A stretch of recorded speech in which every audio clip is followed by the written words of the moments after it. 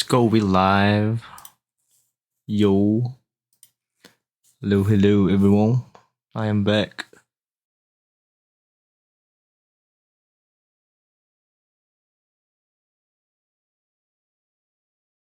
I won't get muted, right? Nah. Let me sit.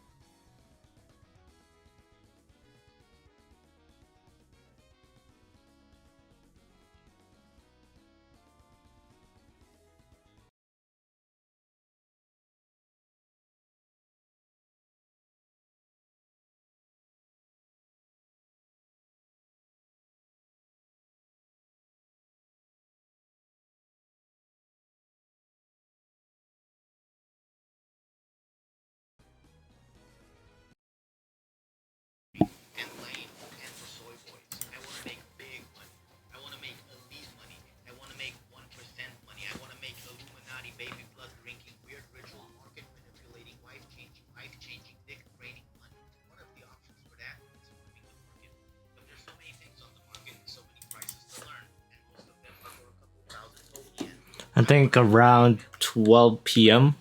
I'm gonna start doing gym rerun. I need to finish it.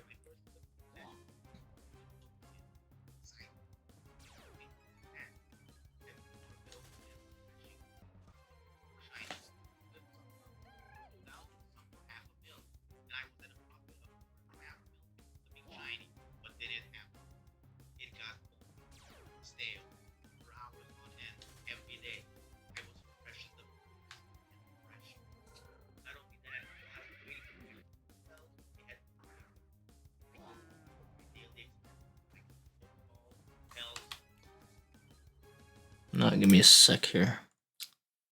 Set up a game capture.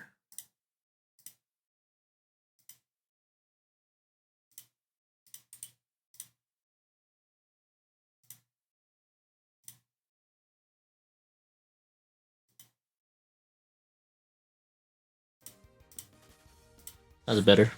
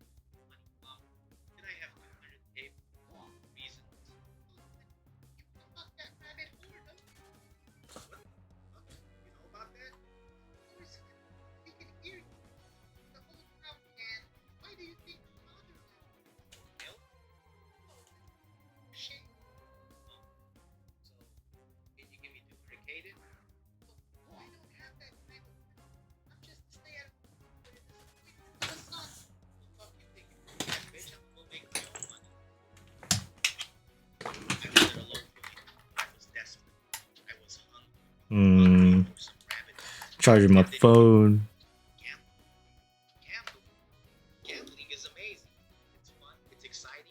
Yes, it's charging.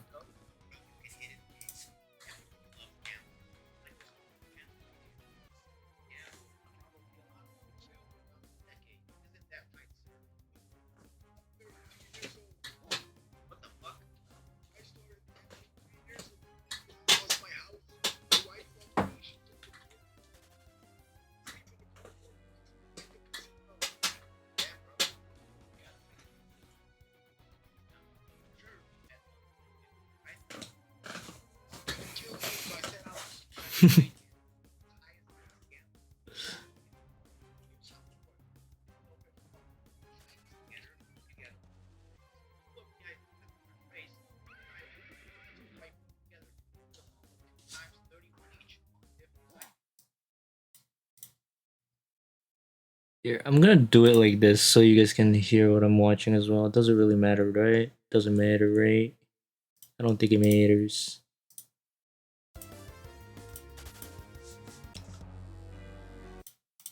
Securing that they will be 31s and leave one 31 IV on each Pokemon unbraced. So out of the 6 IVs, 2 are secure and 4 are wild. And out of those 4, 2 will high roll.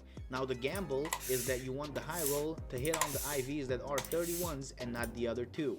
The odds for this is a 25% chance that you hit both the high rolls and win, 50% chance that you only hit one high roll and break even, maybe with a little bit of loss or profit, and 25% chance that you don't hit either of them. Let me check. My audio's alright. 25% chance that you don't hit either of them. Let me check. My audio's alright. 25% chance that you don't hit either. Okay. Cool. So it's really loud. I mean, it's not that loud, but like the video is louder than the game. I don't like that. Let's go 20. I think 20 is alright. Yeah. Just watching random videos while shiny hunting is super boring. Like, give me a shiny Shroomish. Lord have mercy, I'm about to bust.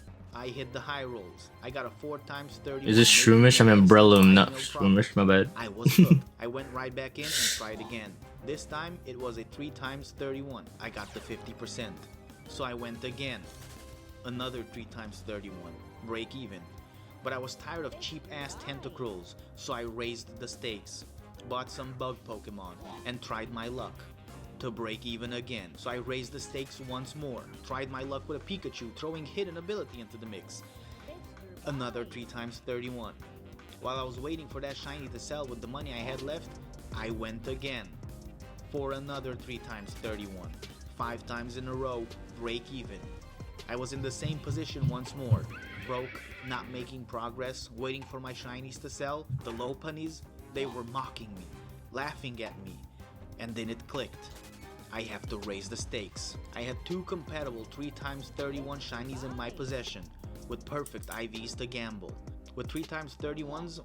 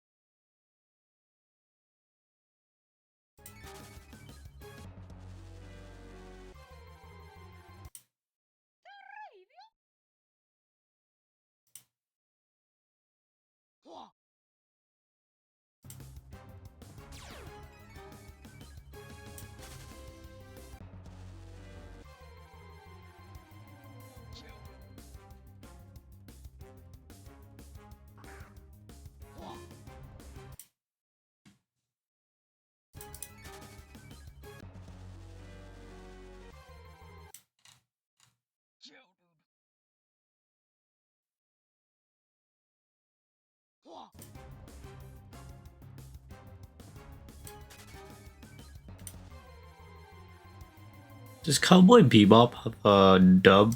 I really want to watch it. They just look it up.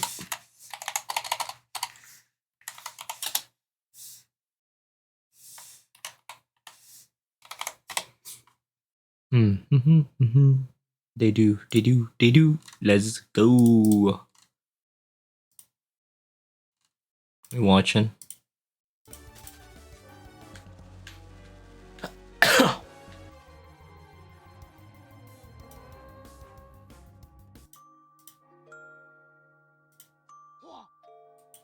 I'm gonna lower PokeMMO.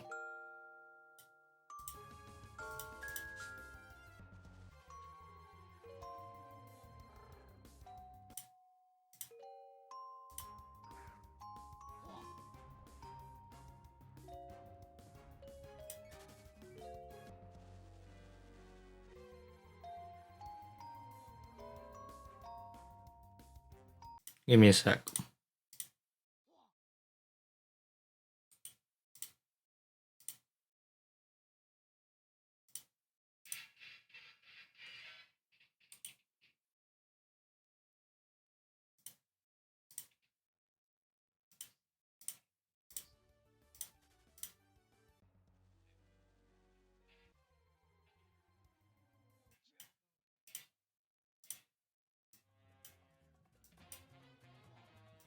You hear that? Feel like it's faint.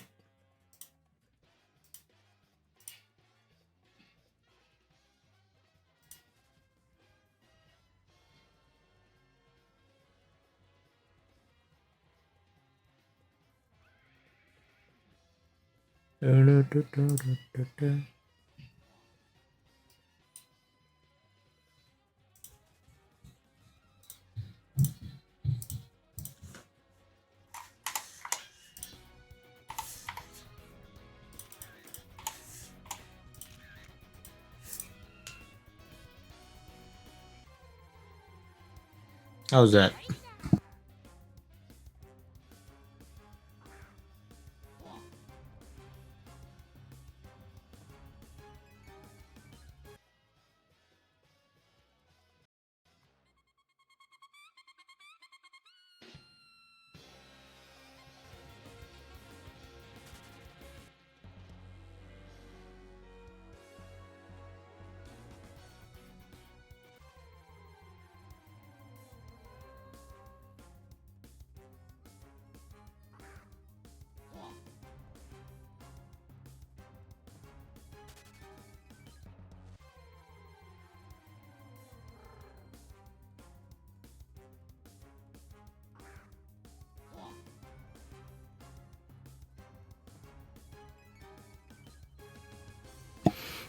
We are good. My audio's alright. Just so you guys know, I'm watching Cowboy Bebop episode 1 on dub. Let's go.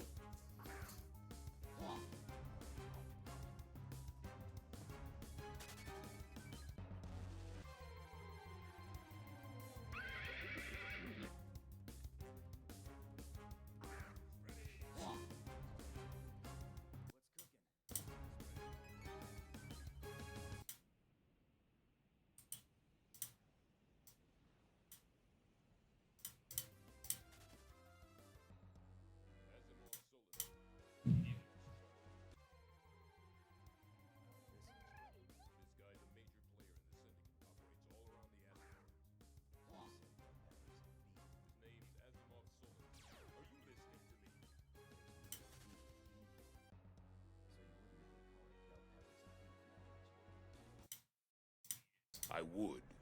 Well, it's not! It is when you're broke, alright?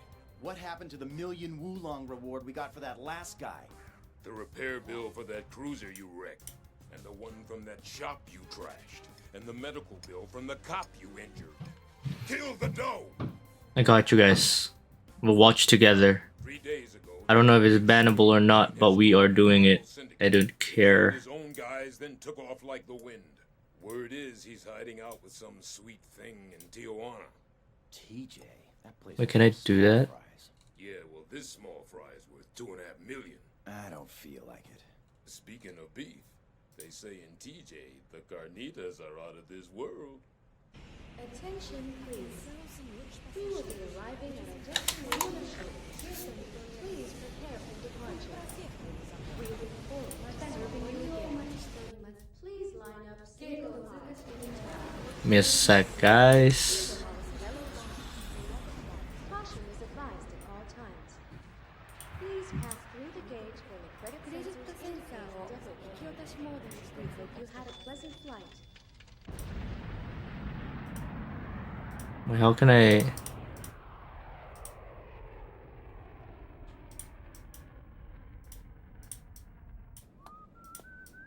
How can I resize this? I'll head over there after I hit up the cops for some clues.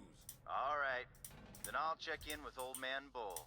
You think you can trust that old codger? I got it. I got it. We'll do it right there. Is that perfect? Yes, sir. Okay.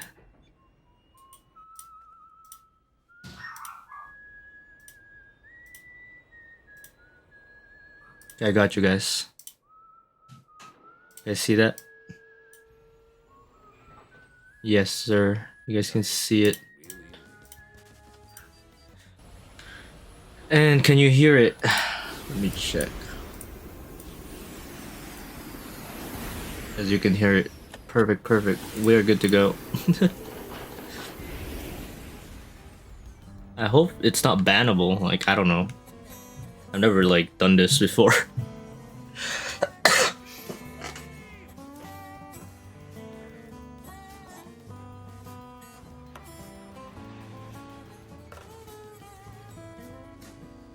This again? Son of a bitch! Taking my money like that, you cheating dogs! Why, the only reason you can even live here is because of what I done. I busted my tail to dig that gate. For criminy sakes, you always say the same thing when you're...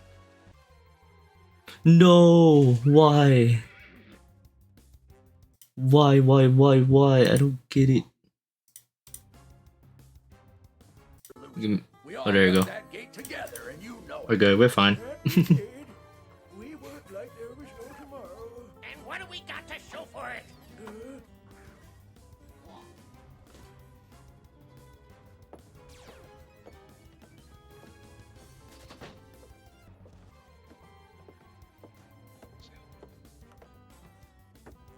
Give me a beer. And I'll have a Bloody Mary. In fact, make it a double. I've got the vodka, but I'm afraid I'm fresh out of tomato juice. I'm sure there's one can in the back room. I'll check. Oh, jerk.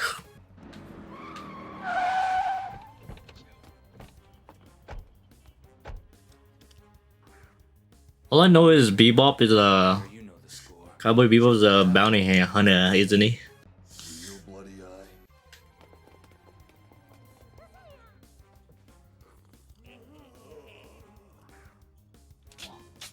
I'm gonna need a little proof. Let's have a demonstration.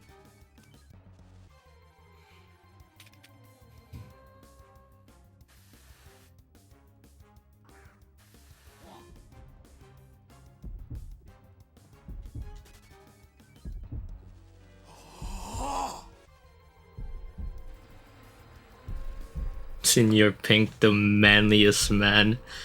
Bro, global chat talking about fucking One Piece characters. Laboon.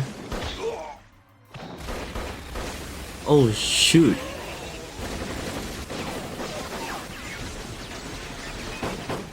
Oh, the girl, bro. She badass.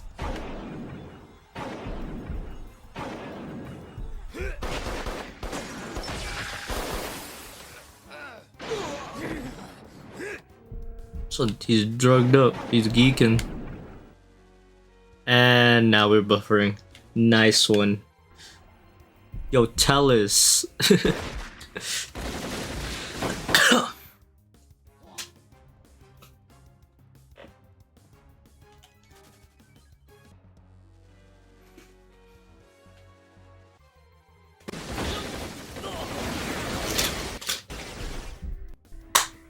What's happening? Why is it so like laggy and all that?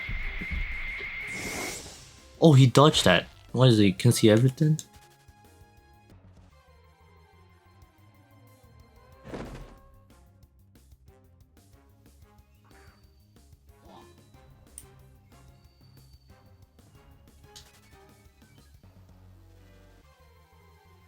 This is real mystic and all, but do you have anything to eat here? I see. The red-eyed coyote will appear in the zona norte at the far end of town. That is what I see. A red-eyed coyote north of town? You, swimming bird. Huh? The swimming bird will meet a woman. The bird will be hunted by this woman. And then death. One more time. What's that? I was killed once before. By a woman. You take women too lightly, my friend. On the contrary. Catch you later. Wakantanka guide his spirit. Wakatanka.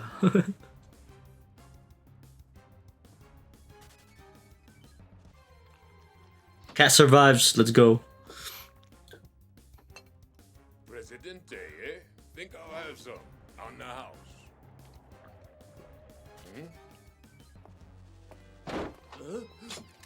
Damn. Just look at this. Asimov went berserk. No joke. We gotta take care of him before the cops move in. Maybe we should just let the cops deal with him. As long as he's using that red eye on himself. You can't beat him. 418 encounters. Honestly, I didn't edit it, but I should be around 30 plus thousand encounters. Actually, let's add that right now. If I was correct. How do I edit it? There you go. I am starving. 30. Hmm? Let's just do it like this. So you're hungry too, huh, baby? Because honestly, I think I was around 34,000 encounters before I stopped. Doesn't matter.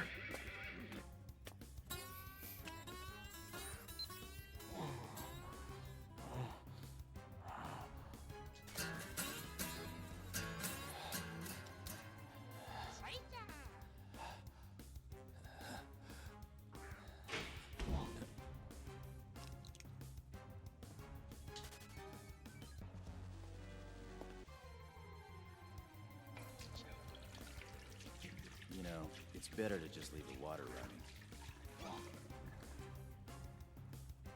So you don't clog the drain.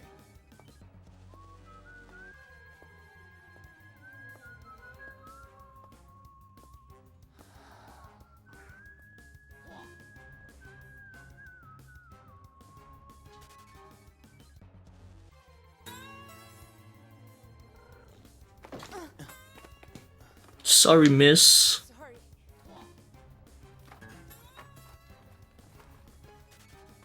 Thank you. Excuse me. Hmm? Eat it. It's your hot dog. Yeah, I can see that. Just keep it.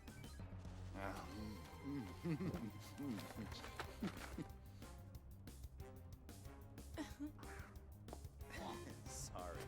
My stomach just took over my brain. It does that sometimes. Really?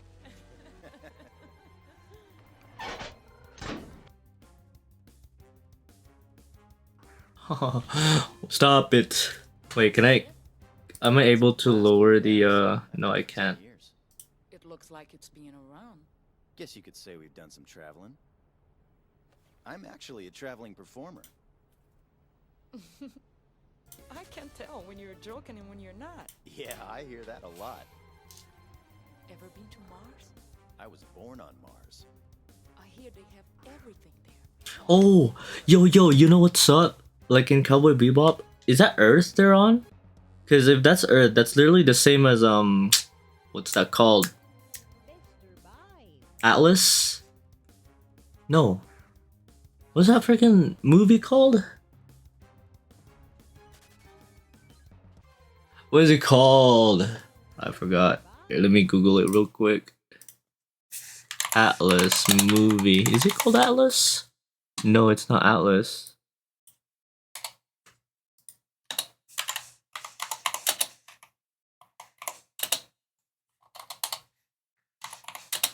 With exo suit and self and a ring in space. Elysium. That's it. That's what's called Elysium. You know the rich people? The rich people live in that ring in space. They have like really nice, what do you call it? You fucking call it. Like they have a really nice houses and shit. Instead of Earth where it's like polluted and a lot of people live there. Sure, if you're rich. Elysium copied it. I mean, yeah, Elysium copied Cowboy Bebop. Oh, she pregnant. Planning to escape to Mars, huh? Go ahead and run. How far do you think you'll get? Who are you? I'm just an old-fashioned cowboy. You're a bounty hunter. Yeah, that's right. And you're after us. Your boyfriend is sick. He's a small fry. I don't bother with his type. A wise decision.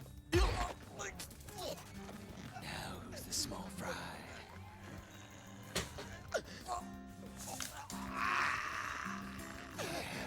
Asimov, that's enough. Let him go.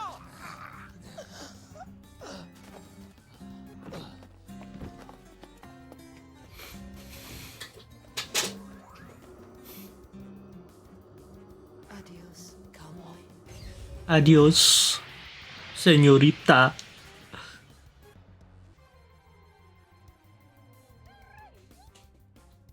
Can't get comfy on my damn chair, bro. I swear to God. Like, what's the lean level? Like, bro. Dead another minute. I wanted to see him die. Asimov, please, this has to stop. I think you liked him, didn't you? You left me there for so long, Asimov. I was just waiting for you to pick me up. Let's go, Asimov, like you promised. I want to get out of this life. I know that I can be happy on Mars.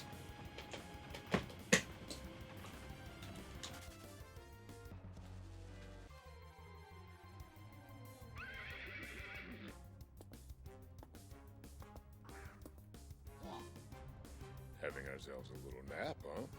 I had a sweet dream.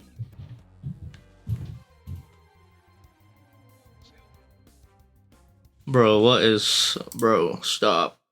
Is it because I'm streaming? That's heartwarming. And you can go right ahead and finish your dream back on the bebop. I'm cashing in my chips on this one. It's impossible to catch the guy. There's no way to win it. When Asimov left his syndicate, he snuck some stuff out with him. Serious brew. This stuff's a total mine for him. It's a new kind of eye spray the syndicate cooked up. Very pure. Takes 2 months to make 1 vial. Our boy took off with every drop, which made him rather unpopular. They keep sending hit teams after him, but all they get back are corpses. Seems Asimov's been pumping up by doing the stuff himself. It's called Bloody Eye. No kidding. You know they're planning to go to Mars. Alright. They've got to sell these. Yeah, I grabbed it out of It's drugs. You met it? Yeah, so to speak. He nailed you, huh? The red-eyed coyote will appear in the Zona Norte at the far end of town.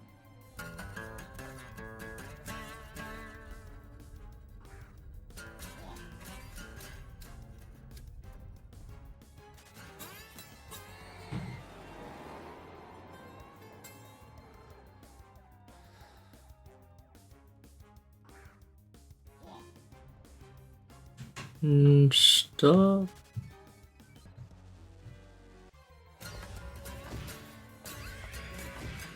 This again? Goddamn son of a bitch! Taking my money like that, you cheating dogs? Why, the only reason you can even eat here is because of what I done. I busted my tail to plant those crops along with my 2 good buddies. We're the buddies you're talking about. Yes, sir, that we are. Yeah, sure. Those seeds like there was no No tomorrow. fennel? Any fennel? Planting seed. I have 2 alt. I mean, I have 1 alt that has unlocked Unova and Johto for the Ho-Ho rerun. And, I'm also trying to complete the Pokédex with one of my characters. I need to get the Thanos as well. But this account I have here, in my main account, I have I have full call OTs already. Just cause I had to do it because of Heatstern. How much? 30 million wulong. Sadly, I never like recorded or went live during all the raids during Christmas.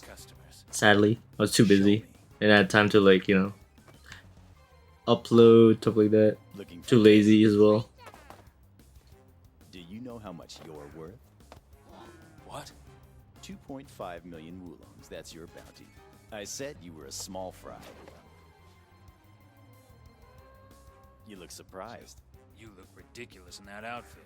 I thought you weren't after my bounty. There's no thrill in the cheap ones, Asimov, you know?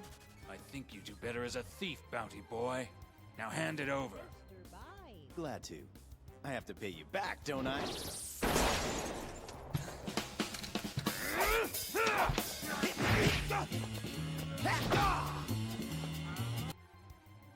No. Why the buffers? Can I lower the quality?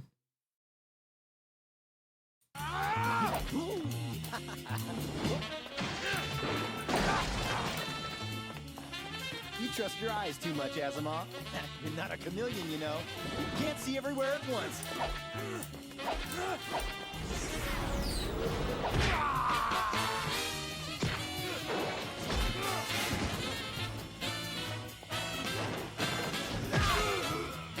Yeah, he's fucked. The girl can't shoot.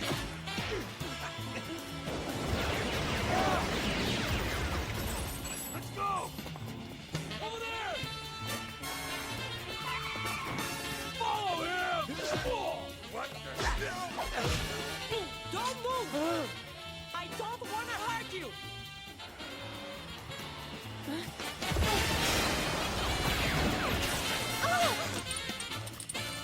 Oh, that's not a baby. Those are all drugs. If we lose these things, we're fragged. Do you understand?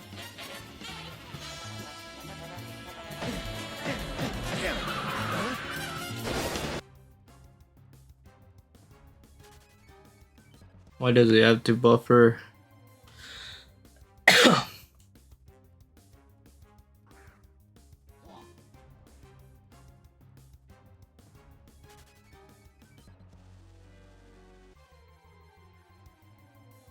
If I can't get Breloom shiny, then I'm gonna try to get a shiny Smurgle, because Breloom is kind of hard, honestly, because you know it's a single encounter. So yeah, there's a lot of single encounter in this patch of grass. Is there even a good, like? Let me look that up. Is there a good place?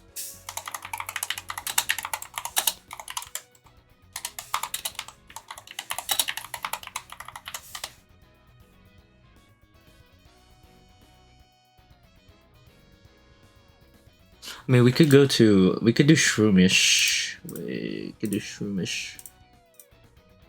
Where is Shroomish? Location, Petalburg Woods, Hoenn. We could try that. Uncommon though.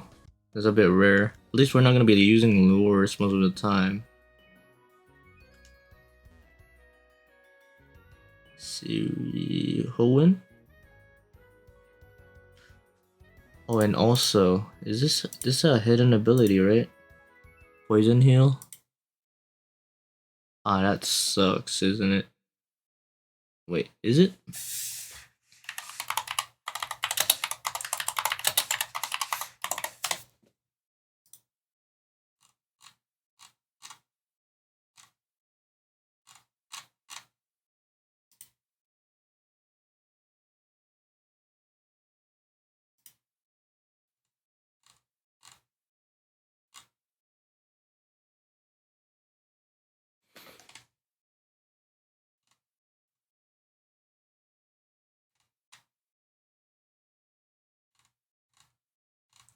I don't want the egg moves. I want... Wait, is it? Where is the abilities here? Training, Pokedex type, base stats, evolution chart.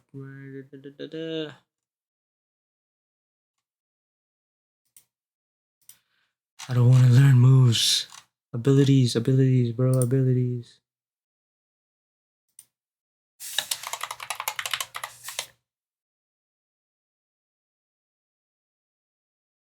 Oh, technician. Oh, okay. Oh, okay. We're good. So, Hoenn. Hoenn. Where in Hoenn? Shit.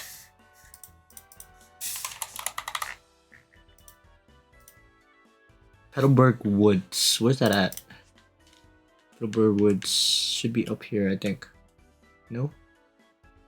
Don't remember where it is. You can tell I don't go to Hoenn much often. Oh! Found it. Can't believe I do my gym reruns here all the time. Shroomish. How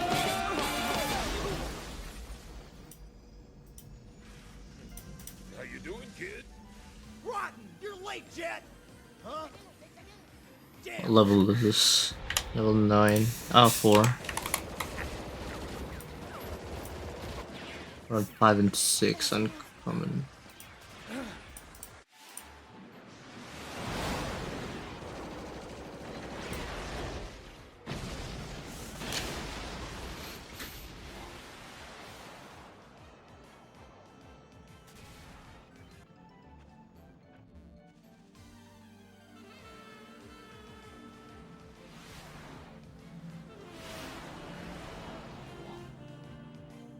Honestly, I feel like Johto. I think it's way better.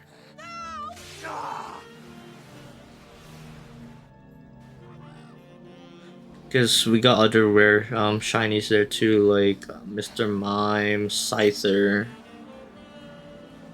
No, not Johto, idiot.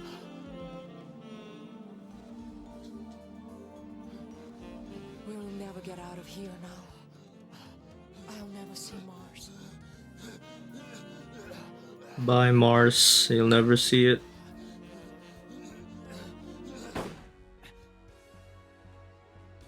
Wait, who shot who? Oh, she killed him.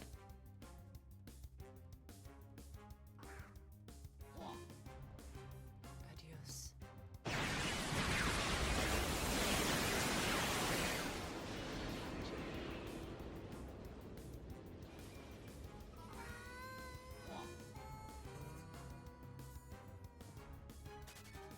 Damn. Hey, Spike, get it while it's hot, buddy.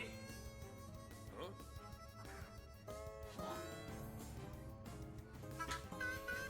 Oh, I love Spike. Spike's that little. Oh, is he a girl? No.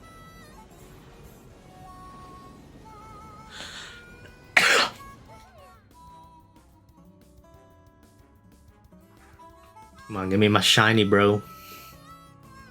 Let me check Discord real quick. It's ready. What is it? Special bell peppers and beef.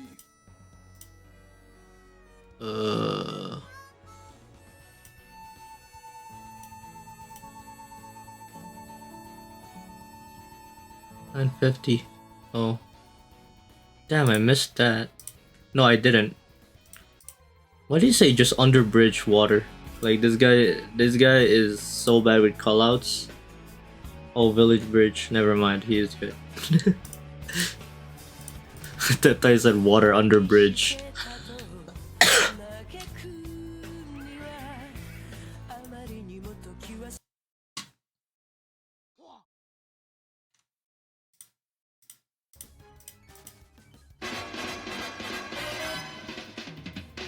I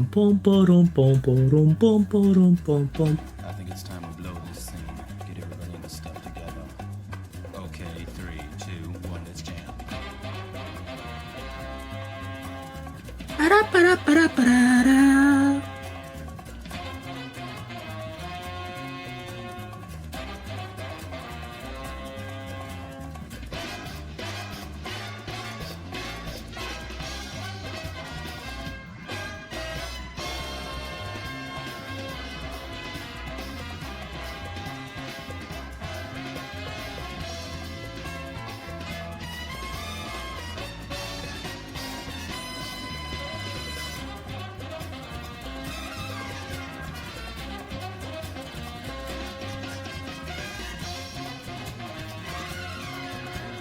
It's currently 10, gang.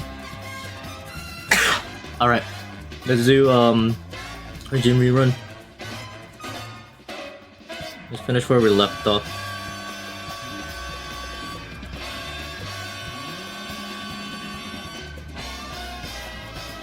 Before that though, hold on. Give me a sec. Give me a quick sec, gang. I'm gonna turn off my camera real quick. Can I even do that? Ah, shoot. Do I have to, like, update my... I think I do. OBS.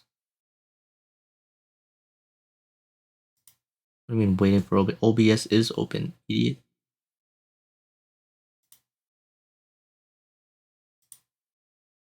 Wait, what? Where's my OBS at?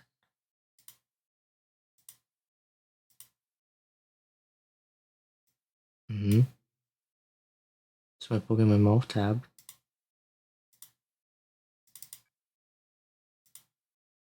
Oh, there you are.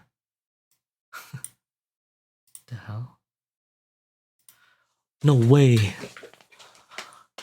I have to fix my Steam Deck. Mm. You see it? No?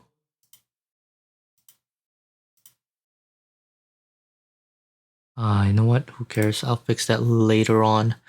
But hold on, gang. I gotta do something real quick. Just gonna grab a drink. Cause this, gym run takes a while. It takes like 2 hours. So, easier. I'll turn off my camera real quick. Guys, hold on a minute.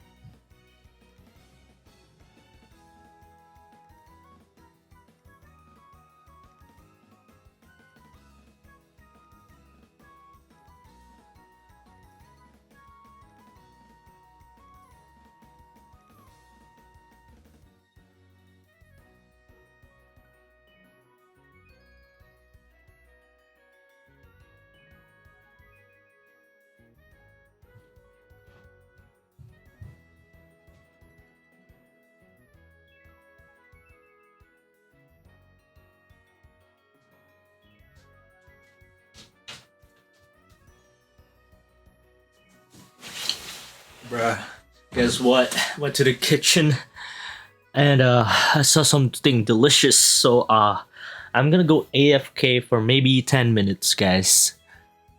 No one's even watching. Who cares? But yeah, I'm just gonna go AFK for 10 minutes. Just gonna go eat real quick.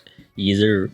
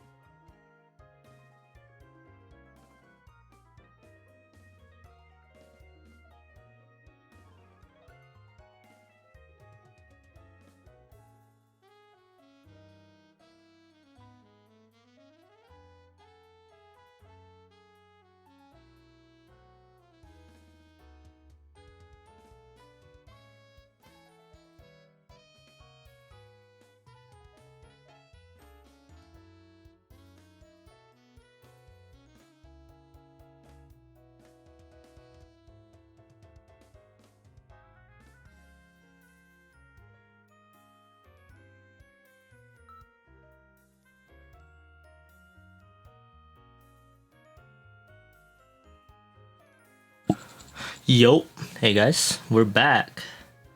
Sorry about that took more than 10 minutes. I am really sorry. Sorry. We're back. Let's continue on. How's my hair going? Let's go. Do I need to get a haircut? It's getting bigger and poofy. My hair is so messy when it grows because I have a really curly, dry hair. What are we doing? With Jim wrong.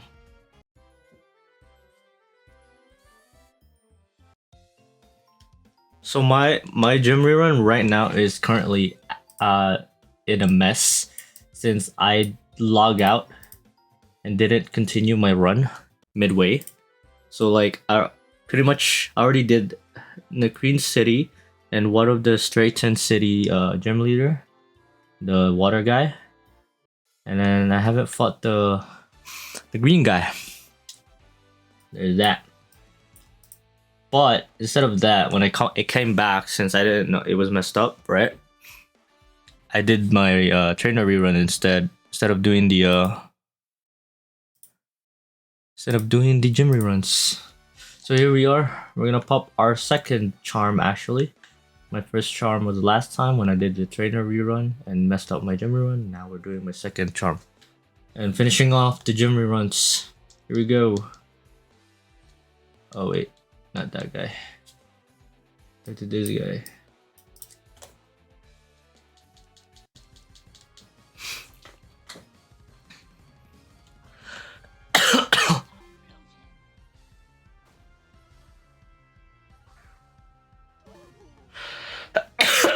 God damn. Coughing a lot. I'm quite sick, but I'm not like feeling sick. I have a cough, that's it. Dr. Pepper will fix that shit.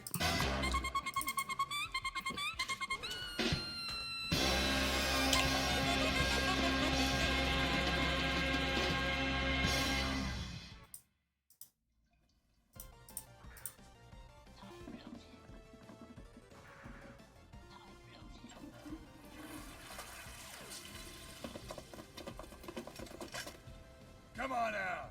You can't run anymore. We'll shoot. It's all I'm gonna wear glasses. This thing has like a blue light protection, so it doesn't really irritate my eye.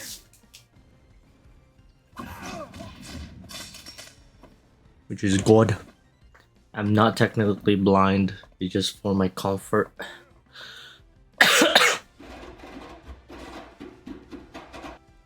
That's new. Typhlosion Flash Fire in this gym. That never happened.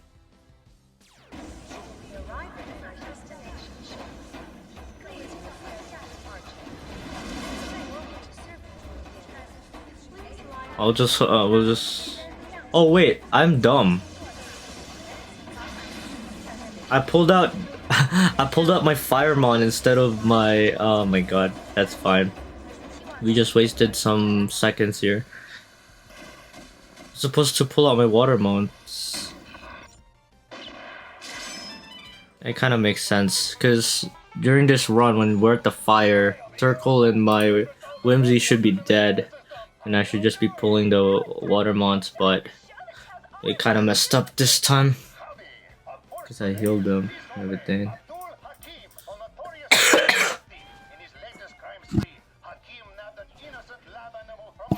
Oh, excuse me.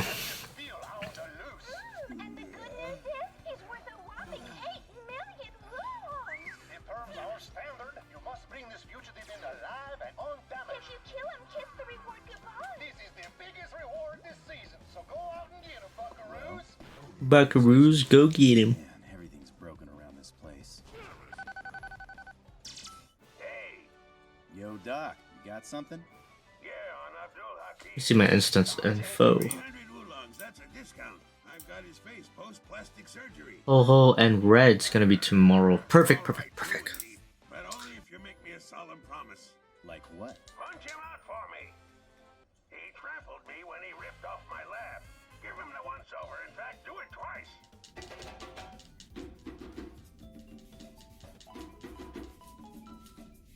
That's cool. A city in the middle of a mountain.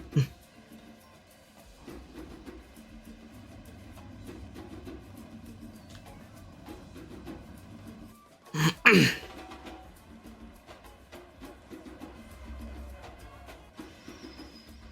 got the goods, if you know what I mean. This was a surefire winner. I'll see you in about 6 hours. His carrying case was very distinct. This info's no extra charge, right? Oh, all right. It's big enough to carry a small person inside. Or a treasure. Can't really say. The way he handled it seemed like he had something special on his mind.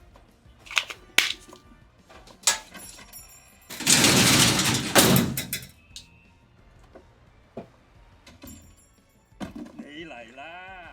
You feel run down. Have some ginseng, hey, sir. It'll keep you up for a week. Out of whack? Or try That's kind of racist and funny at the same time. pineapple, hey, sir. Give me some loud chew. Oh my god. You got her. I believe the voice actor freaking agreed to this. Sorry there, bro. Hey, I said I was sorry, huh? Oh, you think you're too good to talk to me? Is that it? Hey, what's your problem? You want to fight or something? Here, it's my treat.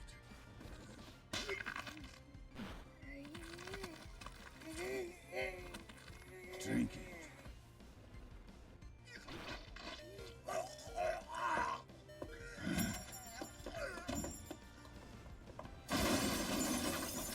He didn't need to do that.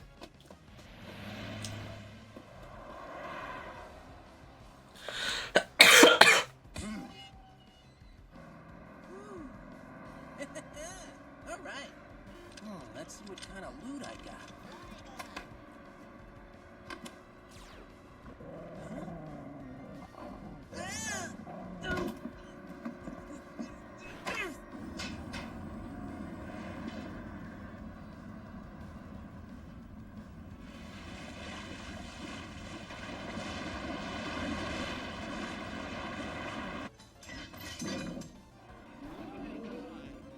Even if I overhaul this whole ship, I'll still have. I'm gonna like Cowboy Bebop was such an underrated anime.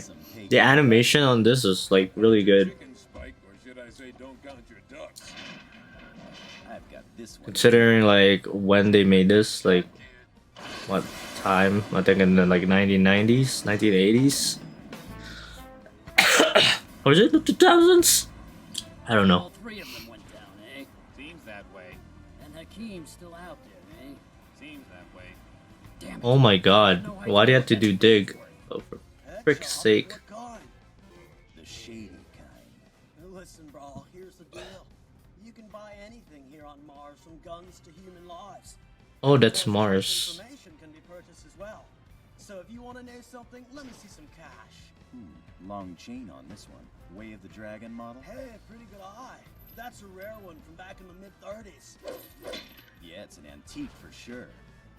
Try a store called Animal Treasure. It's off Siphon Road, past the Cyber Mall.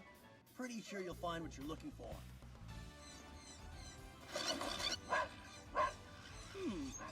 I'll look, but that's all. I'm not promising I'll buy it, not till I've seen it. Right, fine.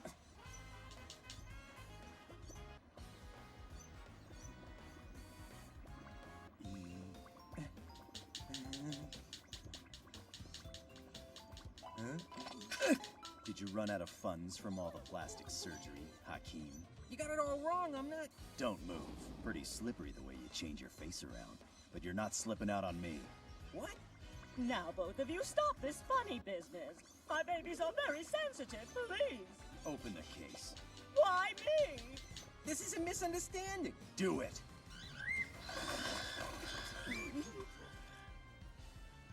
All right, I'll open it. No, don't. It's an animal in there.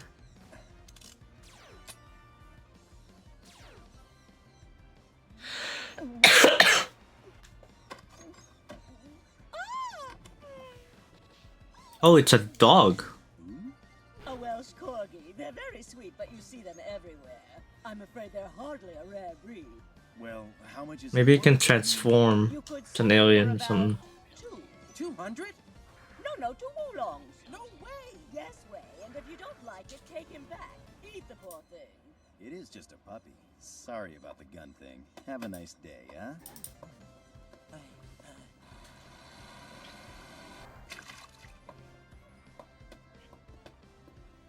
Didn't really want that Peking duck anyway. At least give me 200. Sorry. 150. No can do. 120. 0. I'll take it back. Oh, not again. What now?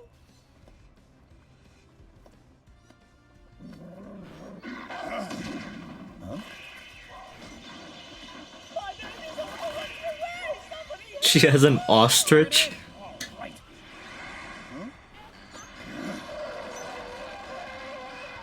Huh? That was Hakeem. What the hell's going on around here?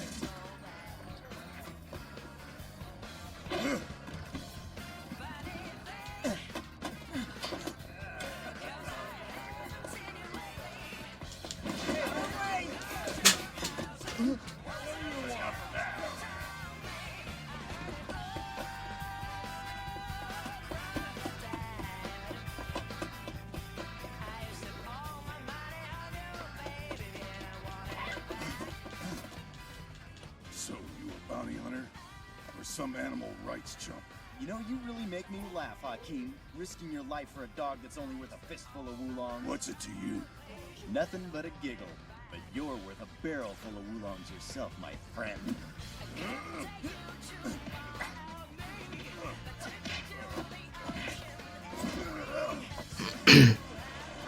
Gonna jump off the boat. Not bad, Hakeem. What? Damn it!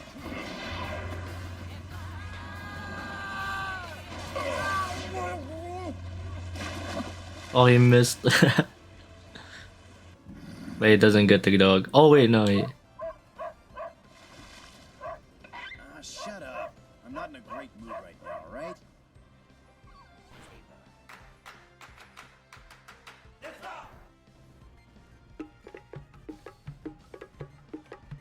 Kebab. Here you go, a nice little collar, all right? Got a dog instead of a duck, huh? It can transform, I think. Well, I've got plenty. This is a Welsh Corgi, 100% mongrel. 100%? Yeah, that's right. That's all the percents there are. Shit! This whole thing gives me a headache. And all because of this worthless mutt. The dog is worthless, Spike, but the owner is worth a fortune. Huh? Yeah, think about it, and try to make friends with the pooch, would you? I hate kids and pets. They're all a royal pain in the butt. Whoa, it's big! Right! Pull it in! Come on!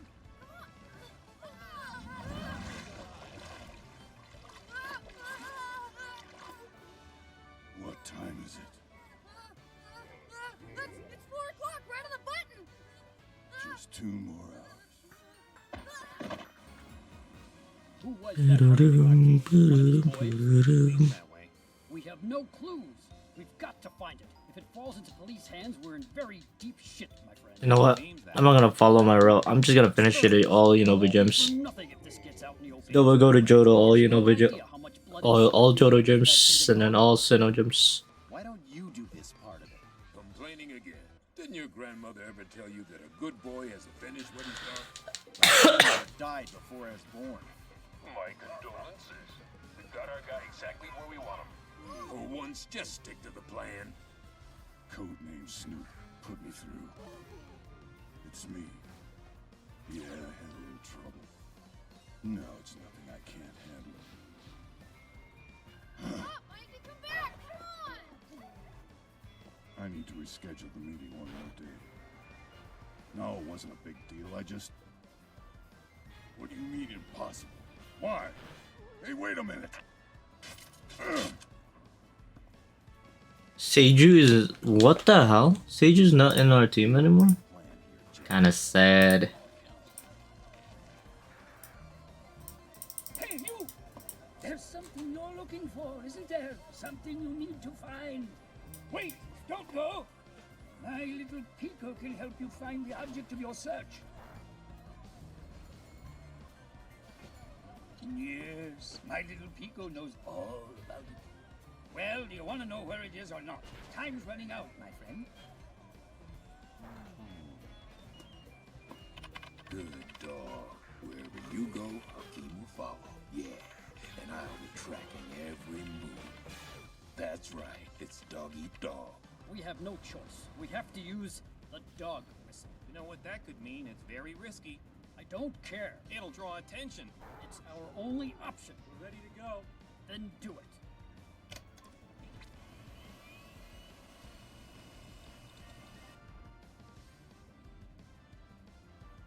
Is it on? I can't hear it. It's too high pitched. Only animals can pick it up. I knew that. I was testing you. Well, here's another great moment in the legend of Spike. Famous bounty hunter and dog walker. Huh? Dog water. It's the moving card. What you're looking for is about to move. What's the matter? Something's upsetting my babies. Oh. Ah! Hey, wait! Come back!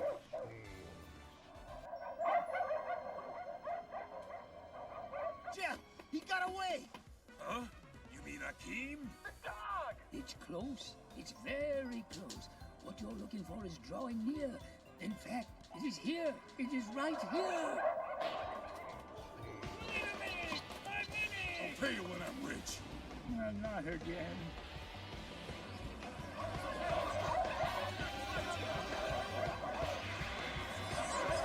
What the hell? Has every dog gone crazy or what?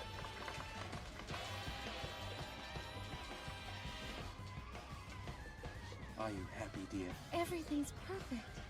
Not anymore. Excuse me? Oh shit. Got sucker punched. No. What the devil do you think you're doing? Hakeem!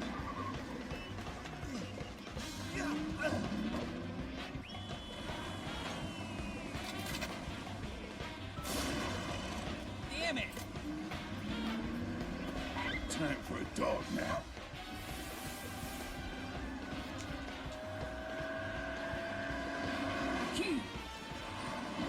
Spike, he's headed for the causeway. Trying to outrun me, huh? I don't think so.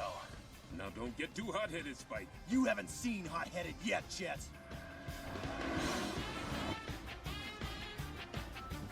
There's our man. Oh, I need to go there. Drawbridge. Come on, quick, quick, quick, quick. Payback time, Hakeem.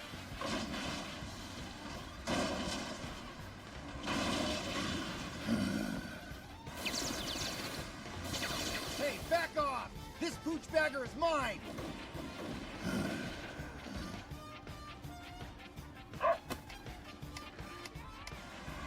Ooh, nice. A Bulbasaur. Get him! Shiny. Get off! What the fuck? That's fucking... Never mind. Dude hatched it. Or is this a new one? No. That's crazy. That's crazy. This was a hatch Bulbasaur. Holy shit.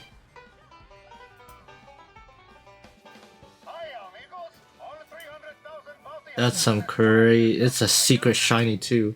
Modest? Oh my goodness. You have a really good fucking holy shit.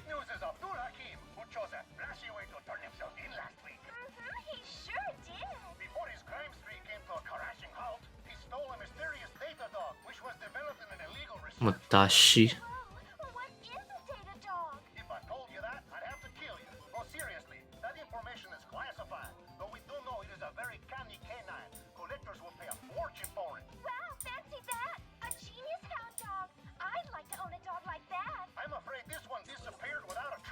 Don't mind the name, guys. Don't mind the name. Here we go. I doubt it. You keep mopping, and when you're done, feed the Komodo dragons. Watch your fingers. I am going to work your butt off. It's in Driftville Village. Driftville City, I meant. Get down. No dogs on the table. Hopefully still there, hopefully still there, hopefully still there. That's why I said I didn't want any stray mongrel mutts in here. But you're the one who brought him here. Anyway. Oh wait, no, that's a repel. What the fuck? Ticks now. Let's just salt him and eat Is it there? There it is. Yes, we got a good one. We got a ducklet.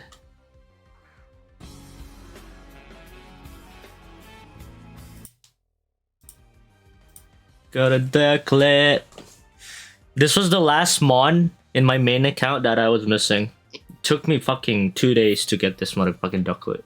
I was lucky enough to be to have the Fennel in Driftville as well as Shadow Fennel. But it took me 2 days. I had to wait, man, because I was so unlucky. Most Fennels were everywhere else. I think PokeMMO will work.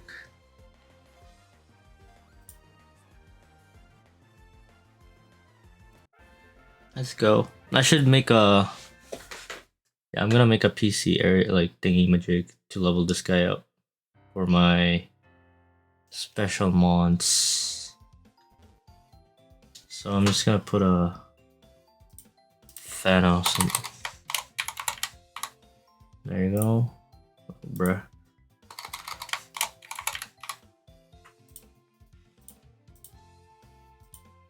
This guy's a no. This guy's not a Fennel. All right. This guy's a Fennel. This guy's a Fennel. Lapras is not a Fennel. I always just double check though, cause why not? But yeah, Excretal is a Fennel if I remember. Yeah, all special. All right. Why the fuck do I have an egg here? Can I? Can't release it.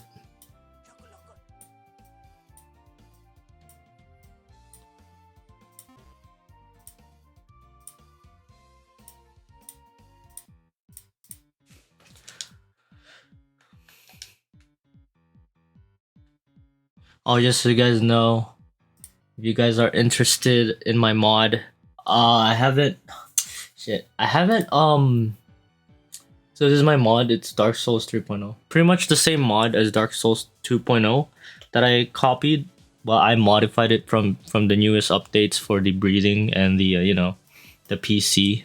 Since the 2.0 one was back in 2023, so it's a really old theme. That's why it wouldn't work. So I kind of tinkered it a bit, changed it a bit, made it my own, and yeah, I made one called Dark Souls 3 theme.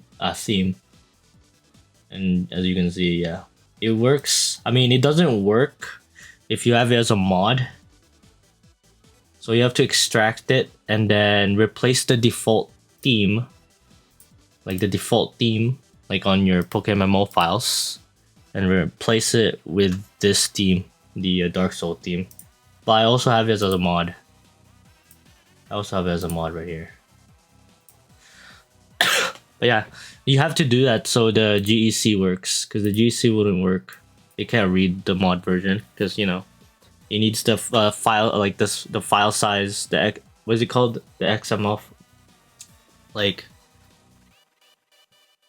size for the Pokemons. It needs to read all that so it can detect which Pokemon it is, and also count it in the counter. So yeah, that's it. Let's continue on our journey here.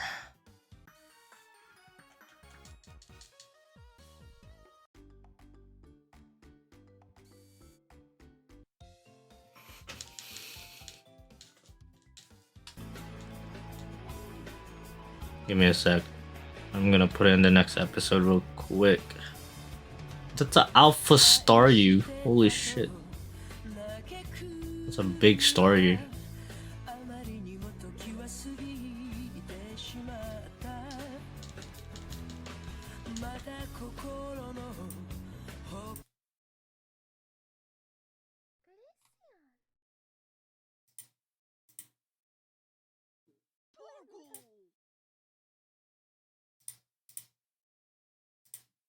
Wow. No quality. Wait, what? What the hell? Shit.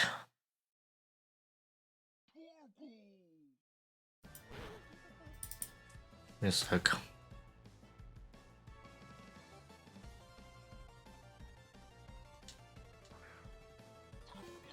Nintendo Switch 2. Yeah, I heard it's coming out. Is it already out? What's up, everybody? Today we finally get a first look trailer from Nintendo for the Switch 2. So let's go ahead and take a look at this. Nah. It looks like, if you look at this controller and the way that this main system is set up, it doesn't look like, I mean, apart from this point of connection, Does it look new? I'm assuming this is all connected through magnets. But one of the issues that I had with the original Switch was my Joy-Con, for some reason, it wouldn't stay on, and while I was gaming, sometimes it would just come right off, and that was, You know what's a good? annoying. Like, A Legion Go. That's And nice. these are A ROG Ally. just Really sticking good. They're just really magnets. expensive. I'm curious about how, I guess, strong these magnets need to be in order for it to not just pop off if you... Yeah, that's something that's concerning. Overall, I do like the look of the new Switch. Like, it looks like, I guess, the Switch Pro. I don't know if this is a... It looks like the Switch Pro to me. I don't think this is like a full revamp of a new system, but I guess this is the Switch 2. This is what they're coming out with. I'm trying to do diagonal presses, how that would work. This is more in line with the style that we saw with the same C-type D-pad, which I don't even think you can call it a D-pad. I was kind of hoping that they would incorporate a D-pad rather than these individual buttons for up, left, right, down. Joysticks wise, you know, they're going to be a little bit bigger because currently you saw the controller got bigger, so they're going to be bigger in size. That was something that I hated on the original Switch, was how small the Joy-Cons were. It just felt so cheap compared to say, the PlayStation or Xbox controller. Yeah, let's go ahead and look at the back. Like, if you're looking at the back, I do like a more robust kickstand. That's going to be really nice. You can see here there are interesting buttons. I don't know how that would feel. So you got the left shoulder button, the right shoulder button, you got L2, R2. I wonder how that would feel to press. If you look at the current Switch, that's where the disconnect button is for the Joy-Cons. They pretty much copied the Legion Go. They even have a stand at the back. Did they make the screen bigger as well? It looks like, but I don't know. I don't know if that's going to be comfortable. To me, that doesn't look comfortable. And then you got a bigger screen, however, you still got this crazy bezel, which is disappointing. I was hoping that there wouldn't be any on the new system. You got the home button to the right, and then you got these two buttons, which I'm assuming are going to be start and select. Actually, no, start and select is going to be up here. You have start, select. I don't know what these buttons are, or if they're even buttons. And is this gameplay from actual... Like, they didn't mention or say anything that this is actual gameplay, but as of now, these textures look super low res. And that was another thing that I couldn't stand about my Switch, was the lack of performance. You know, I mean, I love my Switch. I loved Zelda. I loved some of the games, but it didn't captivate me as much as, say, my Steam Deck. My Switch has been collecting dust since 2020. I just haven't picked it up. There hasn't been many games that I really want to play, but yeah, these graphics, kind of underwhelming. Okay, and here's the new there's a controller, which So the controller looks very similar to what we've experienced in the past, and this does not look comfortable at all. I know I bought the Nintendo Switch Pro controller because of how much I hated this style of a controller. 2025. All right, Yeah, I need my Nintendo Switch 2 2025 exclusive games as well as shiny. Nintendo Switch games, so it's backwards My last compatible. shiny was Nintendo Switch 2 Staryu. It's plays because I both don't physical and shunt that digital versions of much. Switch games, so I mostly may not be just supported or grind compatible with the Pokemon Nintendo Switch. Okay, so at least and we get spend them. backwards compatibility, Just which is investing. nice. Every It's event, gonna be I go a back little to bit 0. bigger. The thumbsticks do appear to be I a buy little too bit much bigger. vanities. I hope they fix the stick drift issue. Is that it? Yeah, I don't know. Looking at this controller, I'm just wondering, like right here seems to be where the magnet well is, along with this. And I wonder if there is some form of extra connection, but I don't see a button apart from this guy right here that gives me any indication that this thing will stay on and you would need some kind of physical press to release a latch or a physical mechanism to release this thing. You can see here, this is probably where the magnets are. I wonder what's in here. But yeah, this guy right here, let's see if it has the same indentation. Yeah, it has the same indentation there. This could be used for, I guess, transferring power. Who knows what this is for? I'm sure someone out there knows, but as of now, my biggest concern is how strong are the magnets. Oh man, this trailer, I don't like how this trailer is so animated. Honestly, I wish they just made it a little bit simpler and show off more of how this thing will actually work. Because yeah, it snaps on, but again, this is a 3D render. This isn't the actual thing, and I'm curious as to what these two buttons will do. Yeah, see that? If they just pop off like that, that's concerning. That is super concerning for me because I've dropped my like if I'm holding my Switch right now, and yeah, if I push too much pressure up on the right Joy-Con, it just slips out. And this has happened to me on numerous occasions where I'm playing and this thing just slips out and I have to put it back. Super annoying. And yeah, there's a lot of wiggle room between the two Joy-Cons and the main system. Yeah, so they put the charging port right on, I believe this is the top of the system, or is this the bottom of the system? It would suck if it's in the bottom. And okay, here we go. So oh, there's there is two slots. charging ports, it seems like. That's and nice. That's great because prior to that, the charging port being solely on the bottom of They the system literally copied the Legion was Pro, kind of bro. annoying, I mean, but Legion Go. It's nice to see that they added a secondary, hopefully a secondary power. Yeah, they made these controllers a lot bigger, which I'm super happy that they did, because previously these Joy-Cons were so ridiculously tiny. So let's go ahead and take a look at some of the leaked information. Eurogamer Hideki Kamiya calls out shitty leakers which revealed they need to be crushed as soon as possible. Yeah, they weren't too happy with all the leaks. We got Call of Duty early. Okay, following.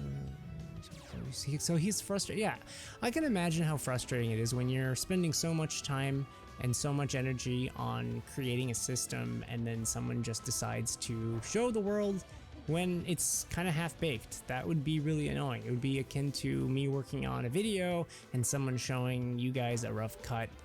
I can understand the frustration there. I hope that all the people who leak Switch 2 information, those who helped leak, will be cursed for the rest of their lives to always have poop on the soil. So he's pissed. That's funny.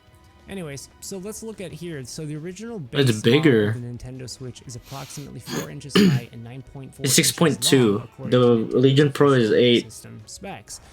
If we look at the side by 8 side, by 8. it's approximately 14% larger, which, you know, So 7.2 by 7. nice, especially for people who have adult-sized hands, because I know the Switch, the first one, I was kind of frustrated by how small and cheap the Joy-Cons felt, especially for a system that expensive. You know what?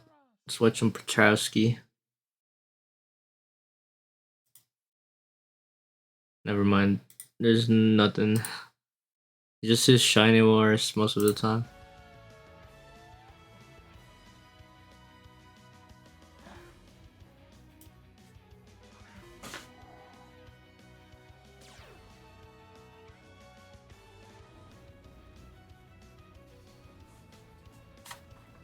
What is this? 21 pesos in the Philippines. Today, I'm gonna do 21 pesos challenge. I had this comment from TikTok. Do the NEDA 21 peso challenge. I think it's some kind of challenge that it's going on in the Philippines. So basically, you are having one meal with 21 pesos. Is it possible? I don't think it's possible. Sometimes Quick is more expensive than 20 pesos. But anyway, I'm gonna do what I can do. So this is morning. I just woke up and I'm hungry. So I'll just go out. I'll just have bread. I remember this bread is really cheap. Hello po. Anong pinakamurang bread? 7. This one and Spanish bread. this one. This one? Yeah. Ooh. 9 peso. Ube? Yeah. Ah, isang. Please, thank you. What else? Just this. Thank you po. So I have 12 pesos. I got one bread. It was 9 pesos. And I have. Woo! I have 12 pesos. Let's see if I can buy something. Hello. I hope I can buy something. I want milk, but with 12 pesos. Not sure. I'll just pick the smallest one. It's 14. I don't have 20. And this one is 12 pesos. I should have bought the cheaper bread. Oh my god. This baby Dutch mill is the cheapest one here. Really? But I cannot even. There's another Fennel. Give me a sec. Seriously, nothing I can buy here. And the cheapest drink will be. Oh, I found something. 11. Is it Pepsi? Is it Coke? I don't really want this, but what can I do? This is the only thing that I can buy right now, so I'll just do the Pepsi and the bread. I want ice cream. The line is crazy. I think I need to be here forever. Look at 11. I got 12. I love movie. 9 pesos. Same, but ube is sweet sometimes. Too sweet. And also for breakfast, dude, have a coffee with ube bread. It's the best. Underrated food in the Philippines is bread. Their bread is nice and cheap. What happened? Good. I really want to know what happened to Filipino bread. Why is it cheap? Just cheap, because there's a lot of bakery there. But if you want the bread like this, from Too much bakeries there. There's like 2 or 3 bakeries each side on one street, dude. Oh, I have to log out. This kind of bread, it's not the classic one. It has. It's in the syrup as cold well. storage area. It's very sweet, and this one like kind of crunchy. Oh, what am I doing? I don't even need strength or doesn't matter. Let's try this. RC Cola. Why is it so cheap? The cheapest drink, like 11 pesos. Let's get a Odino. I think it's just a Coke. Where is it at? Mm. There it is. Yes, I got a Odino. Let's go. Popsy. Sometimes Pepsi. RC, yeah, RC is really good. They are too sweet, right? But this one, it's more like carbonated water. Is that RC? What is that? A little bit of Coke flavor. Yeah, it is RC. Really good. No, Pepsi is better. But this one is not bad. Nah, Coke is better. It's gone already, and I'm still hungry. These little things are so good. They're just cheese, I think. Oh, good. It's a weekend, and I don't Like think sweet I cheese. can go somewhere with 21 pesos. So I'll just be at home, probably just editing, save my energy.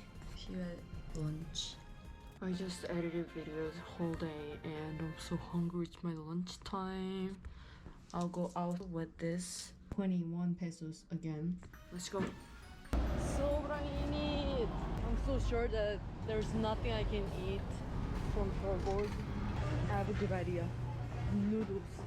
18, 18, 11. Oh no, my GC is counting as an encounter. It's 8.50. Let's go for it. I gotta check. Is it sold? 8.5. One is sold. So I have, Let's go. 12.5. I'm making money on my alt. Let's go. I'll check if there's something in the Uncle Son's. Okay, this Odino is a special. Yeah. I can only buy some kind of sauce. That's it. 11.5. I can't do anything.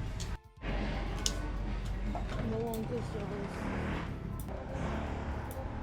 Hello po. Should I get? Isang rice. 10. Isang rice po. 10. Salamat po. Let me rearrange this. So this is all my Poho rerun. My neighborhood hen. So This is my Johto run their team. rice is 12 and Uncle John's was at 20 or 15. It was so expensive. And then Salmai Gloria's rice is 12 and also I don't really remember. The Carinderia is 12 too. I actually wanted to have Java rice, but Java rice here is 15 pesos. I can't buy it. So this rice, I have 250. Oh, my lid. All right here.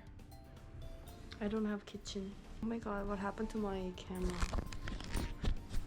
I don't have the kitchen, unfortunately, so I just use microwave with this silicone. I don't know, I bought it from Daiso. I'm lucky that I have cattle. Should I just release this? Nah. It's the fattest noodle, right? We'll make a Pokédex box here. But it's cheap. Pokédex Uno. This is so cheap, I get that, but Pokédex Dos. cut the side. Pokédex so that Tres. they can save some money. There you go. Move these motherfuckers here. We're gonna make an alpha male. Oh, be careful. Alpha M. Alpha female. It went inside of the powder. And everything else is So randomized. 2 cups. What kind of cup? I'll just do it. Might as well. I trust myself. Well, maybe a half. Yeah, you need to level them up too, so. This lied to me. Look at that. It doesn't look like mommy at all. I'm gonna be happy as long as it's good. This is my lunch.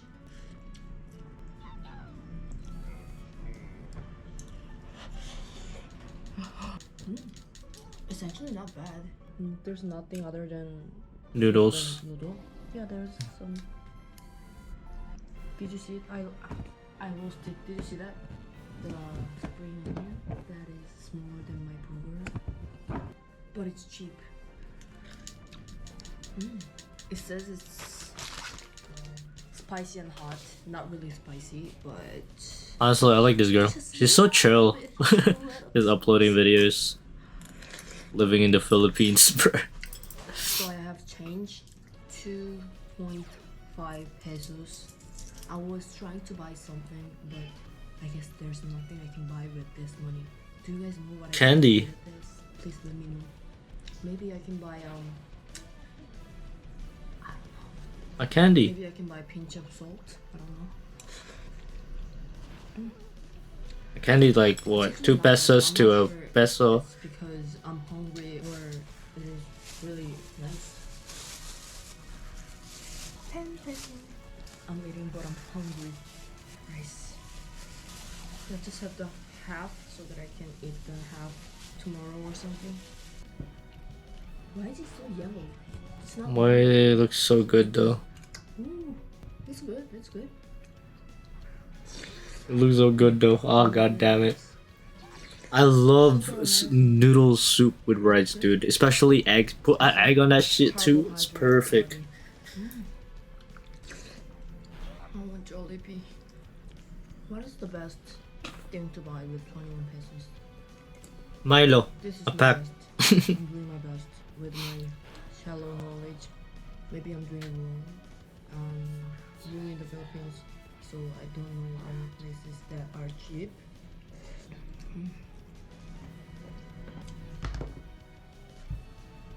Am I on a diet? I need to wait for my dinner. This is 2 p.m. so I need to wait for 4 to 5 hours to have dinner. It was good. It's finally dinner. I'm so hungry. 구tom na. Oh my god. I was gonna eat Isao. Kuya is always here, but today he's gone. Yeah. What should I eat? Oh, pares smells so good. I wanna eat pares. I will find kwek. I think that's the only option. Hi. Hello. Can I take a video? Wedding? Ano po? 20. This one? 10 this one? 20. 10. Ah. Kikiam? Ah.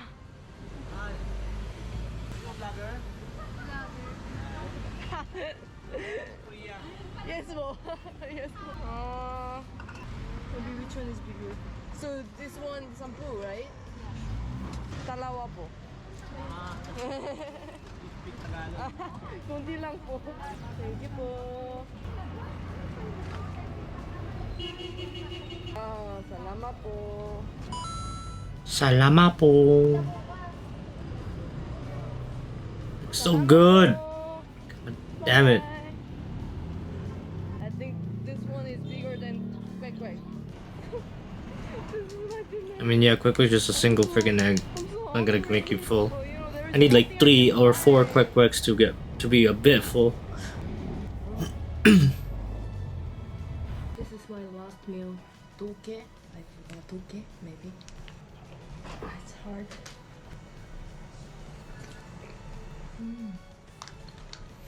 This is so delicious. Sprout inside. Gutom na ako. I feel like I can eat the chair now. This is crazy. 21 pesos. Maybe it's possible if you have a kitchen, but not everyone has a kitchen, you know. Where I'm staying right now, I don't have a kitchen. I mean, I have, but if I use the kitchen, I need to pay 2,000 pesos extra. Really. I cannot even use the rice cooker. I bought it because I thought that using my own rice cooker is okay, but the thing is that that's also extra 2,000 pesos. I don't know why, so I'm not doing it because one meal should be 21 pesos, but when you think about 2,000, it's like so 95 meals. Is it cheating if I eat the leftover from lunch? But it was part of the previous 21 pesos, so I guess it's not cheating. I'll just eat it. I'm not sure if it's gonna be good. I don't know. This is my only option.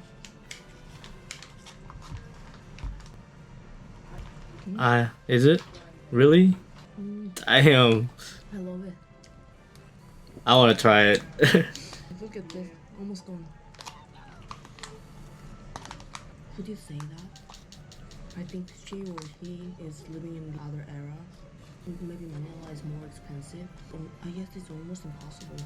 I mean, I can eat this for like today. I was able to do this, but imagine doing the same thing Every day.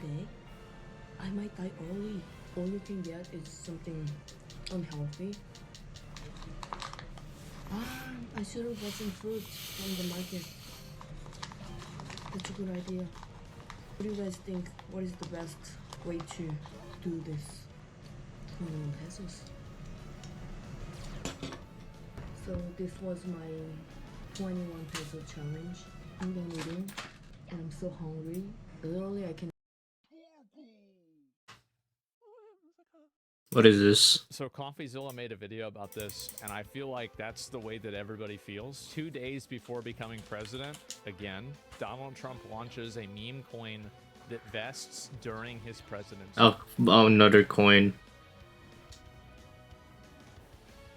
That's right. Trump just launched a meme coin. Welcome back to the Void. This is not how I wanted to start my 2025. Let me tell you that right now. You know he just woke up. Here's the tweet. My new Jesus. Donald Trump official meme is here. It's time to celebrate everything we stand for. Yeah. Winning. Join my very special Trump community. Get your Trump now. Go to gettrumpmemes.com. When you go there, you join the Trump meme, which is buying Bruh. something and hoping it goes up in value. Currently, that stands at a $13 billion market cap. Because nothing It's gone down since then. If you look at it right here, it's now at a $5.1 billion market cap. So it's actually gone down by $800 million since I started this stream. Matters, which you know is great. Yep. I think that's cool. I think that's awesome. In addition, $12 million has been made in fees already just on the trading volume. Man. Which is over $1 billion so far. Nice. And I think that's even better. I'm joking. I don't even know. I'm speechless, actually. I don't know what to say. It's historic in its stupidity. It's historic in its grift. The level of scam here to use the days before your presidency, your inauguration, to use that as a hype project for the meme. Like, did this guy want to do the presidency the second time, or was this the meme coin hype plan? We're 2 days away, okay? Understand, we are 2 days away from an inauguration. I mean, should he be writing a speech? He's launching a meme. I don't know if he'll even have one. He'll probably just get up there and start talking. Yeah, I'll start talking about the meme coin. Insane, man. I can't. I actually. So I don't know if this is a good or a bad thing, but when I read that Trump was launching a meme coin, somebody told me. I was like, yeah. Like, I wasn't like, oh, there's no way. Like, I went to check it, right, to see. But it's like, I immediately, my first thought was, yep. Yep. Yeah, me too. I would have thought that. Okay, that's the start of it.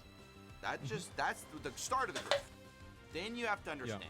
Of course it did. Trump meme coin, which has no value, no intrinsic value. 80% is owned by the Trump kid. 80. Smart. Only 20% goes to the public. 10% Yeah, there you go. went to the liquidity pool, and 10% went to the public allocation. Here's That way they the rest control of it. everything. This is their website. This is gonna bail out Hawk Tua. GetTrumpMemes.com. And yes, I've thought at first this was a hack. I was like, there's no way this could be true. They also have a, Donald Trump Truth Social post about it. Phantom Wallet has, verified it. I hope. Yeah, a lot of people thought that whenever this came out, I need a toothpick. Something's messing with my tooth. God damn it. but the fact is that no, no, it's real. They thought Trump got hacked. No.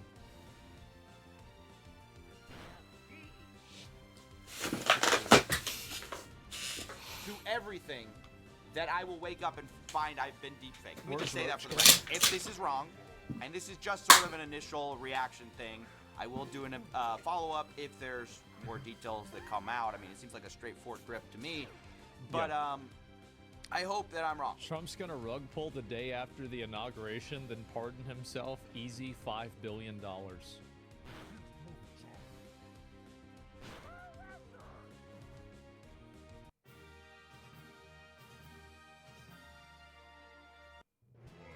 Oh my God. But at least at first glance, it appears to be what it is. It looks like, which is a former president about to be president using the hype of their campaign to launch. I mean, it's so insane. I mean, it's funny in its insanity, but it's also Probability chances that Trump brings it up at the inauguration speech. He will. He will. Probability 60%. Oh no, yeah, 70%. Okay. There you go.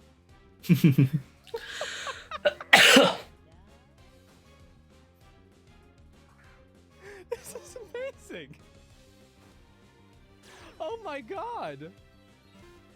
So gross in how cynical it really is. I mean, you have to understand, most of the people who actually buy this, like sincerely buy this, are like diehard DJing crypto heads who might make some money because they spend all day on deck screener looking for coins, and they caught this at 100K, or they caught this at 10 million, and now it's 13 billion, right? They're gonna make money. Yeah. Most people who this is actually targeted at, which is normies, who go, what's a Solana? What's I just learned about what Bitcoin was. What's a smart contract?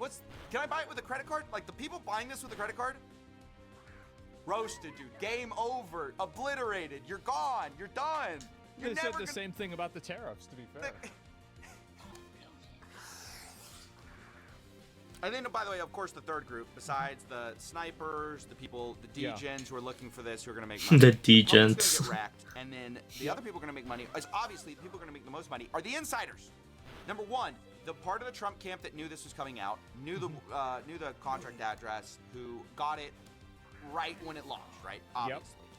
The other people who are going to make money are the insiders who are going to get the rest of this 80%. So basically, Trump. Excuse me, guys. I'm sorry if you're hearing this. Cracking my fingers might be disgusting to hear for you all, but it is what it is. I like cracking my fingers. Feels nice. Is fully owned by the Donald Trump Revocable Trust. Very convenient.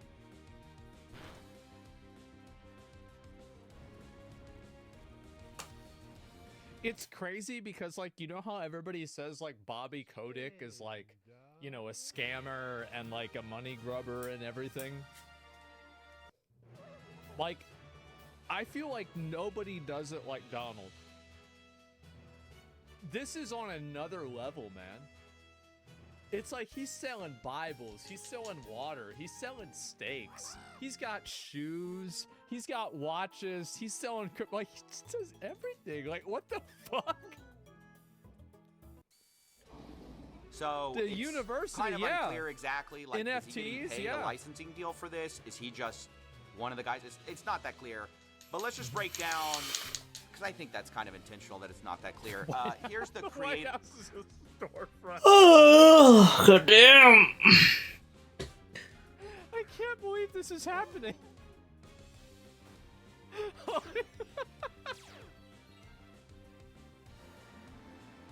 It's so fucking ridiculous. Stupid.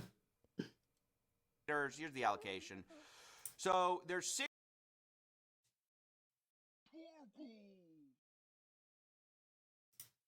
See Zapdos.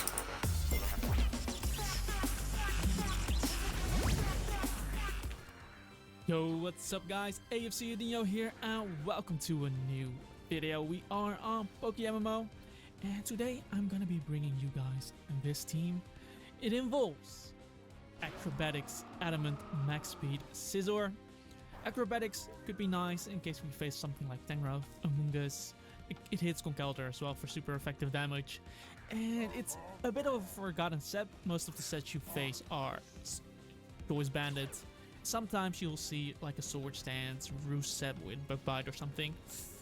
But people kind of forgotten about this set, and you can definitely catch some people off guard with a late game Sword Stance Acrobatics.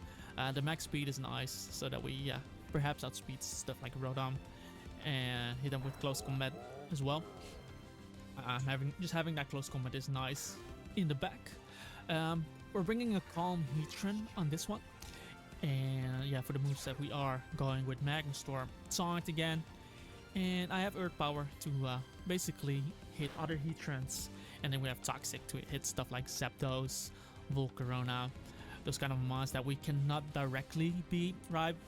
But if we Toxic them, then slowly they get whittled down. This is gonna be our special wall of the team, And then we have a Gastrodon. I'm using leftovers on this one and actually run Earthquake. We have a relaxed nature. Earthquake just does a bit more damage to the likes of Heatran, because Earth Power might actually not kill Heatran, while Earthquake will. It also does more damage to Empoleon, because most Empoleons are especially defensive, and most of the times I'll be clicking Style Drug. The annoying thing is we don't have Scald, so I have to see how that will pan out for us, because it might be annoying not really being able to damage Rotom Wash. Because normally you can Scald Burn Rotom Wash and slowly beat it, you know? We'll just have to see. I just wanted to have that Earth Power or Earthquake on the team. Of course, hitting stuff like Heatran as well, but Empoleon too, because look at my team. We don't really switch in well to Empoleon. I could bring in Zapdos, but Zapdos will Volt Switch. It's not gonna do enough damage, while I can just bring in Gastrodon, right, and just hit him. But we'll have to see whether I put Scald back on it. But yeah, I have Zapdos. We are running the Covert Cloak, and here's the thing, guys. People are really sleeping on this, but if you have it on stuff like Zapdos, think about this. Gyarados cannot Waterfall flinch you. It cannot Ice Fang freeze you. Breloom or Excadrill clicking Rock Tomb on you means that you don't get your speed lowered, right? And Heatran clicking Magma Storm on you means you don't take that additional effect. You are still trapped though, but you don't take the additional damage. Jirachi cannot Iron Head flinchers down. So Scarf Togekiss cannot Air Slash flinchers down. If we switch into Amoonguss, he cannot Sludge Bomb poison us. So if you already sport something, we can most of the time just bring in our Zapdos without having to worry us getting poisoned. The downside though is that we don't have leftovers. So it could be annoying if we switch into leftovers and stuff, into Stealth Rock and stuff, or take Sandstorm damage. But I'm kind of feeling the Covert Cloak, so we'll see how this Covert goes. Cloak. I'm using my Weavile for Weevil. Chili Willy. on hit. I like the name Lastly, of that. I have Dragonite with Wing basically Karen. Ice Beam. That does look like a wing With Karen. Heatran, basically our Heatran switch, and we have V-Bug on this guy. Because here's the thing, Dragonite beats a lot of the Stealth Rockers in Garchomp, Metagross, Skarmory, and slowly beat him too, and then having V-Bug to basically remove rocks as well. So yeah, that's basically going to be the team. If you guys are interested in this team, by the way, you can find it on my website. That will be a Pokebase link. You can sign up for free, and all my teams are basically on my website. So definitely, if you haven't already, check out the website. But yeah, I am going to queue up. Don't forget to like this video, guys, for the algorithm. Leave a comment down below as well. And Got you, be sure to Dinho. subscribe. We are still on our way to 7K. And Let me get to the gym. so I'll give you a like following our real channel up quick. again, because I was a bit absent in the past year. I want to say past half year. But yeah, slowly uploading a bit more. But yeah, I have got a you. tight schedule, so not sure how long I will be able to keep this up. But I do try to upload at least every week. But yeah, we're gonna get our first game. So what are we facing here? Oh god. Oh. A Okay, Jirachi let's see. Gyarados. How do we want to go about this? I could lead this with Zap. I do like Zap into him.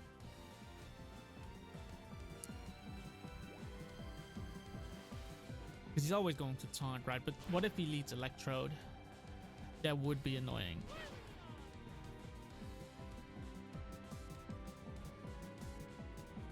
Okay. I'm gonna lead with my Gastrodon in this one.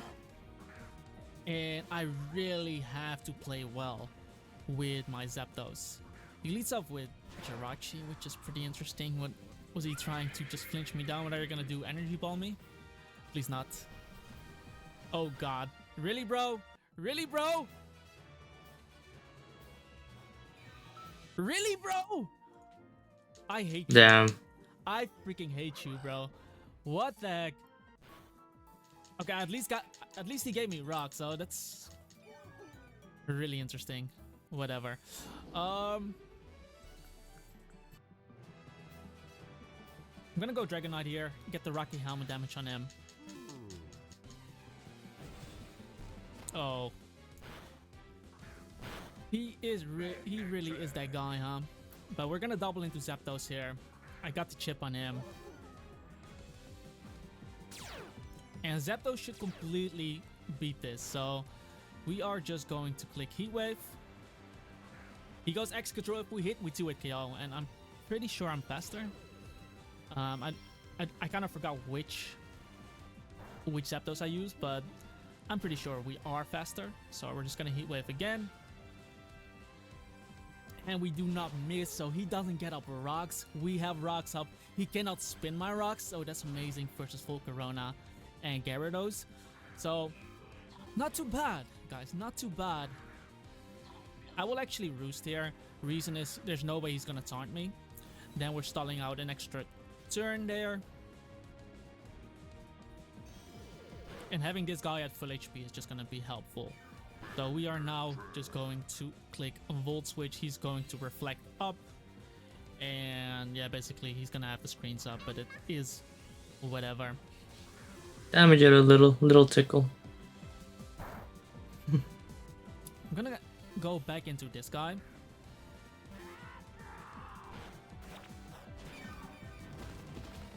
And I guess I'm just gonna click Earthquake. Yeah, this is the reason, by the way. This is the reason I didn't want to go Zapdos, because he could do something like that. But here's the thing, guys. Here's the thing. Even if he goes Gyarados, I can just go hard into Zapdos. And it doesn't matter if he Dragon Dance sub. Because we don't have to worry about this shit anymore. He can try to flinch me. He can try to freeze me. It's not gonna work, guys. Because we have the counter. Because, you know, I got tired of Gyarados doing this bullshit to me and then flinching my Zapdos and then losing the game of it. Because look at my team. But no more! What? Bro? Yo? Does he have the berry? Are you serious? Whatever, bro.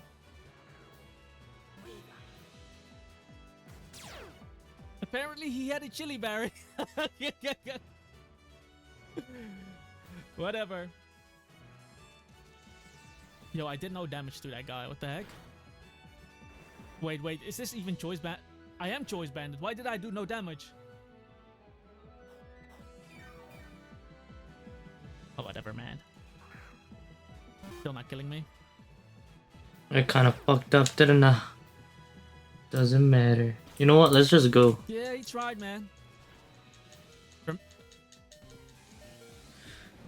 That Infernape is kind of looking scary, though. Not gonna lie. That Infernape is kind of looking scary. Infernape. Okay, I'm gonna go into Gastrodon just to get the recovery with leftovers, because it might matter versus Infernape. But yeah, if I do face Infernape, then whatever happens, I cannot allow him to do something crazy to me. Medichamp. Oh no, my water. It's gonna die. Dragonite here. My water won. Oh, I'm faster. Never Body mind. slam again. Hits me this time. Paralyzes me. Doing those shenanigans. Oh, that's. I forgot he had screens up. My bad, guys. I actually have no idea how fast he is. Really fast. So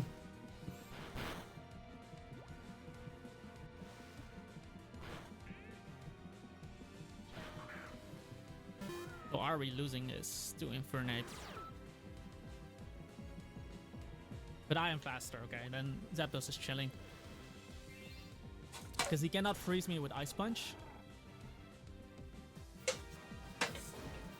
And since I'm faster, he couldn't have flinched me anyway either. So that's pretty good.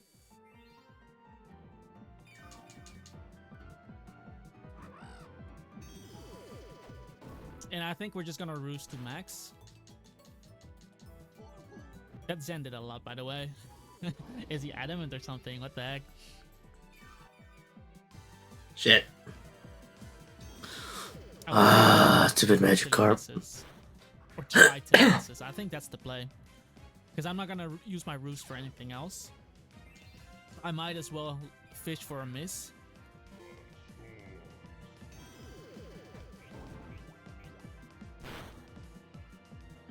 Because I'm not gonna roost against Infernape, I'm not gonna roost against Volcarona, right? So I might as well try here.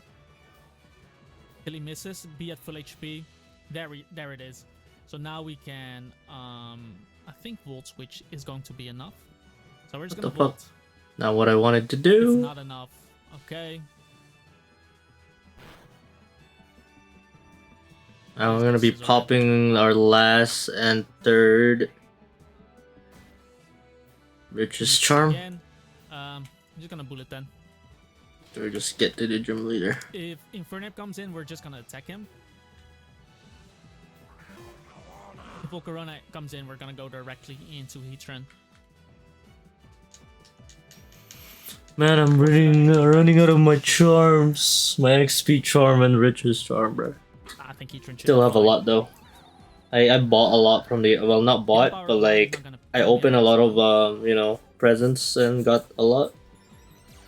So we are just gonna click Toxic Air.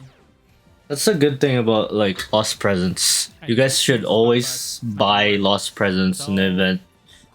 Because you get charms for free, which is cheaper too. We're just gonna attack. Because usually like any event item, like opening item, like what do you call those? What do you call those type of item? Openables item. I think Infernape Are like around 15k, less than 15k most of the time in the event. He had screens up, but he also had the Chili Berry, guys. I just wanted to point that out. Good to invest, well not invest on those, but buy those to invest for charms. But yeah, I did. Because the richest charms now, they're so expensive, dude. Like they're 60k. 50 to 60k now. In that regard, right? Because see here. What else would I bring in, right? Gastrodon is just gotta get power whip. I need heat. Oh my god, it went up 80 fucking k now. I could have gone with Scissor, but that would allowed him to yeah, no. Dragon Dance again. Maybe that could have been annoying. And I didn't really need my Weavile versus an Infernape. Volcarona. Did he win? I wasn't paying attention. Infernape, we're just gonna attack. We're just gonna attack. Yeah, he won. So I will just go for Magma. He decides to forfeit. Oh, he forfeit. I think Infernape could have technically still won, but I'll take it, man. I'll take it. I forgot he had screens up, but he also had the Chili Berry, guys. I just wanted to point that out. He had the Chili Berry to reduce my Volt Switch damage on his Gyarados. Honestly, I want to do Lepa Berry farming. I have one of my accounts, Unova unlocked. I have my main. Could do Lepa as well for that. Nathan Orpheeds here. Welcome back to another video. Today I'm going to be going over Lepa Berry farming in PokeMMO, which just might be the absolute best money making method in the game when it comes to the amount of time you need to put in to the amount of profit you make.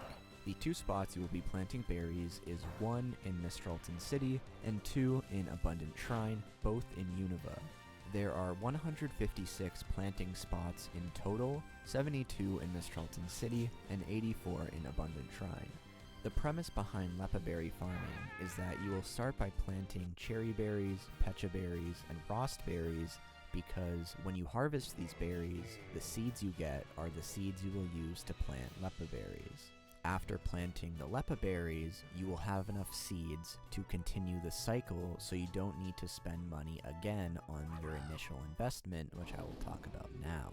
Something that I forgot to make very clear is that in Mistralton City, no matter on how many characters you're doing this on, you will always fill out Mistralton City with cherry berries. In Abundant Shrine is where you could do like one character of rost berries and one character of pecha berries. If you're doing one character, you can split it in half, and if you're doing multiple characters, you just need to calculate it yourself.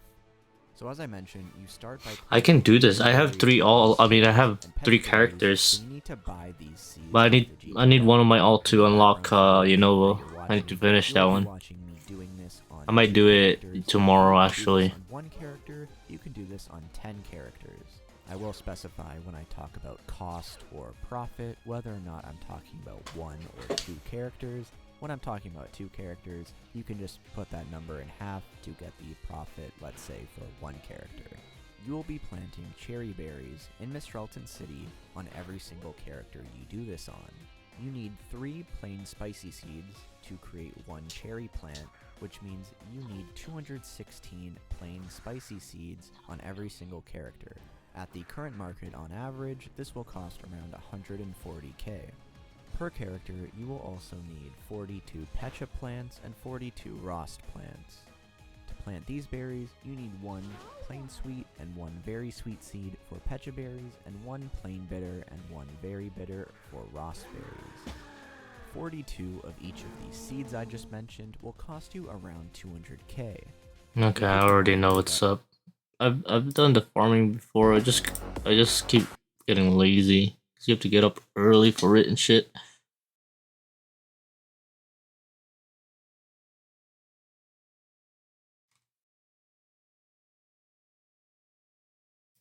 This is everything I use with the Lenovo Legion Go as my portable gaming setup. Since I only play games online, I don't need the side controllers, so I replaced them with the Bluetooth foldable keyboard and a mouse. I also bought a half mechanical RGB keyboard, then get a USB-C hub to connect to more things like a monitor, TV, power, and other accessories. The included power brick is too thick and the prongs don't even fold, so instead I use the 65-watt slim charger from Nomad. Damn. The only caveat is you can't use the other port if you want to charge the Legion I want to Go. buy For a that better keyboard. experience, God damn it. monitor, but I would only recommend the 1080p ones for the smoothest experience. I tried connecting the Legion Go to a 4K monitor and a 77-inch TV, and I can definitely feel the performance dip with delays. Lastly, I used the JLab Epic Lab Edition for direct Bluetooth headphone experience. At this point, why not just use a gaming laptop? Some people like me use Final Cut Pro for work, and that's only available on Macs. So I would rather bring the Legion Go than another laptop. Plus, this external monitor clamps onto my laptop, so I can use it as a second screen, or take a mini break and play a few rounds of Apex. This is everything I use with the Lenovo You can play Legion Go as my Apex portable on gaming Legion Go. setup. Since I heard you could play only games BO6 on Legion Go. That's don't use the side crazy. controllers. That's So like I one of the replaced reasons them why with I bought it,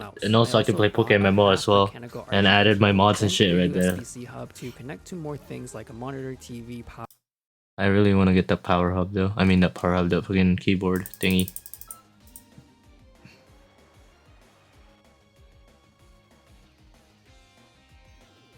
The fuck is Infokin Feno? Is there a new Feno? No. Wait, let me search that up. No, that's not an Infokin. What the fuck? What's he talking about?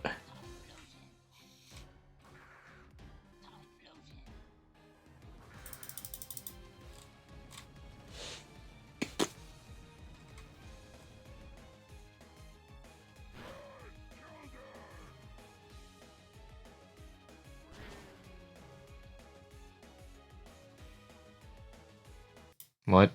Texas.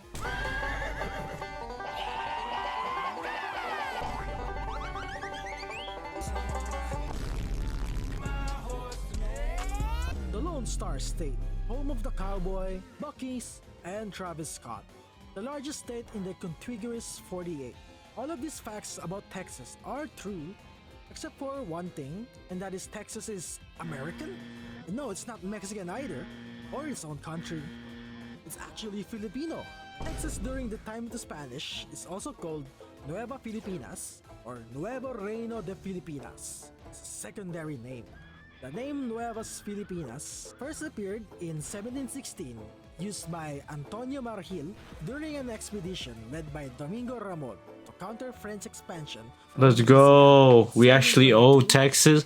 Yo, Filipinos own Texas, bro. Was politically separated and renamed Nuevo Reino de las Filipinas or Nuevas Filipinas, with the second Marqués de Aguayo as its governor. The name is often mentioned together with the name Texas in many documents. But like all good things, they don't last.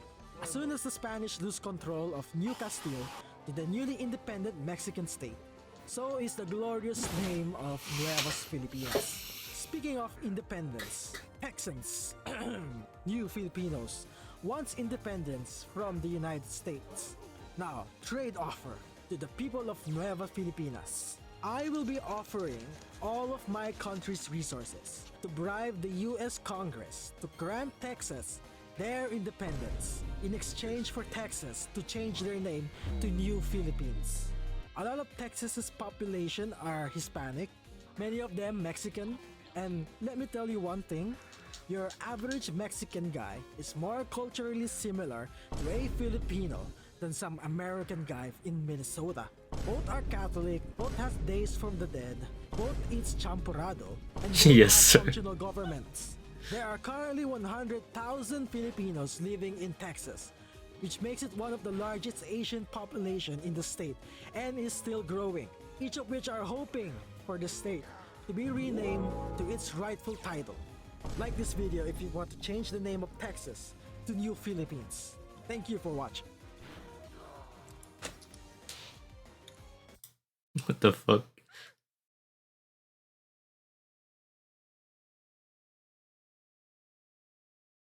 Black Ops 1 DS?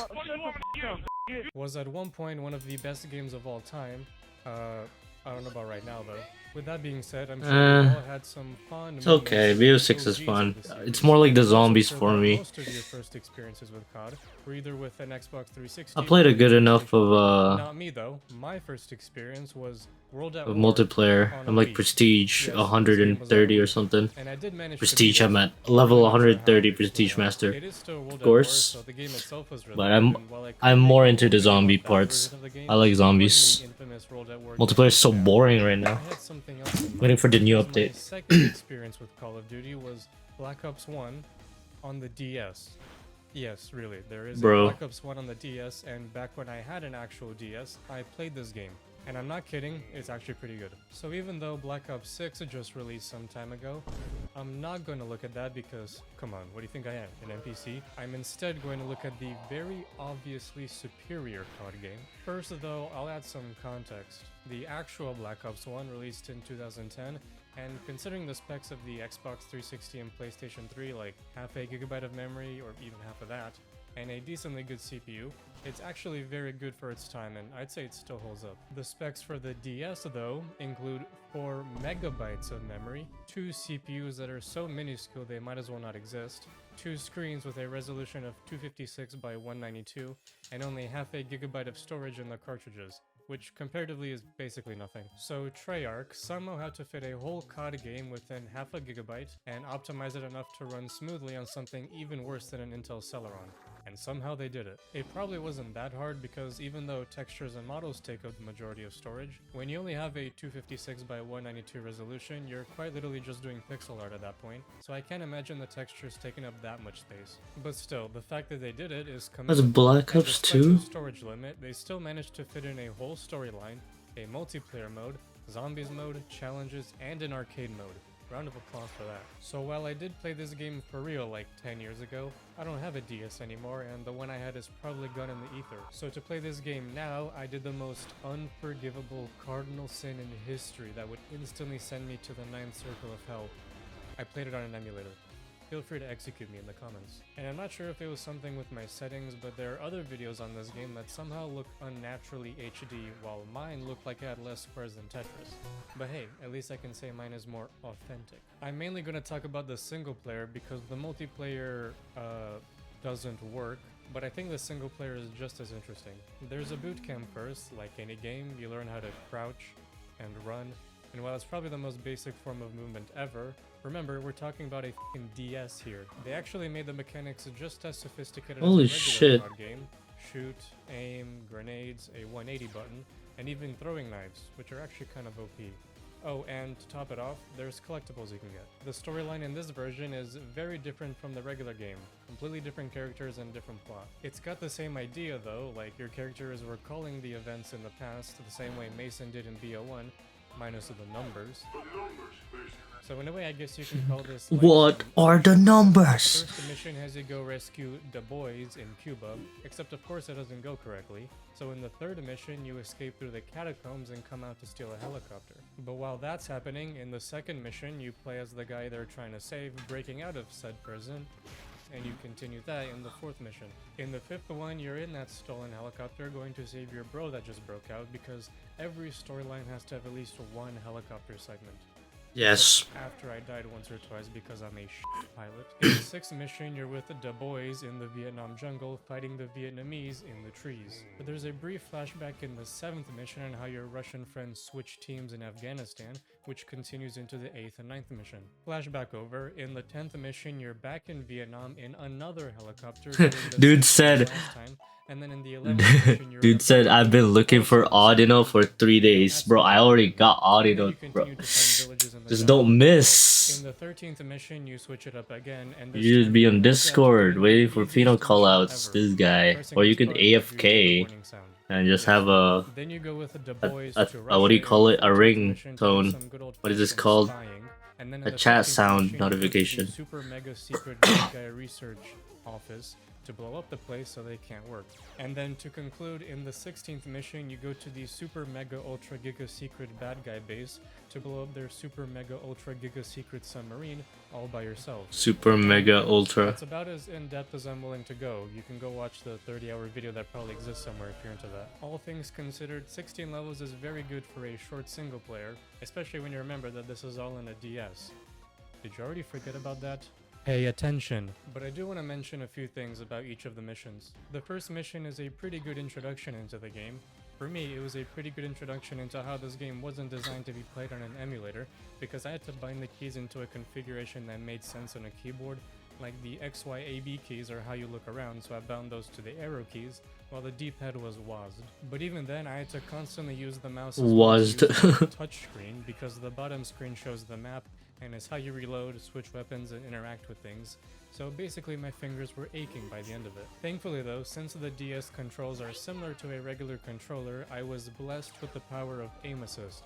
Otherwise I would have been screwed. Anyway, the first mission also has a wide selection of guns in it, like your M14, the classic AK, which has the shittiest iron sights I've ever witnessed, the one singular shotgun model, pistol, sniper, things like that. There's actually way more guns in this game than you'd expect from a DS game, so I'm actually impressed that there are this many. Some guns are exclusive to certain levels, like the MAC-10 I only found in the last level, the RPD is only in the Afghan levels, the RPG is only in the truck sequence, which is bundled with the most atrocious hit detection ever seen in history. Some are even more rare, like the XM22, which is only in one of the jungle levels and is never dropped by enemies. Throughout the game, you'll also see variants of these guns with some attachments, like most of them will have variants with scopes, but there's some with silencers and a few that have grenade launchers on them. By the way, the AK and the M16 with scopes are the best guns in the game, trust me bro. And it might just be because I was playing on an emulator, but the snipers were way too hard to aim with, so I always dropped them. Anyway, as I was saying, the first mission is a good introduction, and it's a good lead into the second mission where you're the guy that's escaping from jail. While escaping, the inmates tell you that you should try to be sneaky, so supposedly you might be able to do this mission entirely by stealth. Not me, obviously, I got spotted in 5 minutes, but, you know, maybe you can do it if you're a DS god. If you want to try to do it actually stealthy, then your go-to tactic will be the throwing knife, which you apparently have an infinite number of, because you can throw as many as you want. And since it's a one hit, regardless if you even just graze their foot, that makes the knife kind of OP. Not to flex, but I managed to get through half of the last mission entirely with the throwing knife. The only downside is that it does have a trajectory when throwing it, so you have to do the math in real time. So really, you have to try to throw knives at everyone before they see you. It doesn't even matter if they see their friend die, because they immediately get sent to the Shadow Realm, known as Erased from RAM. Also again, probably because of the emulator, but the enemies were weirdly accurate, even though I was playing on easy. Thank God for the aim assist, otherwise I definitely would not have been able to hit them. Also, most of the areas in this game aren't big, like they're usually corridor type areas. But occasionally there will be huge rooms that tank the performance because remember what we're working with here. Or, again, it could just be the emulator. At the end of the third mission, you get something unique in a COD game. A quick wave-based segment. Basically, you're in an arena, and before each round, you set up where your buddies are gonna stand, and you just try not to get no-scope. Even though this type of thing doesn't really fit into COD, I think it fits into this game, because remember, you have to view this game a bit differently than you would regular COD. Also in this level, you can see how Treyarch tried to optimize this game. They used the standard approach of having the entire level be an enclosed space, probably even separated into rooms that load in and out if you can't see them, plus the skybox in the outside. It's a tried and true method that can still make the levels look good. A small thanks to the truck part for being extra tricky because the hitbox on this helicopter is abysmal. And special thanks to my goal is to reach at least 20 million before lunar event starts. spawn forever until you push through, and Just so you guys know, I am going back to the Philippines this not this month, next month, on literally the first week of February. My flight starts in like January 31st, also because the second half has a time and I'll be in the Philippines for the whole February and coming back in March. And for some reason, you only gave yourself a generous 2 minutes. So I'll still be playing Pokemon, but I won't be streaming. This is why I bought the Legion, the Legion Go, because I really need it. The only thing I can use to go travel around and shit. The Mac 10 in this level is actually very good, so use that. Also, part of me thinks that you might be Literally bought the Legion Pro just so I could play BO6 and PokeMMO. Because for BO6, new zombies are coming in the first week of February, I think. You know, someone let me know if you managed to. There's gonna be a new zombies map. I need to do that. Level and also the last level, when you do manage to beat it and you see the credits roll, it's perfect. Nice. Applause for Treyarch. The vehicle levels are a classic COD thing. Basically every game has had them, except for the jet one. I don't recall any CODs having that. One quirk of the helicopter levels is that you can move left and right, except for the fact that there's literally no point. It's just a why not feature. The helicopter goes in a programmed path anyway. In the levels, there's these rocket launchers that will try to shoot you, and I swear that they hit you regardless if you move or not. So really you just have to destroy them before they shoot you, because you can actually die. Sorry, no plot armor here. In the jet level, it's even funnier because moving is so excruciatingly slow that it's not even worth it. And it's not like the helicopter ones where you can at least aim. This crosshair stays near the middle and barely moves. Thankfully though, you're not required to actually shoot anything. Quite literally, all you have to do is press the dodge button anytime you hear the warning sound. I guess doing a barrel roll is the equivalent of enabling God mode for a few seconds. The boat level is nothing special though, it's just a boat. Anyway, that's everything about the single player part. Props to having all that on a DS. A brief mention of the other modes, they're exactly as they sound. In challenges, you have a set of challenges to do for each level. In arcade mode, you play through the single player levels normally, except that you have a limited number of lives and a score. Zombies mode is just like regular Black Ops Zombies, a tried and true classic. I mean, the fact that there's even a Zombies mode is a cool addition. There's 4 different maps, and they all somehow manage to feel at least a little spooky, given that you can literally see all the squares in the display. Although due to my unconventional control scheme, boarding the windows with the mouse while trying to move and shoot with one hand didn't work, so I never made it that far. And last but not least, how much is the Shadow Skull? I kind of want to buy it now. Decked out with 5 game modes, tons of options, and way more maps than I thought there would be. Oh, and as a bonus, you can even do a zombies game with. Oh shit, it's a bit expensive, isn't it? Well, that's if you had working internet. Might buy it next time if I'm a bit rich. 2014, so. Rip. I have money to spare. There are videos on YouTube that show it working, and it looks pretty fun. That's if you don't end up in a game with Ender Heist, because he's cracked at this game. Probably max prestige. And then there's a series of videos by Nike ? Where he plays co-op zombies, and it's recorded in probably the best way possible. I'll give it a like. So yeah, that's Black Ops 1 on the DS. I think it's actually well made, and you should too. You don't have a choice. Actually, Black Ops 1 isn't the only COD to be put on a DS, and it's not even the first. There's 5 different CODs that have a DS version, including COD 4, World at War, MW2, and MW3. I haven't played those, but if BO1 is anything to go by, I'm sure those are good too. Maybe I'll try them someday. I would recommend you try this one out at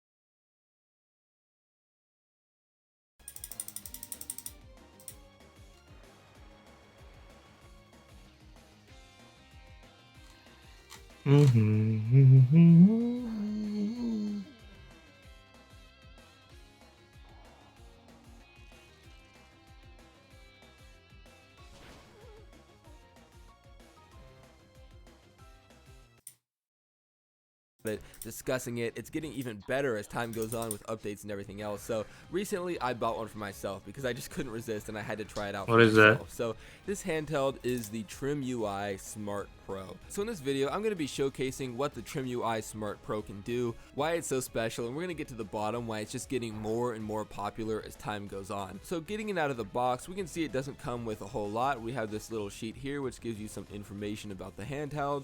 Then we have the handheld itself. Hello, Silky. How you doing? And really, that's it. So now getting the handheld out of its little bag, I'll just say, when I unboxed this and got to hold it in my hands for the first time, I was genuinely blown away by how good it felt. And I'm not just saying that for sake of seeming dramatic in the video or something. It really, really was surprising to me. Maybe it's the weight, maybe it's the large 5-inch 720p screen. I don't know what it was. It has good build quality, but it just feels so nice. I think a big factor in this was the price. So I'll have a link How much down was below it? in the description. So if you decide to buy this or just want to check it out, see if it's on sale, anything like that, down in the description. But on Pretty AliExpress, cheap. you can regularly find this handheld for $55, maybe $60. So it has come down in price from what it originally was. And if you watch some older reviews, they gave you much higher prices than you can find it now. So that's even not a sale price. I've seen some people that have gotten this handheld for below $50 during some of the AliExpress sales that go on so many times throughout the year. So you can always check that out down in the description. Again, I'll put an affiliate link down there. So if you buy it through that link, it really supports the channel. So if you do buy it, I'd appreciate it if you use my link. It really helps the channel out. But all this to say, for the price, the quality of this handheld is just insane. It really, really is. And I think people are starting to find out about that. Compared to other handhelds in this price range, they just don't come close to how this device looks and Looks feels really for the most part. small. So taking a quick look It's at like a the handheld, starting with PSP. the obvious, we have a very prominent 16:9 5-inch 720p screen. So this thing just looks great. Even before turning it on, it looks great.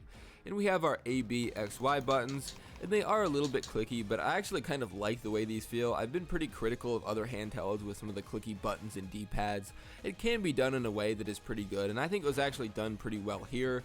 Again, on the left we have our D-pad, which is clicky. It's not as bad in my mind as other clicky D-pads that we've seen recently, like the RG35XX SP. Something about this D-pad is just more bearable to use in my opinion. I still don't love clicky D-pads most of the time, but I actually kind of like this one and I find it really easy to use. There's going to be more on that later. Then down below we have our two analog sticks, and these analog sticks have really been a sticking point for some people. They think they're too recessed into the handheld, they don't have enough range of motion, I suppose you could say, and I could say that is somewhat true. They are very small, you don't have a whole lot of room and a whole lot of control, but after a little bit of getting used to, again, there's going to be more on this later, I find them to be completely usable and aren't really that bad. Again, they're not my favorite, but I'm sure they were made like this to make this a more pocketable handheld, and I do find it to be very pocketable actually. So we have on the bottom then our start and select buttons. Those are on the right, which some people have criticized. I agree, it is a little bit confusing. I often want to press the select button instead of start, and the menu button, which is over here on the left, instead of select. So it can be a little bit annoying, but again, after some getting used to, I'm sure you'll be fine with it. And I believe this is done to look more like the PSP and the PS Vita. Now looking at the shoulder buttons and the triggers, you can see that they're stacked, which is usually a very sought after feature on these handhelds. Some people have been kind of critical of the triggers. At first, I wasn't super fond of them either. They're very small. I actually found it at the very beginning kind of actually hard to press them in. Not just like it was a little awkward. Sometimes I would try to press them and I couldn't. I don't know if I just got used to it or they broke in after, I don't know. Pretty good. It's like a good gift for like a child.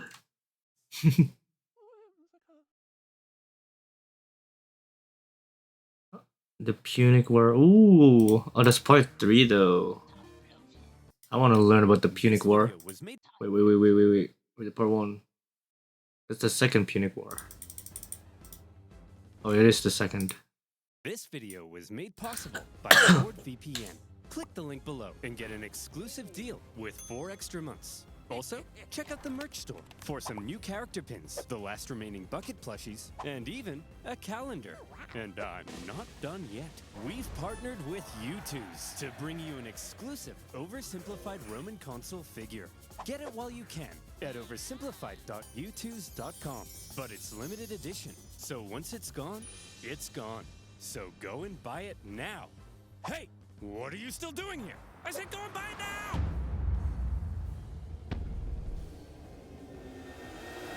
All right. Our beloved mercenaries. Let's hear it. Okay. Thank you one and all for your hard work fighting in the First Punic War. Would have been nice if you'd won. Maybe tried a little harder. But this isn't the finger-pointing convention.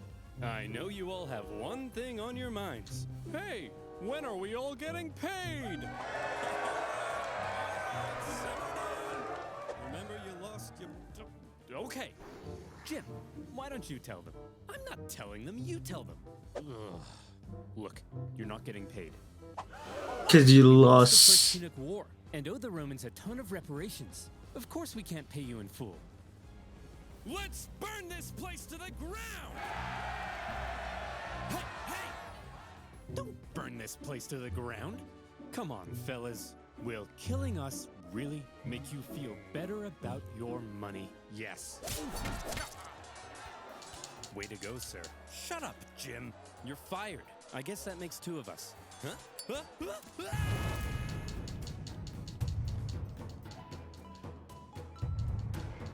In the aftermath of the First Punic War, Carthage's disgruntled mercenaries, left unpaid for all their hard work, revolted, and Carthage found itself caught up in an extremely destructive mercenary war.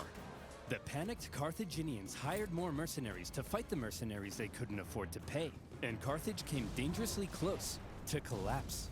All the while, across the water, there Roma. was Rome. Ha! Look at those morons. We just kicked their ass in the First Punic War, and now their own mercenaries are... Is the Punic War the sea? That's crazy. First Punic War? You mean there's going to be a second one? Well, we're definitely taking advantage of this situation. So almost certainly, yes. The Romans did, in fact, take advantage of the situation. Amongst the chaos, rebels on the Carthaginian island of Sardinia sent out a cry for help to Rome. Hot diggity dog, said the Romans. That's free real estate. And so in they went. Whoa, whoa, whoa. That's our island. Get the hell off. Hey, they requested our help. We're simply helping. Oh, no, you don't. Look, we're sending our own army to deal with the rebels, okay?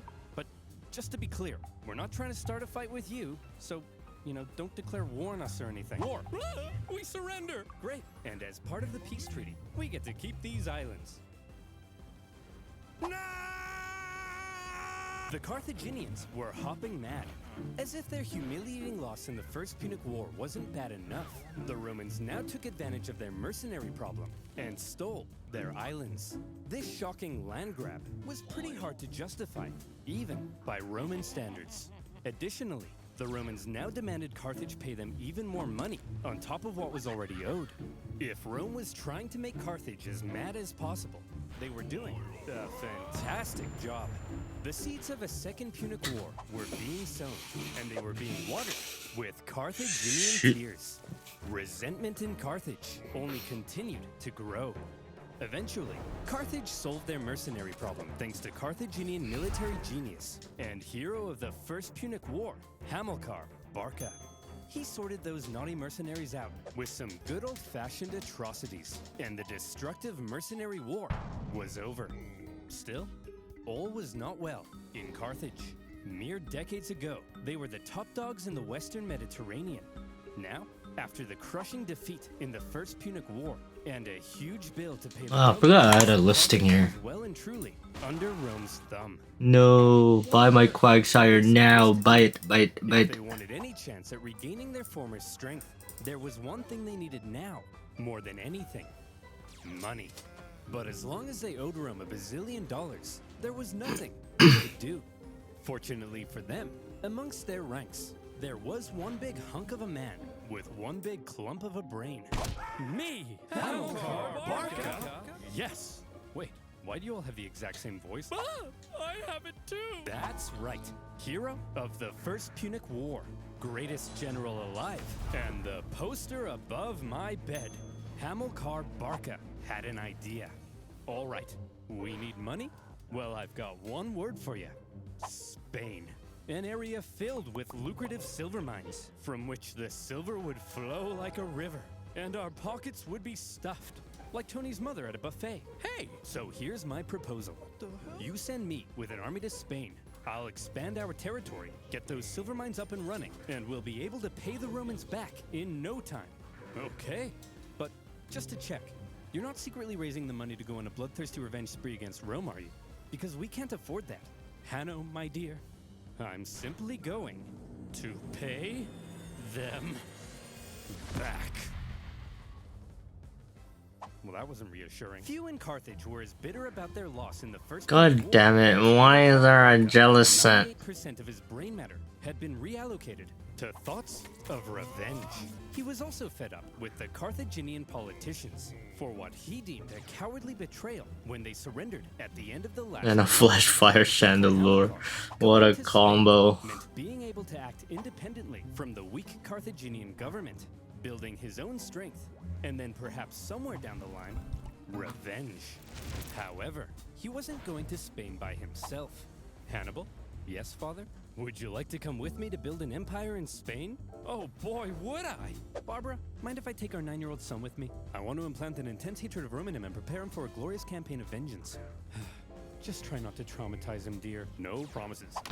The young boy Hannibal would accompany his father, watching, learning. Boy, you see that city over there? Yes, father? That is Rome. Do you know what we do to Romans? No, father. We hate them, Hannibal. We hate them with every fiber of our being. But why, father? Can't I just play with my Digimons? No, son! Digimons. They took everything from us. Our land, our wealth, our pride. Those animals. I'll tear them limb from limb. I'll burn their pathetic city to the ground. Wait, what? Duscore? Are you? I didn't know he had I'll cut off their faces and wear them as masks. After taking Hannibal to the Temple of Baal and having him swear an oath never to be a friend of Rome, off dad and son went for their lovely beach holiday in Spain. But Spain was already inhabited by many tribespeople, and when Hamilcar suddenly showed up in their territory, they were like, "Hey, who the hell are you? What are you doing here?"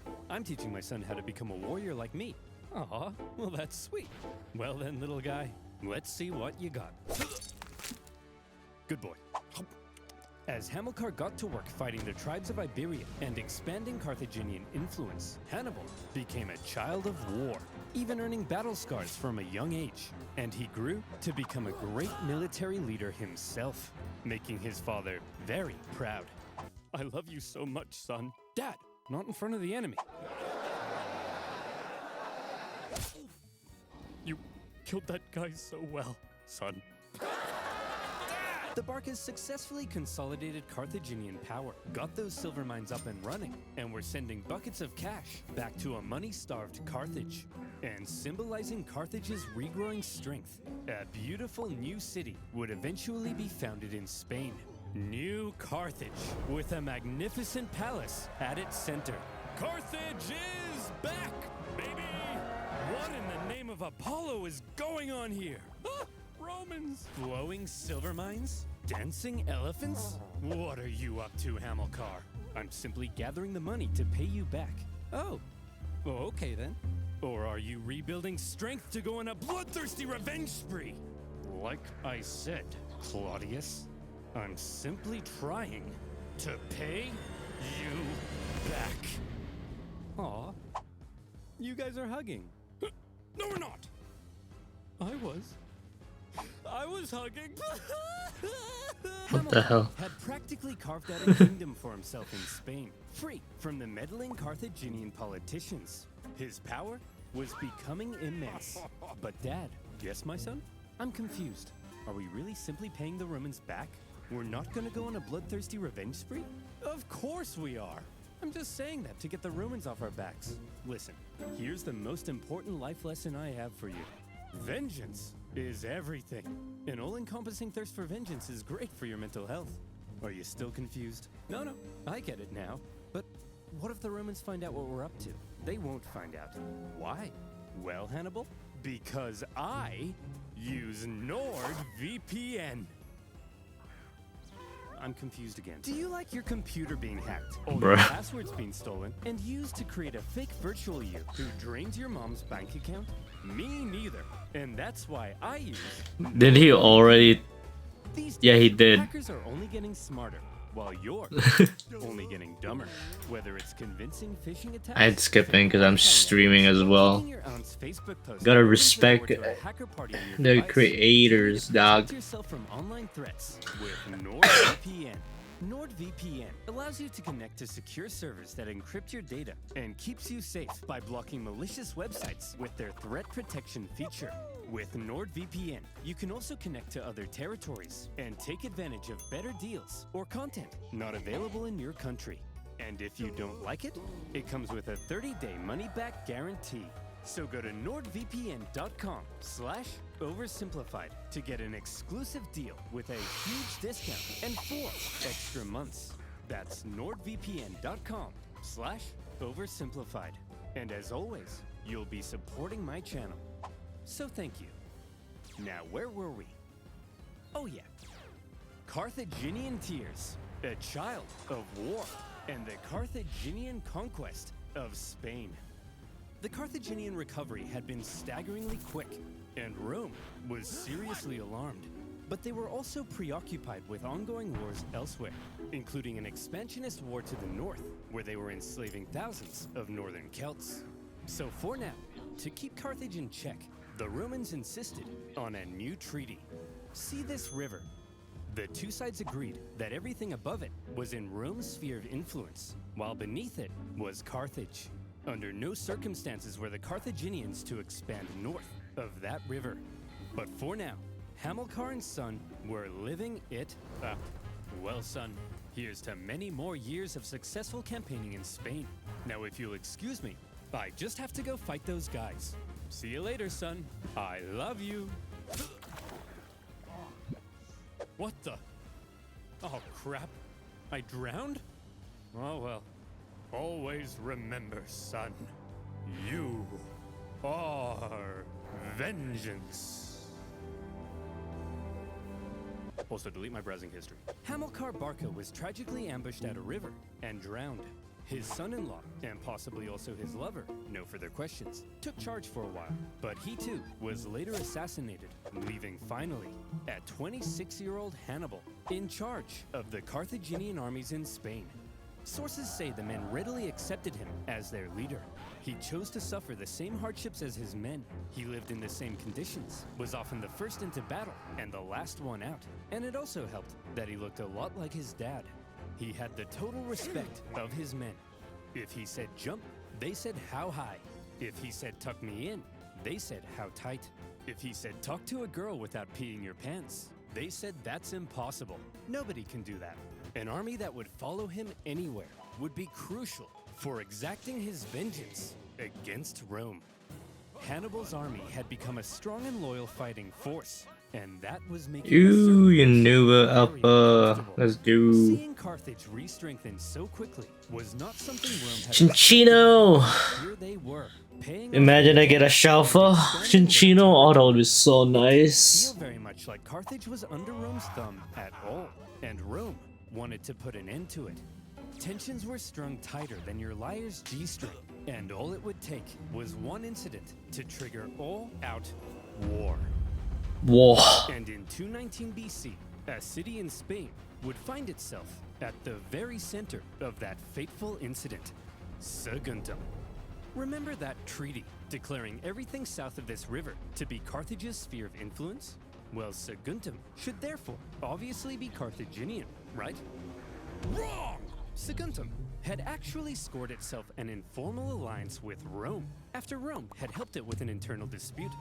With Carthaginian encroachment, Saguntum began to fear for its independence, and Rome declared itself Saguntum's protector. But this clearly went against the Ebro River Treaty, so what on earth was Rome doing? Were the Saguntines and the Romans truly just BFFs? It's possible. Or was Rome deliberately trying to interfere with Hannibal's Spanish expansion and maintain a staging post for a future war with Carthage? More likely. And Hannibal certainly viewed this Rome-Saguntum alliance as an outrage. Yet another example of Roman arrogance.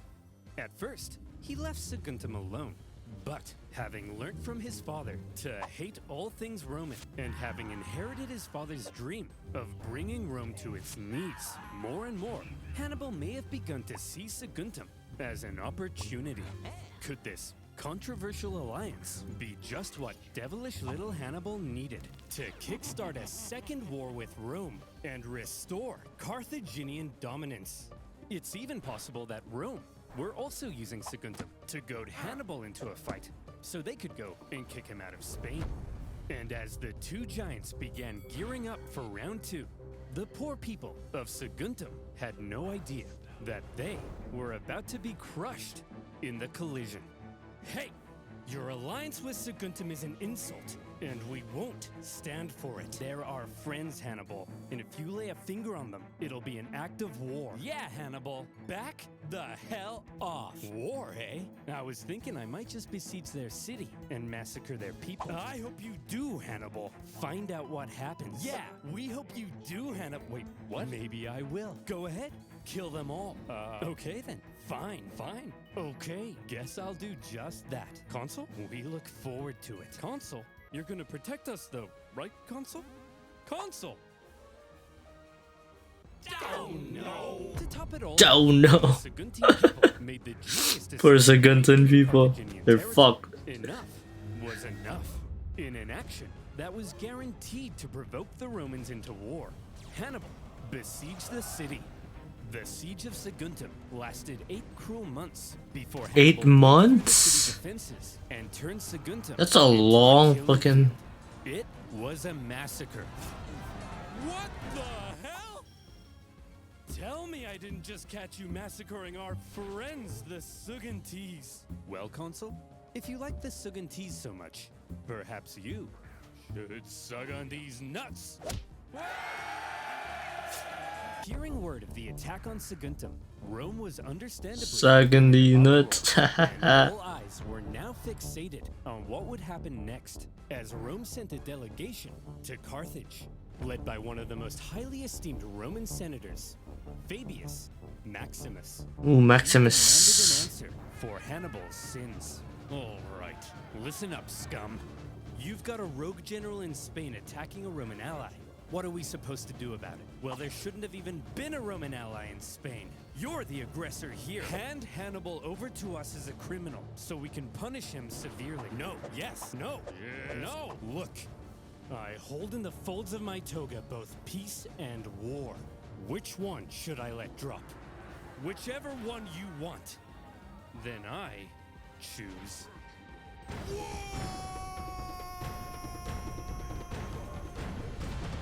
The Second Punic War had begun. Pack it up, boys. We've got them. We already destroyed these clowns once, and we were the underdogs. Now, we're the overdogs? Hot dogs. Exactly. This is gonna be easy. Here's the plan. Consul Longus, you take your army and sail straight for Carthage. Burn that city to the ground. And Consul Scipio, you just head on over to Iberia and make sure this Hannibal guy doesn't do anything crazy. I mean, what's he gonna do? Cross the Alps? We're going to what?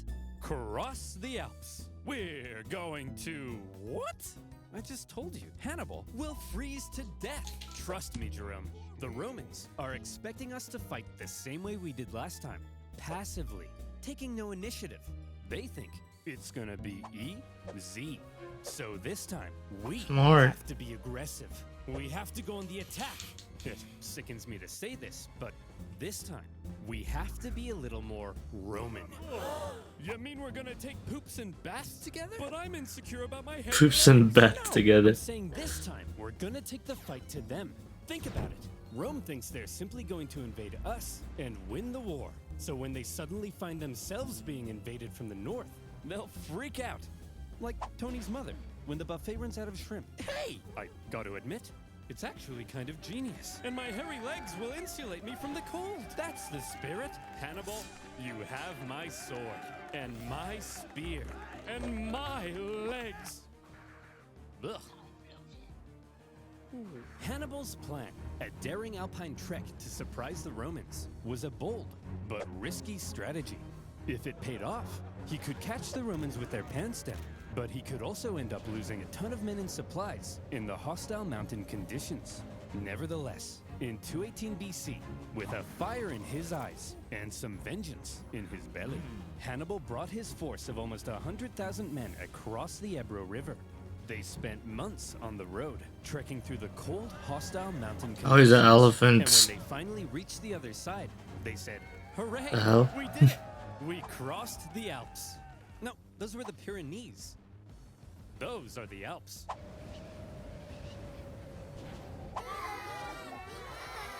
After crossing the Pyrenees, the army then had to pass through southern Gaul, a vast territory filled with tribespeople, many of whom were hostile to Hannibal's presence.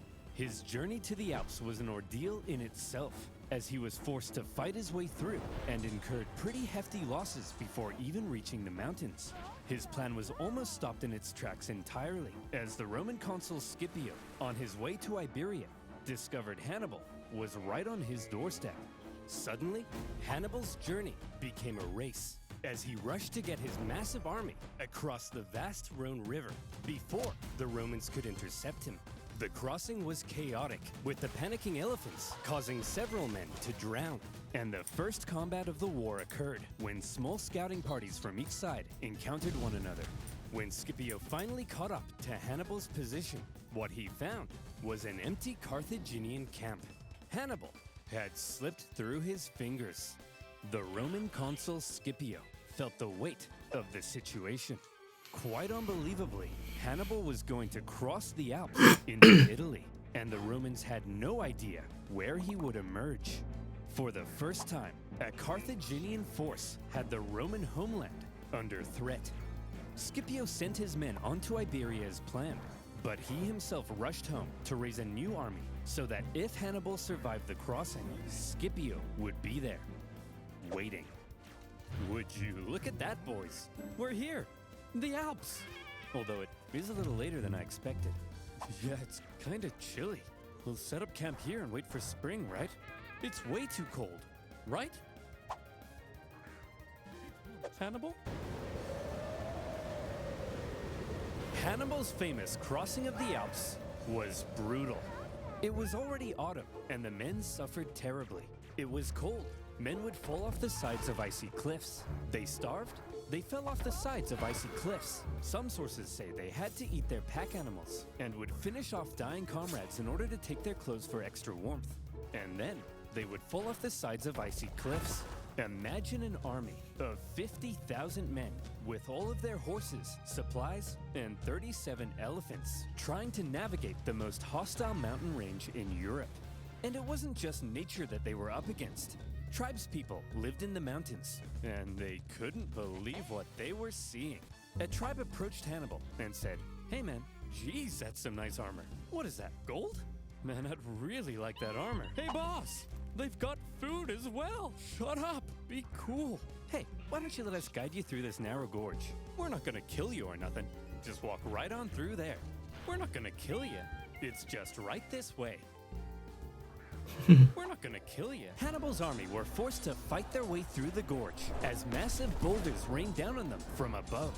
Some clever reorganization of his line helped them survive, and they were able to fend off the opportunistic tribes. But losses from the constant attacks were heavy.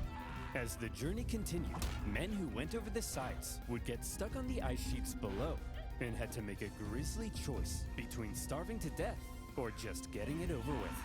When the deeply demoralized army reached the summit and rested for a couple days, Hannibal tried to lift their spirits with a rousing speech.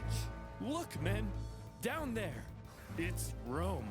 These plains stretching out in front of you are bountiful with food to eat and Romans to kill. Move, Bessie! Look! You have just climbed the walls of Rome! The hard part is over. From here on out, it's all downhill. And nobody else will die. Except for them. The rest of us here, no one dies. Starting now. Okay, let's go. Oh, for goodness sake! As it turned out, the descent was as deadly as the way up. With the cold really starting to set in, the path became even more narrow. And at Damn, this is like Germans trying to freezing cold, repairing kill the the Russians. road. When they finally reached the bottom, Hannibal said, "Look, guys, we did it." Well, I thought it went really well. When Hannibal left Spain, he had about 100,000 men. By the time he reached the Italian plains, his numbers had dwindled to about 26,000. He was now caught in enemy territory, without a supply line or source of reinforcements.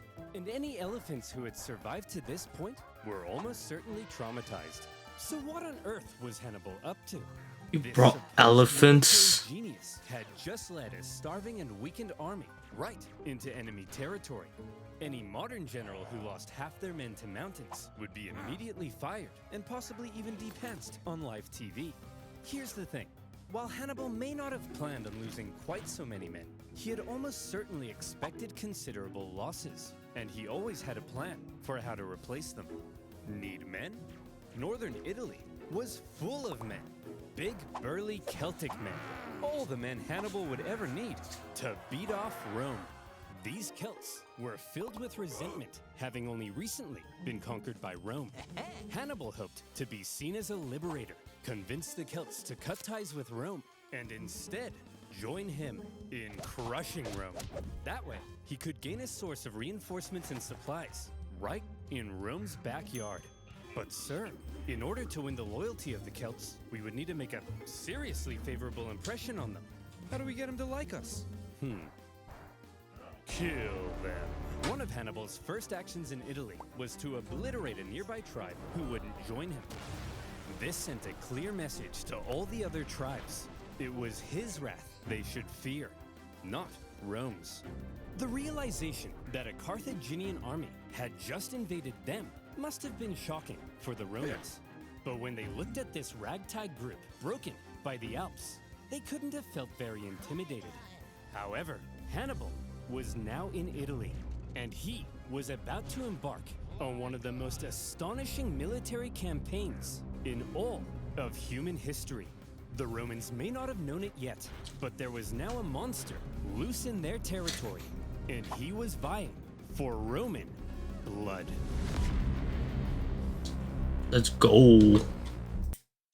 This video was made possible by Incogni. Use code OVERSIMPLIFIED in the link below for an go, Hannibal. 60% off an annual Incogni plan. I'm rooting for Hannibal to win. Be sure to grab our Roman console U2s before it's too late. Don't make me mention it a third time, or I'll you know what.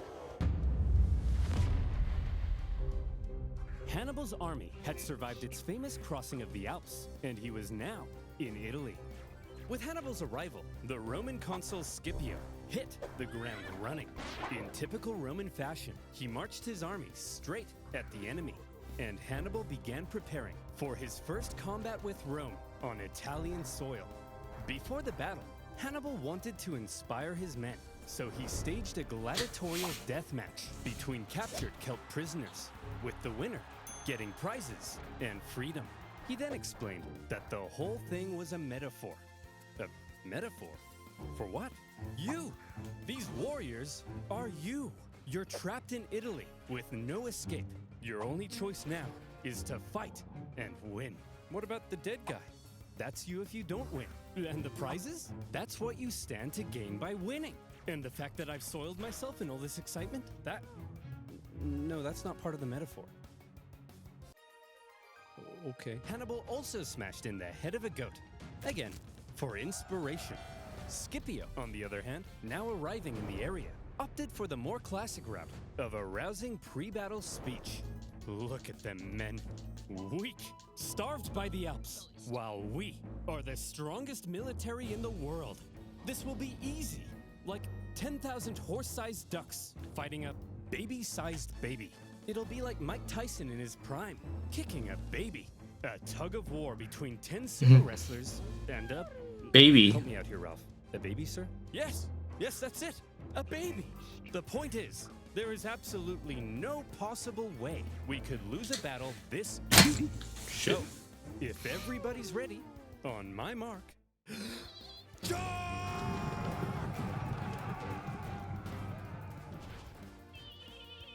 They lost, didn't they? Yes. The Battle of Ticinus was over almost as soon as it had begun, as the Romans found themselves completely outmatched by Hannibal's famed lightning-fast Numidian cavalry, a key element in Hannibal's devastating double envelopment tactics. In the chaos, Scipio was wounded. Thankfully, according to some ancient writers, his handsome 17-year-old son, Scipio the Younger, saw his father fall. Scipio the Younger supposedly saved his father, and in the process, earned himself a lot of daddy's kisses. The Romans ended up fleeing the area, destroying the bridge behind them as they went. For a nation so overtly confident in victory, believing Hannibal to be an easy kill, the Romans found themselves running away with their tail between their legs. It was humiliating. And you know who thought so as well? The Celts. They began flocking to Hannibal's side, just as he'd hoped. Even Celtic troops fighting for Rome in the Roman camp began to reconsider. Man, I'm thinking we should try to join Hannibal. I hear ya. Maybe we should bring him a gift. What do you think he'd like? Oh, I know. Hey Hannibal, we want to join your side and we brought you a present. A gift?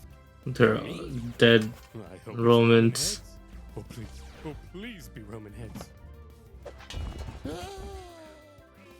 How did you know? Running away from Hannibal was humiliating enough, but having dozens of Romans beheaded in the night, now that's embarrassing. Ticinus had been a relatively small battle, but the psychological impact it had early on was huge, and it was only just a taste of what Hannibal was capable of. Despite the shocking initial loss, however, Rome still didn't seem to fully understand the danger posed by the monster now. Alright, let's get that. The Senate was full of excuses. It's those traitorous Celts. That's why we lost. Yeah, and it was a cavalry battle. We're gonna make our account PC here to be Once he faces our other fully follicled console, then utilities. Really pee his pants. That other console, Longus, What the fuck? had been in the south all this time, preparing to invade Africa. He had seen some success, even capturing Malta. But then he heard the news. Where's my slip over? Hannibal's in Italy, and I'm being ordered home. Not locked. But I was gonna be the big boy. I was gonna invade Carthage and win the war. Well, you can be a big boy at home. No! Does somebody need a nap, sir? No! And so Longus brought his army on the long journey north. When he arrived in the area to decisively neutralize Hannibal, the two consuls joined their forces together, creating a double consular army. But the two consuls weren't exactly on the same page. Having a nice rest there, old man? I'm wounded, Longus. Pathetic. You don't understand. He's more dangerous than we thought. Maybe for you. Whoops. Listen, we can't just march straight at him like we normally do. We need to train our men through the winter, and we'll try again in spring. Sorry, I don't take advice from a bowling ball. Hey, I'll kick your ass, Longus. Any day now. I'm coming. Just you wait. Oh, Scipio, you feeble old man. Scipio was apparently quite cautious after his recent encounter with Hannibal, while Longus, typically Roman, couldn't wait to give Hannibal a swirly. So who would get their way? Well, when two consuls joined their forces, it turned out the Romans had an interesting system in place. They would each take turns being the one in charge. Consul 1 would lead one day, then Consul 2 the next. Back and forth, back and forth. As you can imagine, when the two consuls didn't agree, things didn't go so well. In this case, due to Scipio's injury, Longus probably assumed even more command than normal. What is Hannibal Dragon had Fang? spies in the Roman camp.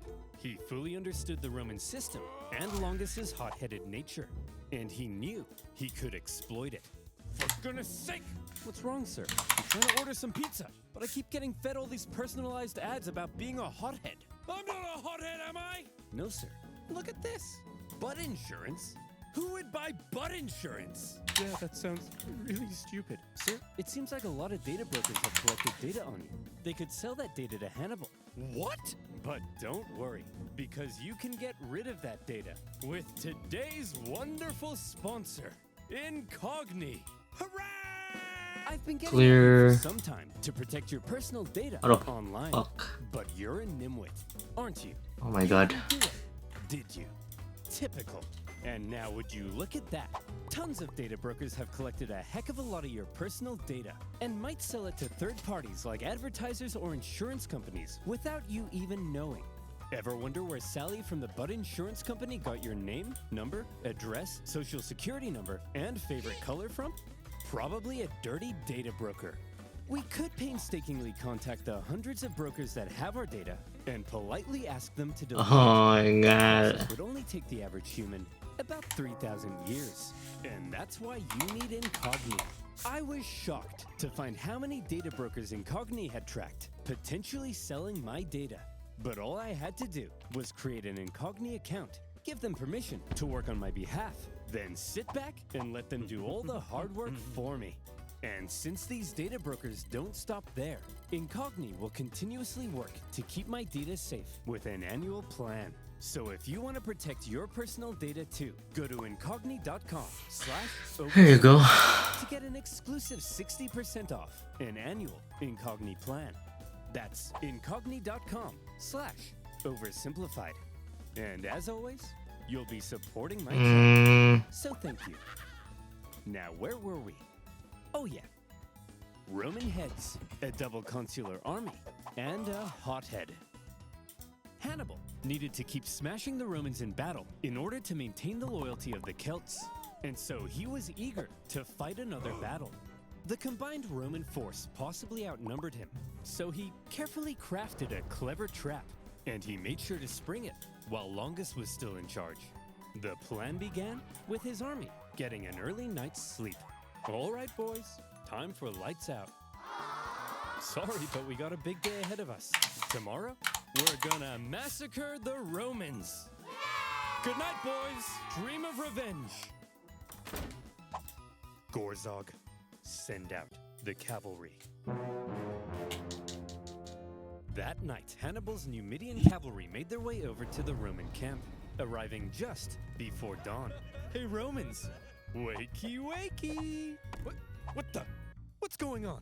Hey, Longus, your butt smells like a butt. It does not! Scipio, awaken the troops. Longus, these playground insults are clearly meant to lure you out. Well, it's working. Send out the troops. Longus, Where is it's it? clearly a trap. Is it down there? Falling for it. Send out the troops. Hey guys, wake up. You're heading out for battle. What? Oh shit, I can't get But there we from haven't had here. breakfast. We're skipping breakfast. I don't think you can do that. As the Romans hurried out of camp, the Numidians began luring them back to the Carthaginian camp, where these gentle See? angels were just awakening from their slumber. Eat up, boys. We're having What a- pancakes. While the Carthaginians were enjoying their hearty breakfast, the starving Romans were still on their way. Ah, I We see. have to catch those Numidians. Hey, Smoona. Longus, there's a freezing river in front of us. Well, get your gluteus maximus in the water. All right, boys, time to lather up. This oil will insulate you from the cold. It also smells like lavender. There's the Carthaginian camp. Get ready to fight, men. Sir, I think the water from the river is beginning to ice over. I can't move. Oh, I'm sorry. You thought war would be fun? Sitting around a nice hot campfire playing Truth or Dare with your friends? Welcome to the real world! Truth, who do you like? Sharon? Hey, look guys, the Romans are here. Having perfectly orchestrated events so that his enemy was cold, tired, and hungry, while his men were well rested and covered in oil. When the two sides engaged one another, the Romans were in no condition to fight. And the cherry on top, the previous night, Hannibal had sent out an elite force of men led by his brother to go and hide behind a bush. They suddenly sprung out, encircling the exhausted Romans, who were then cut to pieces. Once again, Hannibal's superior cavalry and double envelopment tactics had flummoxed the Romans. But the key word at Trebia was control. Hannibal used his intel on the enemy and the environment of the battlefield to carefully control the conditions of battle, creating lots It's a special attack, isn't it? that paved the way to success. And concealing troops for an ambush? All of these things are what make Hannibal the genius he's remembered as today. As for Longus, he managed to escape the battlefield with a small number of troops. Disgraced, he didn't want the Senate to find out what had happened, and he began obscuring communications back to Rome. Longus, where have you been? We've been looking for you. Nowhere in particular. Let's try. 30,000 men are missing. Do you know where they are? They're taking a bath. 30,000 men? All in a bath? Yes. Longus, what's under that rug? Never mind. Aurora Borealis? Aurora Borealis? Oh, well, that's my consulship over. Good luck with Hannibal. Bye! Trebia had been a disaster for the Romans. And as even more Celts began flocking to Hannibal, Rome largely lost its control over Cisalpine Gaul. In Rome, complacency turned to alarm. Hannibal had outwitted them on their own soil and inflicted a costly defeat. But with that, Scipio and Longus's terms as consul were over. They were replaced with two new consuls, Servilius and Flaminius. The Romans may now have begun to realize the trouble they were in and the genius Hannibal had shown in invading Italy. The Romans had expected to be the ones controlling this war. Remember, they thought they were going to invade Carthage. Now their plans lay in ruins, and they were levying 11 new legions to deal with the threat. Hannibal had completely redefined the war. But Hannibal had a little problem of his own. Things had gone well so far, but the Celts were notoriously fickle, and Hannibal needed to ensure he maintained their alliance and his base of support in Italy. Any Celts he captured fighting for Rome, he Start again. extremely well and allowed them You to might get return it. to their homes. But the longer he hung around in their territory, eating all Nope. their food and leaving beard trimmings in their sinks, the more resentful they may become. They wanted to go south and plunder some Roman booty, and Hannibal also hoped to sway Rome's other Italian allies in the south to his side. So from here, the path was clear. Hannibal had to move south. Just one problem. There were two main routes Hannibal could take to move south. And wouldn't you know it, that's exactly where the two new Roman consuls had taken fortified positions. If Hannibal tried to move on them, he'd be fighting from a disadvantaged position and could be bottled in. There is a third option.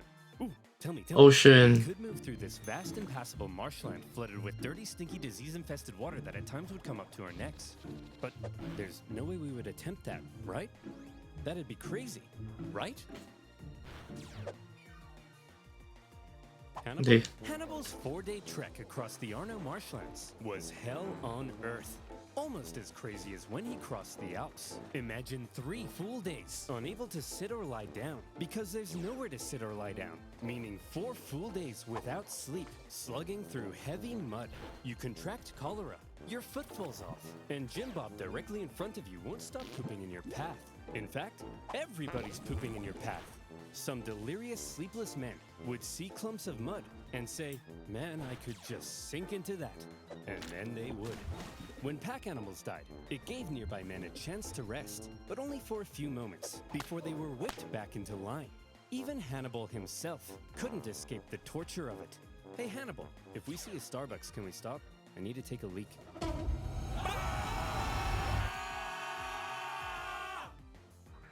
What? Geez, Hannibal. Looks like you picked up a nasty eye infection.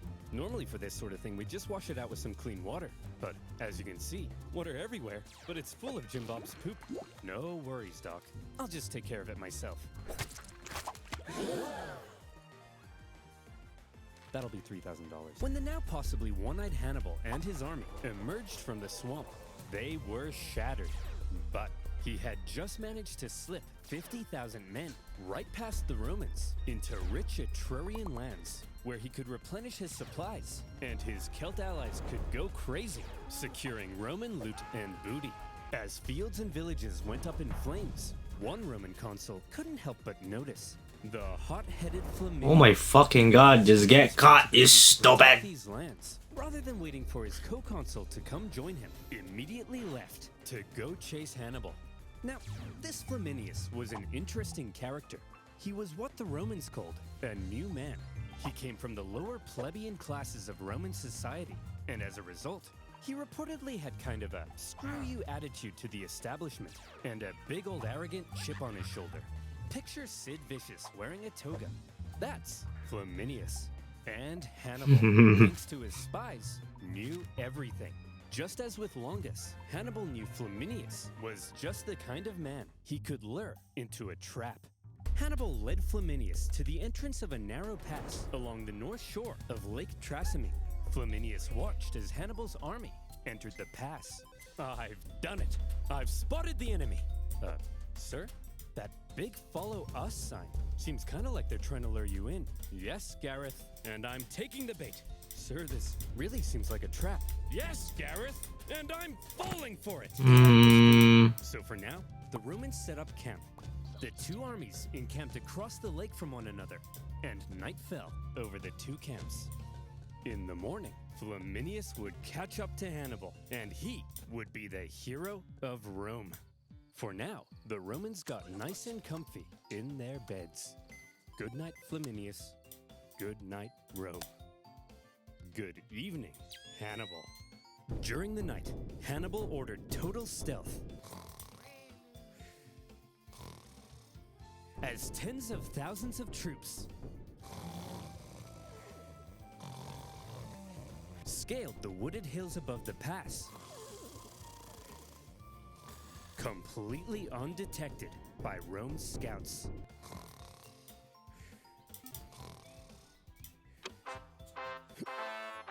Oh shit. Let's go. Forgot. Flaminius took off across the lake shore to try to catch Hannibal. Forgot I don't have ocarinas on this account. Oh, god damn it. A thick fog rose from the surface of the lake, obscuring visibility. Look at this. This is perfect. The mist will obscure our approach. Hannibal will never see me coming. Sir? Why does it sound like 50,000 Carthaginians are charging down the hill towards us? You mean 50,000 Carthaginians are charging right into my trap? The Romans found themselves completely hemmed in on all sides. With zero visibility in the fog, the fighting was terrifying and chaotic. Troops were pushed into the lake in their heavy armor, where they were either cut down or drowned. And Flaminius, who likely stood out like a sore thumb in his consul attire, caught the attention of one Celt warrior, with his head possibly swirling with thoughts of how the Romans had decimated his homeland. According to the ancient writers, this Celt took his chance.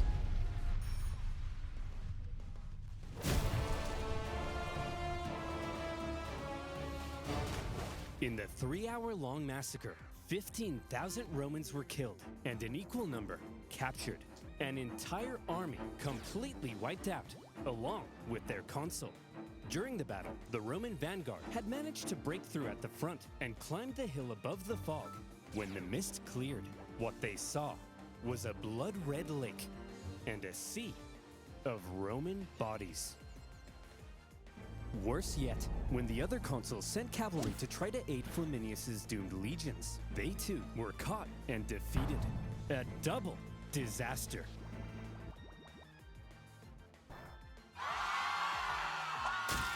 Rome went into a frenzy. For the second time, Hannibal had completely decimated an entire Roman army. Romans were dying by the tens of thousands. Common citizens began flocking to the city for safety. Women waited by the city gates in tears, hoping to hear news of loved ones. This one man, having just led his battered army across the Alps the previous year, now stood less than 100 miles from Rome. To this point, he had been a problem. Now, Hannibal was a crisis. And in a crisis, Rome took desperate measures. They actually had a system in place when dealing with an emergency of this magnitude. They would forgo their two-consul power-sharing system and instead temporarily give one man near total power and authority to be as decisive as he needed and hopefully salvage the situation. This all-powerful position in Rome's government had a name: dictator. It's actually where we get the word. But unlike modern dictators, Roman ones didn't score perfect rounds of golf or ride bears through the Siberian tundra. They held their power for just 6 months before they were required to give it up. And in Rome's hour of need, the man chosen to be dictator in 217 BC, one of the most highly esteemed members of the Roman Senate, Fabius Maximus. So how would Fabius, as dictator, confront Hannibal? Well, Fabius understood that marching all of Rome's How much young men damage straight did it into do? a one-man meat grinder was bleeding Only them dry. 6. Hannibal Alright, was as long as I don't too crit. dangerous to face head-on in battle. However, he was also stuck in their territory with dwindling manpower and forced to live off the land. It wasn't a sustainable position to be in long term, and he could only remain there for so long. So, if Rome avoided battle with Hannibal to prevent any more crippling losses, and instead simply maneuvered around him, blocking supplies and taking out smaller contingents where possible, Hannibal would gradually become weaker, while they would gradually become stronger. And so Fabius presented his new idea to the Roman Senate. Okay guys, I have an idea. See if you can follow me here, okay? Instead of fighting Hannibal, when he approaches, we run away.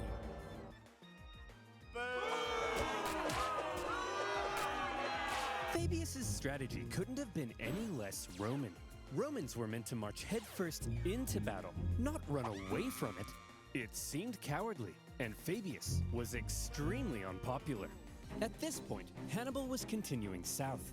He had to stay on the move to keep his army fed, and he was still aiming to undermine Rome's alliances in the south. As he went, in a calculated display of aggression, he devastated the Roman countryside and killed many Romans, all in plain sight of Fabius and his army. We're just gonna stand here? Yes. Are you a coward? No. But Fabius, that's my farm. Well, McDonald, thank you for your sacrifice. You're a hero now. Think of the stories you'll tell. Old McDonald. How to farm. The farm. Shut up. But you know who else hated Fabius? Yay. Hannibal. He understood the danger he was in. Turning Rome's allies against her. I need to catch this too. To keep smashing the Romans in battle. Imagine it's a shiny. Couldn't do that Damn it. If Fabius wouldn't fight, Oh, no! multiple times Hannibal tried to goad Fabius into a fight, but Fabius wouldn't bite. Failing that, he tried to turn Rome against Fabius. According to the writer Livy, he burned down all the farms he could, but any farm he learned was owned by Fabius himself. He left well alone. Hey Fabius, why isn't he burning down your farm? You got some sort of a secret deal with him? What? Of course not! Hey Hannibal! What? Burn my farm too, please! What? Burn my farm too, please! No! Remember our secret deal! Well, you gotta admit, he's a genius. Hannibal's problem, however, was that he had to stay on the move to keep supplying his army from the local lands. At one point, he entered Campania, one of the richest regions of Italy, great for resupplying, and great for showing up Fabius in front of Rome's South Italian allies. But he was caught in a valley, and Fabius quickly moved to block his escapes. Haha! We've got him! After he's used up all the valley's supplies, he'll starve. Sir? What are all those lights leaving the valley? Is he trying to escape? Lights in plain view. Well, that's a trap if I've ever seen one. And we're falling. Suspecting a trap, Fabius refused to budge. But other Romans in the valley rushed to confront Hannibal, only to find the Carthaginian army was actually just a herd of oxen with torches tied to their heads.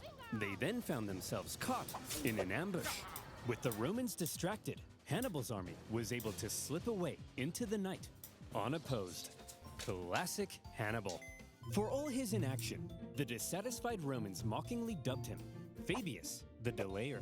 But the thing is, Fabius's strategy was probably the best thing he could have done. He was right that constant encounters with Hannibal were bleeding Rome dry, and the time he took allowed Rome some breathing room to recover their forces when they desperately needed to, while putting Hannibal into an increasingly more difficult position. Modern historians view Fabius's strategy as generally a good idea. To this day, the act of not engaging an enemy, Changing my mind. Let's gradually wearing them down, is still referred to as the Fabian strategy. But when Fabius's term finally came to an end, the Senate couldn't have been happier. It was time to start fighting again. However, they probably had a little chat about how they were going to go about it.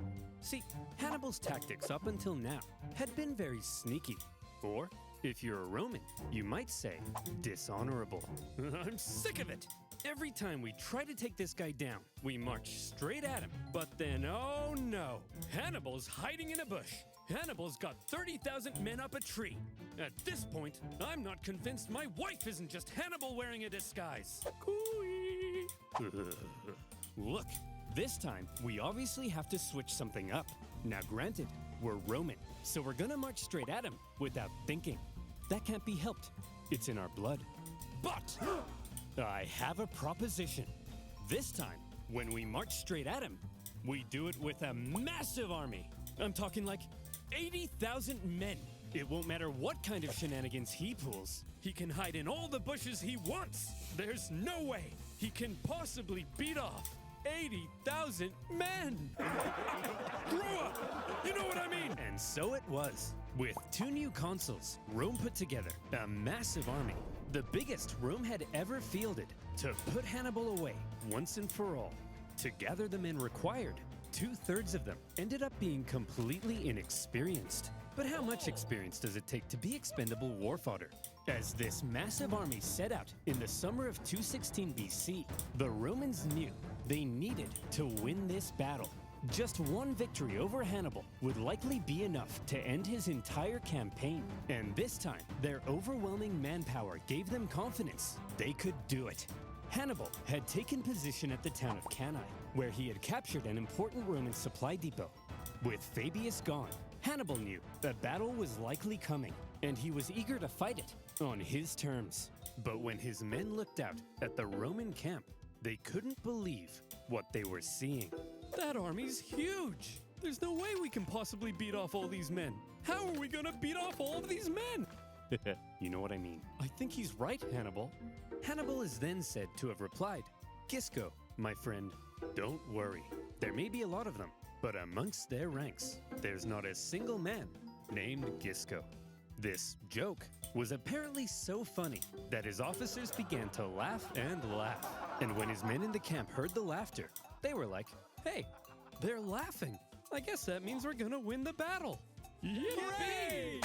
As for the Romans, the consuls were another pairing between an inexperienced hothead and a wise scholar.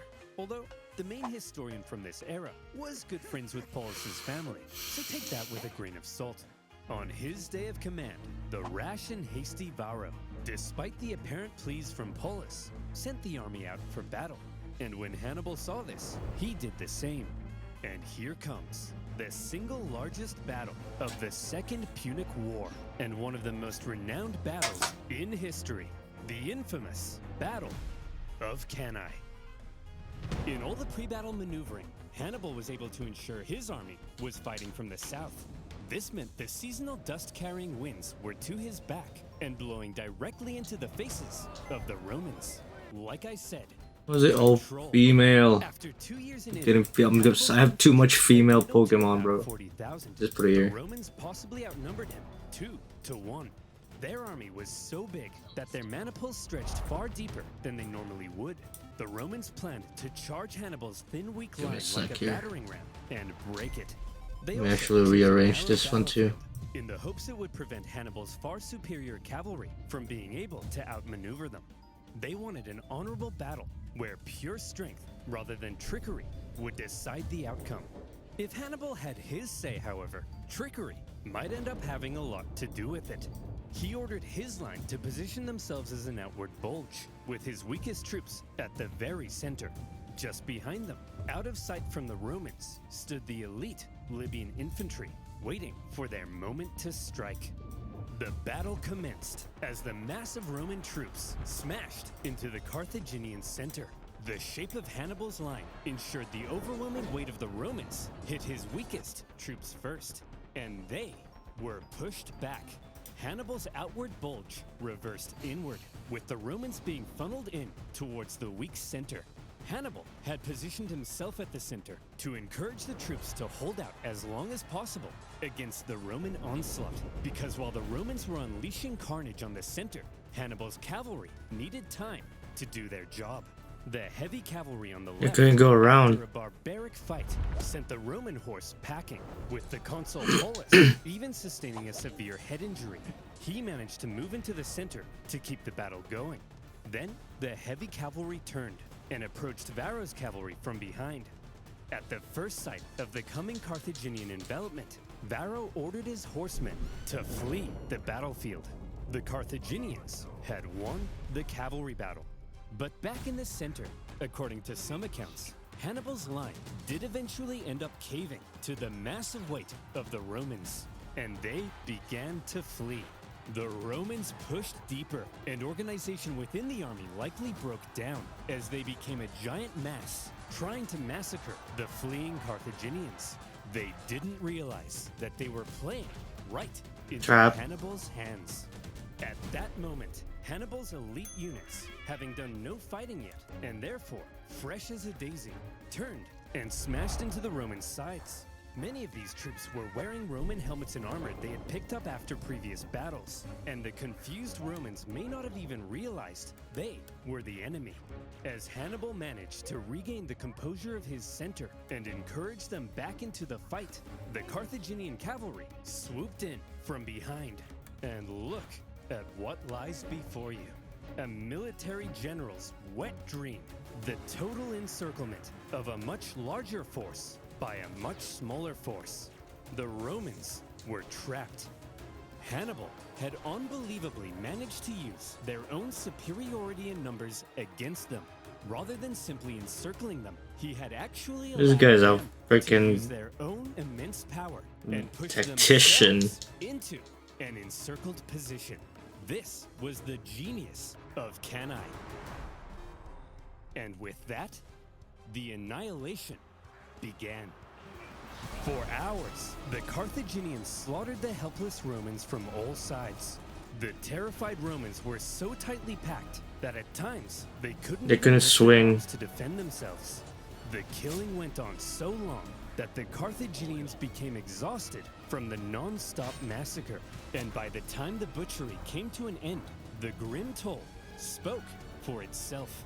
To Hannibal's several thousand lost, the Romans They only lost 60 8,000? to 80,000 dead or captured. Yet another entire army wiped out by Hannibal. Many high-ranking Romans met their end at Cannae. Paulus, for one, but also 80 senators and more. It's been estimated that 20% of Rome's male population, aged 18 to 50, died at Cannae. This was it. Hannibal's vengeance. The stunned Carthaginians, as they searched for their own survivors among the dead, couldn't believe the sight of it. An estimated 30,000 gallons of blood now lay spilled on the battlefield.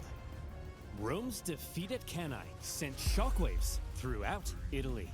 Just as Hannibal had hoped, most of southern Italy now defected to his side, including the second largest city on the peninsula. Wow, Hannibal, this is incredible. What could possibly come next? Next? Jim Bob. I've killed 150,000 Romans. I've turned her allies against her. That's it. That's vengeance. So let me tell you what comes next. Rome surrenders. Their territories are reduced. We recover our lost islands. And Carthage dominates the Mediterranean once again. But sir, what if they don't surrender? Jim Bob, did you miss what just happened? Of course they're gonna surrender. Throughout his campaign, Hannibal had shown himself to be very adept at reading the Roman mind. But if he now thought that Rome might surrender, it was the first time he severely underestimated them. And he was about to discover an extremely inconvenient fact about Rome. Rome never surrenders.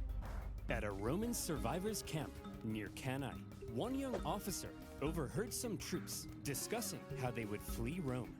Drawing his sword, he threatened to cut down any man that would abandon Rome in its hour of need. That officer was Scipio the Younger.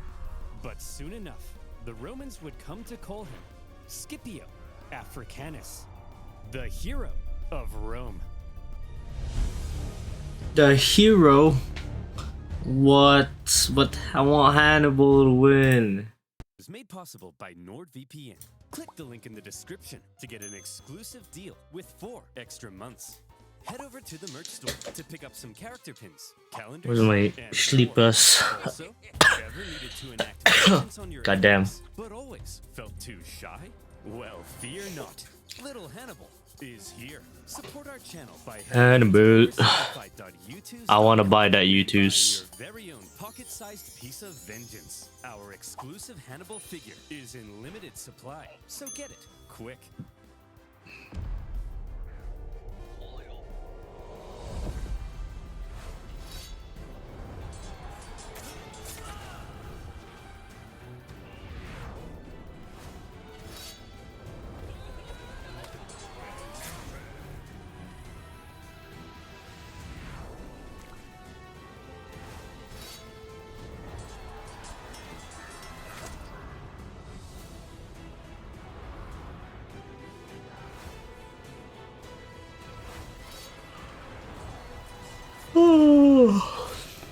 I'm tired. God damn.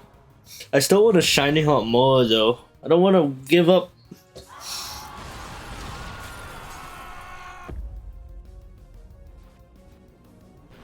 How do you solve a problem like Hannibal? In a crisis such as this, the Romans often turn to religion. What's going on? Are the gods mad at us? The gods must be mad at us! But why? Why? No, why? 2 of the Vestal virgins broke their sacred oath and lost their virginity. That's why Hannibal is kicking our ass. What should we do with them? Appease the gods! Bury Kill them. Who did they even boink? It was those guys! Huh? What should we do with them? Beat them to death! Needless to say, the Romans were freaking out. Okay, now that that's out of our system, let's go find a real solution. The real solution, first of all, involved raising a new army. Remember, at Cannae, Hannibal had wiped out the biggest army Rome had ever fielded, possibly 20% of Rome's military-aged men. Rome needed to replace those losses, and fast, before I'm gonna grow a new army. their gates. But where would those replacements come from? Rome had a few ideas. Quick! Lower the age of conscription! You! Put down those Digimons! You're a soldier now! Enlist all these slaves with the promise of freedom! And equip them with all these religious weapons and armor! Anything we've got! All right, men! You are Rome's last line of defense! Man the walls!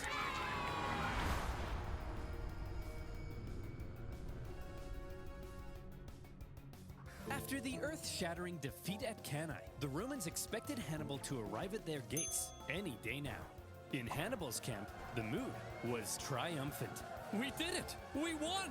So when do we march on Rome? Today? I'm free in 10 minutes. Whoa, whoa, slow down. We're not going to Rome.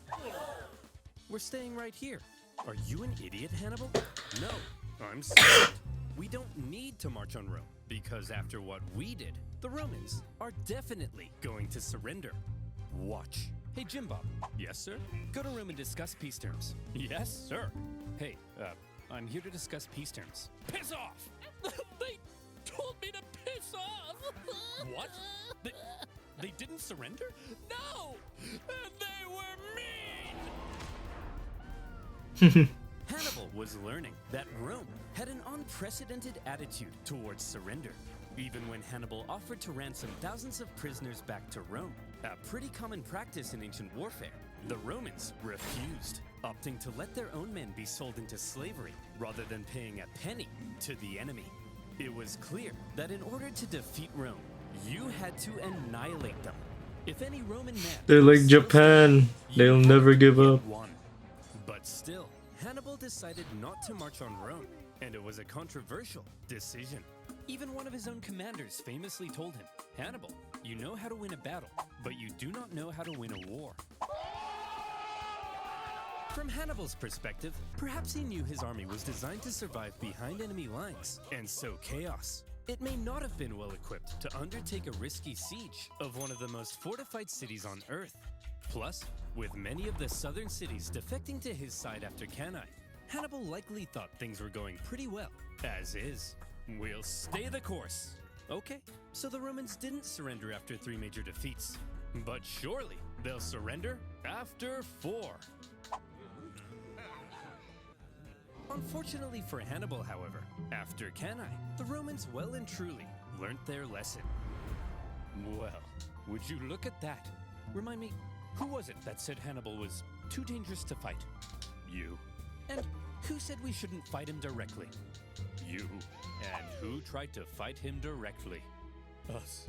And what happened? We lost 20% of our military-aged men. That's right. So tell me, when Hannibal approaches, what do? We run away. I'm a genius. Clap for me. After Cannae, Fabius Maximus kind of became the unofficial leader of Rome. Even if others were elected consul, his influence was unparalleled, and Rome quickly reverted to the Fabian strategy of avoiding Hannibal. They knew they couldn't defeat him, so instead, they hoped they could at least contain him. They raised an impressively large number of men, partly by enlisting teenagers, slaves, and criminals. And rather than trying to fight Hannibal, they instead turned their attention towards those treacherous southern cities that had switched sides. Thanks for joining the winning team, guys. Here's the deal. All you have to do is provide me some troops and defend your own city, since I'll be too busy to defend it for you. Now, I'm going to briefly turn around, look this way, and when I look back, you better not be being massacred by the Romans. Oh, for goodness sake! The Romans spread out their newly formed legions and began attacking the southern cities here, there, everywhere. The southern cities expected to have Hannibal's protection, and Hannibal was inundated with requests for help. He was forced to run around southern Italy, trying to encourage defection while rescuing his own allies. But when he showed up, the Romans would often leave, only to come back the second he went away again. And as these southern cities found themselves being punished severely by the Romans, they began to realize that joining Hannibal may not have been such a good idea. Hey! You think you're so big? Attacking my allies? Why don't you come out and face me? Because you're scary! The fickle southern cities frequently switched sides depending on who appeared to be winning, and the whole situation became a nightmare for Hannibal to control. It's like a gambler. A constant game of Roman whack-a-mole to fend off the enemy armies. Having not long ago seemed near extinction, the Romans had managed to turn the situation around by placing Hannibal in a clever predicament. If he left southern Italy, the southern cities would likely capitulate to Rome, meaning he couldn't leave. And since the Romans wouldn't fight him, he couldn't inflict any more dangerous defeats. For now, Hannibal had been muzzled. Southern Italy had been his prize for his impressive Italian campaign. But those clever Romans found a way to take his prize and turn it into his prison. With the Fabian strategy neutralizing Hannibal for now, the Romans were freed up to refocus their attention to other fronts. This whole time, while we've been discussing Hannibal and the Italian campaign of the Second Punic War, fighting had actually been occurring elsewhere. For example, in 216 BC, the Romans had sent an army north to punish the Celtic tribes that had joined Hannibal. However, as the Romans entered the Latana forest, little did they know those clever Celts had set up a trap. The Celts dropped trees on them, decimating the Romans, and they even took the commander's head to use as a religious sippy cup.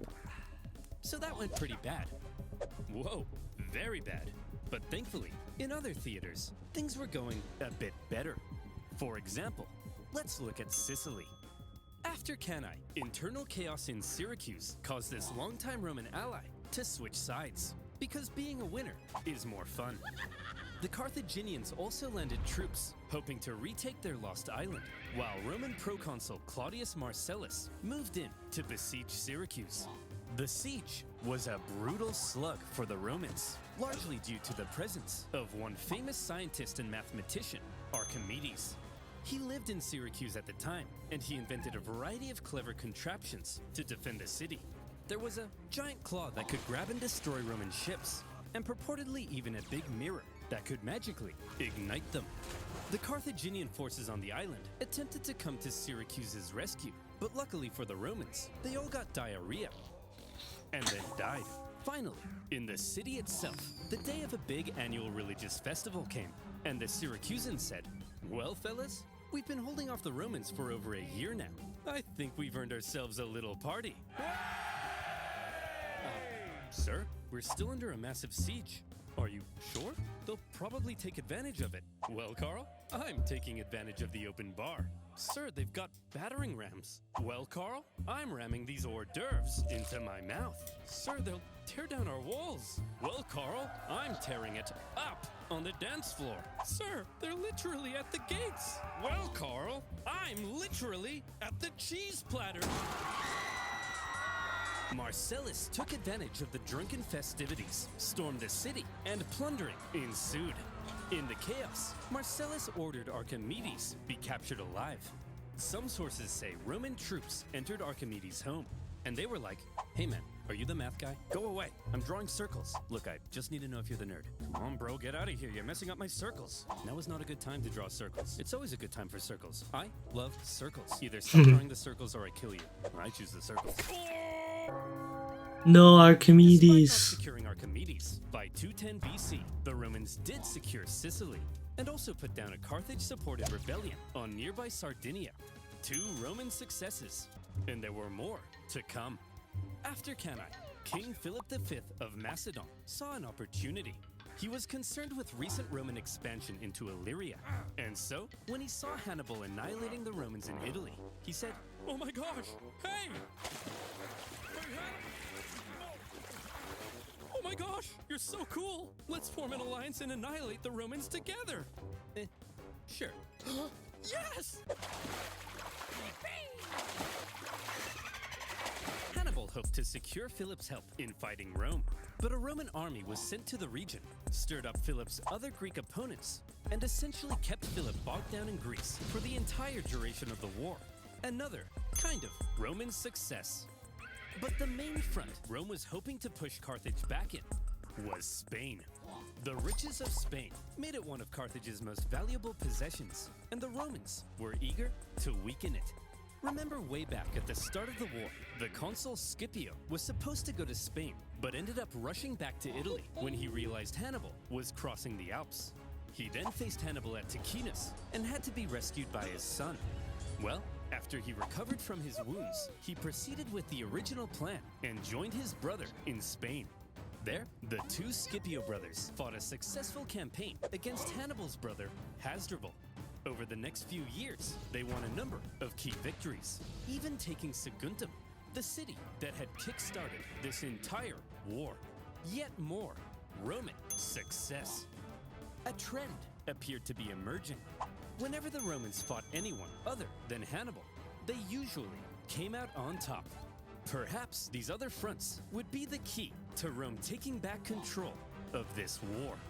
Perhaps it was time for Rome to return to their old ways of being the aggressive go-getters. And perhaps it would help if Rome had a Hannibal of their own.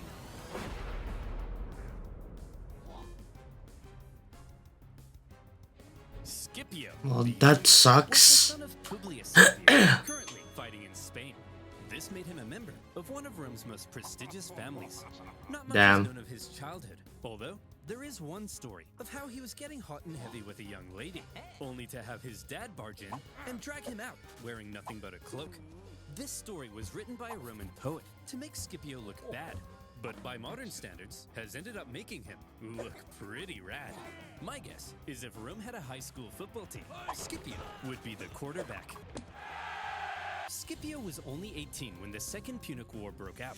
He was at the Battle of Ticinus, where he famously rescued his father, and he was one of the survivors of the Battle of Cannae, after which he threatened to cut down any man who dared abandon Rome. He was a natural leader, and up to his ears in spunk. And therefore, he rose through the Roman ranks shockingly fast. We need a new military tribune, but Hannibal has killed so many men, we're running out of options. Put me in, coach! Scipio, you're only 20. You can't be a tribune. Come on, coach. Put me in. Well, you do have a lot of spunk. All right, you're hired. We need to elect a new Ida. Who do we have left? Put me in, coach. Scipio, you don't meet the minimum age requirement. I got this, coach. I got this. Well, okay then. You're in. Ugh, my room's a mess. I gotta cook dinner. Oh, and would you look at that? My fly's down. Life sucks. Put me in, coach. Wow, you're so spunky. When Scipio was 25, however, he received some bad news. His father and uncle in Spain had both been defeated in battle, and shockingly, both of them were killed. The news must have been devastating for the young Scipio, but it was also devastating for Rome, as almost all of their Spanish gains were wiped away. Okay, listen up! We need someone to go and replace the Scipios in Spain. So, who's up for it? Come on, who's gonna go? Fabius, Spain seems unwinnable. There's no glory to be had there. Yeah, the glory is here, defending the homeland from Hannibal. Well, somebody has to go. I said, well, somebody has to go. Put me in, Scipio was eager to be the one to go and replace his father and uncle in Spain. However, there was concern amongst the older senators. You're only 26. You can't lead a military campaign. And you're 71. You can't stand up without a little urine dribbling down your leg. Scipio didn't He's absolutely right. position, but as the only person willing to go, this young piece of hot Roman meat was unanimously elected proconsul and sent to lead the Roman armies in Spain. He hoped to carry out a campaign as impressive as Hannibal's had been in Italy. In fact, Scipio rather admired the one-eyed general. Scipio, you've got a Hannibal poster in your room. Yes, but he's the enemy. I'll let you in on a secret, Billy. You know how we're gonna win this war? By marching straight at the enemy? No, that's the old way. We've gotta be less Roman and a little more Hannibal. Hey, by the way, don't just barge into my room. That's an infringement of my privacy. Privacy? Privacy, you say? Well, Scipio, if it's privacy you want, then you, my friend, need NordVPN. Don't touch me. How would you like to be innocently downloading inspirational photos of Nicolas Cage, only to realize I it's want malware that. stealing your data and telling all your friends One Nicolas Cage inspirational wallpaper. Now we dweebs. Yeah, didn't think so. And that's why you need NordVPN. With a single click, NordVPN connects you to secure servers around the world, keeping you safe from malware and other online threats. Their Threat Protection Pro features go the extra mile in preventing your data being stolen by scanning your downloads for malware, blocking malicious websites, and even detecting fake online shops. DolceandBanana.com? I don't think so. But that's not all. With NordVPN, you're not just protected, you can also unlock better deals in other regions and access content that isn't available in your country. So get protected today by heading to nordvpn.com/oversimplified and grab an exclusive deal with 4 extra months for free. That's nordvpn.com/oversimplified. And as always, you'll be supporting my channel. So thank you. Now, where were we?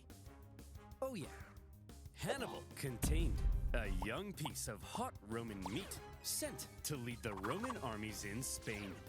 Scipio was charismatic, extremely confident, bold, and probably most importantly of all, he thought differently from other Roman generals. So Skippy, what's the plan? Don't call me that. We're Roman, so same thing as usual, right? We march straight at the enemy, right? Get this, Billy. No, we don't. Scipio was a real outside-the-box thinker.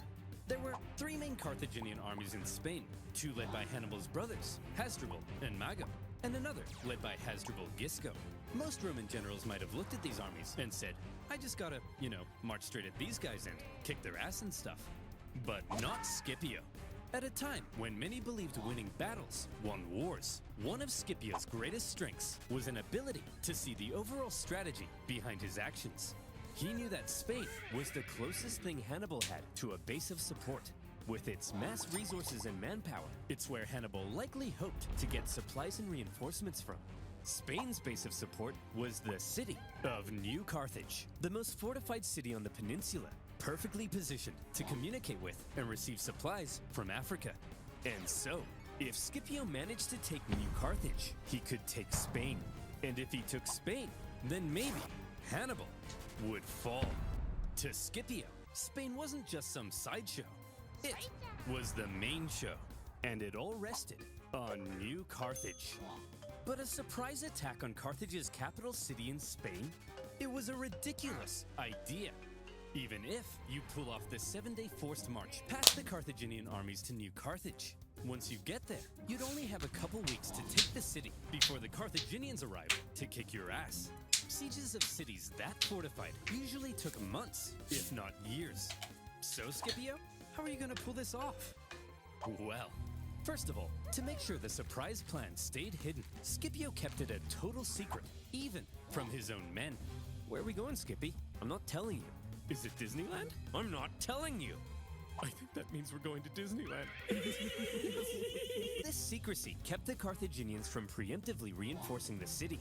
As a result, New Carthage was left under garrisoned because the Carthaginians believed it to be kind of naturally impenetrable. It was surrounded on 3 sides by a lagoon and only accessible via a narrow isthmus. What's an isthmus, you ask? Maybe read a book. Alright, Scipio, you made it to New Carthage. Now the other Carthaginian armies are only a 10 days march from... Fine. I'll friggin' search it up. Piece of shit. Isthmus. Ah, a narrow strip of land with sea on either side. Okay. Cool. Literally what the picture just showed us. Your ass. Just what were you thinking? Well, Scipio had learned something crucial. Every afternoon, the tides made the lagoon around New Carthage briefly shallow enough to cross. So, he ordered a large diversionary attack on the main city gates, distracting the city's defenders. Then, a small infiltration force traversed the lagoon, climbed the unguarded northern walls, and entered the city. They ambushed the guards and opened the city gates to the rest of Scipio's army. And just like that, New Carthage had fallen. In a single day, Scipio had taken Carthage's capital city in Spain, and he made it look easy. With it, he seized much of Carthage's war supplies, several silver mines near the city, and various powerful Iberian tribes even joined his side. And now he was in a great position to take on the other Carthaginian armies in Spain. Wow, Skippy, you're amazing. Don't call me that. How'd you know the lagoon would get shallow? It's almost like you speak to the gods. No, I told him. All the local farmers know about the yes, that's it. I speak to the gods. Wow! Scipio had no problem allowing his men to think he was divinely inspired. Roman writers also tell us another of Scipio's traits. He was apparently quite merciful in victory and often protected the inhabitants of captured cities. Spencer! What are you doing? Well, I was just about to murder this family. Hey, bad Spencer! No! Can I at least kill the dad? No! What about the... No! Oh, you're mean! The Carthaginian generals in the region must have been shocked at the loss of their capital city. There was now a Terminator in Spain, and he was coming. In 208 BC, he made a move on Hasdrubal, hoping to defeat him before the other Carthaginian armies could come and link up. When Hasdrubal heard Scipio was coming, he said, Hasdrubal did the sensible thing and climbed a big hill for safety. Hey! Get down here! I want to kill you! Fat chance, Vin Diesel! Well, he doesn't have to be rude. So what's the plan then, Scipio? This time, we march straight up and at him. Right? Right, Scipio? Billy? Wrong. No! Scipio once again displayed a distinctly not Roman approach to fighting. He is really tactical as well. Straight up and at him, Scipio feigned a frontal skirmish, only to pull off a surprise uphill envelopment. Not an easy thing to do, but Scipio had trained his army to pull off maneuvers that typical Roman armies couldn't. After the battle, the defeated Hasdrubal fled Spain, hoping to link up with his brother Hannibal in Italy. And Hannibal desperately needed the help. As Scipio was dominating in Spain, Hannibal's struggles in southern Italy continued. He was convinced that if he just received ample supplies and reinforcements, he could reverse his fortunes and get back to kicking Rome's ass. But for the remainder of the war, he would suffer a frustrating lack of support from the Carthaginian Senate. After Cannae, Hannibal had sent his brother Mago to Carthage, where he famously poured out golden rings taken from fallen Roman knights. He told the Senate that with reinforcements, Hannibal could finish the job. But a growing faction in the Senate, possibly jealous of Hannibal's rising influence, opposed sending any help. In the end, a large number of the reinforcements gathered for Hannibal now ended up being diverted to stop Scipio in Spain. Just as he had hoped, Scipio's campaign in Spain was actively harming Hannibal in Italy. However, those reinforcements meant that when Scipio made a move on the remaining Carthaginian armies in Spain, they now likely outnumbered him. With the odds heavily stacked against him, it would take some serious skill to win this battle. This time we're gonna march straight at them, right? No, Billy! Ooh. The preceding Battle of Ilipa is often considered Scipio's masterpiece because it was positively oozing with deception and trickery. First, both sides spent several days forming up and facing off without actually fighting. On each day, Scipio placed his strongest Roman legions in the center with his weaker Iberian allies on the sides. Seeing this, the Carthaginians were like, "This guy's an idiot. We've seen his plan. His strongest troops are going to be in the center. So let's form all of our battle plans based on this information. I'm sure he won't change anything at the last minute." Then, when the day of battle came, Scipio woke up the Carthaginians with an early morning attack, causing them to rush out of camp without breakfast. When the Carthaginians lined up with their strongest troops in the center to meet Scipio's, they were stunned to find that Scipio had completely reversed his order. The weaker Carthaginian sides now found Scipio's strongest bearing down on them. Then, in an extremely impressive maneuver, the well-trained Roman wings even stretched out during their approach, hitting the Carthaginians from the sides. The Carthaginian center could have turned to help, but Scipio had ordered his center to approach so slowly that Carthage's center could do nothing but just stand and wait. In this way, the outnumbered Scipio had cleverly controlled events so that the bulk of the strongest Carthaginian troops couldn't even fight during the battle. He had completely removed them from the equation. The incredible Scipio had inflicted a monumental defeat on a much larger enemy force. And the Battle of Ilipa was the final nail in the coffin for Carthaginian Spain. Yet more tribespeople continued to side with the Romans, and the remaining Carthaginians retreated to the coast and eventually fled the peninsula. And would you look at that? In just a few years, the incredible young Scipio had turned Spain completely red. The Carthaginians must have been stunned. His Spanish campaign had almost been as impressive as Hannibal's campaign in Italy. In fact, see if any of this sounds familiar. In Spain, Scipio had used the environment of the battlefield to his advantage. He staged ambushes by concealed troops. He treated local tribespeople well, earning their friendship. He even once forced his enemy to come out and fight him without breakfast. Each and every one of these tactics were possibly borrowed from a certain one-eyed general. In all the battles Scipio had fought against Hannibal, it seemed he may have been taking notes. Hey! Scipio! What? Stop copying me. I'm 700 miles away. I can't hear you. What did you say? What? What? Better yet, Scipio's achievement in taking a well-fortified city, plus his understanding of the overall strategy, has led some historians to argue he wasn't just as good as Hannibal. Scipio may actually have been better. This young man, who many in Rome had doubted, had just shut those silly billies right the flip up. Mere years ago, it looked like Rome had no chance of even surviving this war. But now, the momentum of war was shifting astonishingly fast. And for Hannibal in Italy, things continued to head south. Before Scipio had even gone to Spain, the Romans had placed Capua, Hannibal's largest city in Italy, under a dangerous siege. And in order to rescue it, Hannibal needed to take drastic action. Ooh, should I get any horde shiny here? A Smurgle would be nice. You convinced me. I'll march on Rome. Hannibal, that conversation was 5 years ago. It's too late. No one's trying to convince you to march on Rome. I said I'll do it! Quit nagging me! Ugh. Hannibal finally marched on Rome, hoping it might draw the Romans away from Capua. The Romans I honestly just want a single encounter shiny. Single encounter is more fun compared to like a 5 horde. Not like worth it, you know what I mean? Like getting a shiny horde is kind of like eh. He had no chance of taking the city. The whole thing was a feint, and Hannibal soon left.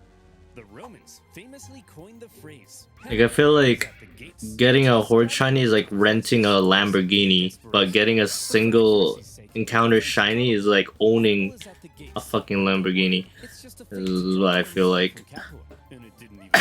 Because the Romans stayed at Capua, and the Capuans misunderstood and thought Hannibal had abandoned them. And so, they surrendered the city. But apparently that's not as catchy. Despite a few successes, including an ambush in 208 BC, where Hannibal managed to kill both consuls in one go, Hannibal was slowly but steadily losing his grip on southern Italy. Even Hasdrubal, who had fled Spain to join Hannibal, never reached his brother. He made his own dramatic crossing of the Alps, just as Hannibal had done. But unlike Hannibal, the second Hasdrubal arrived in Italy, he was immediately pulverized. The Romans then took his head and threw it over the walls into his brother's camp. Hannibal was becoming extremely isolated. After his impressive conquest of Spain, Scipio returned to Rome a hero. And when the election came for next year's consuls, despite not meeting the typical requirements, Scipio won in a landslide. But the question now was, what would he do next? All right, what's your plan then, Scipio? You're gonna go fight Hannibal now, right?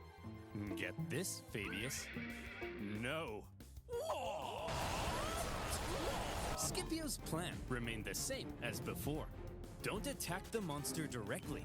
Attack his base of support, which now happened to be Carthage itself. That's right, Scipio would invade Africa. However, Scipio understood that any invasion of Africa would stand a much better chance if he could secure an alliance with one of the African tribes. Throughout the war, Carthage's far superior Numidian cavalry, which came from this part of Africa, had played a critical role in winning battles. Numidia was divided between two rival kings. In the east, the king Syphax had sympathized with Rome for much of the war, and so at some point, Scipio visited Syphax to ratify a treaty. It just so happened, however, that the Carthaginian general Hasdrubal Gisco, whom Scipio had fought in Spain, also arrived at the exact same time. And so Syphax invited both Scipio and Gisco for a meal.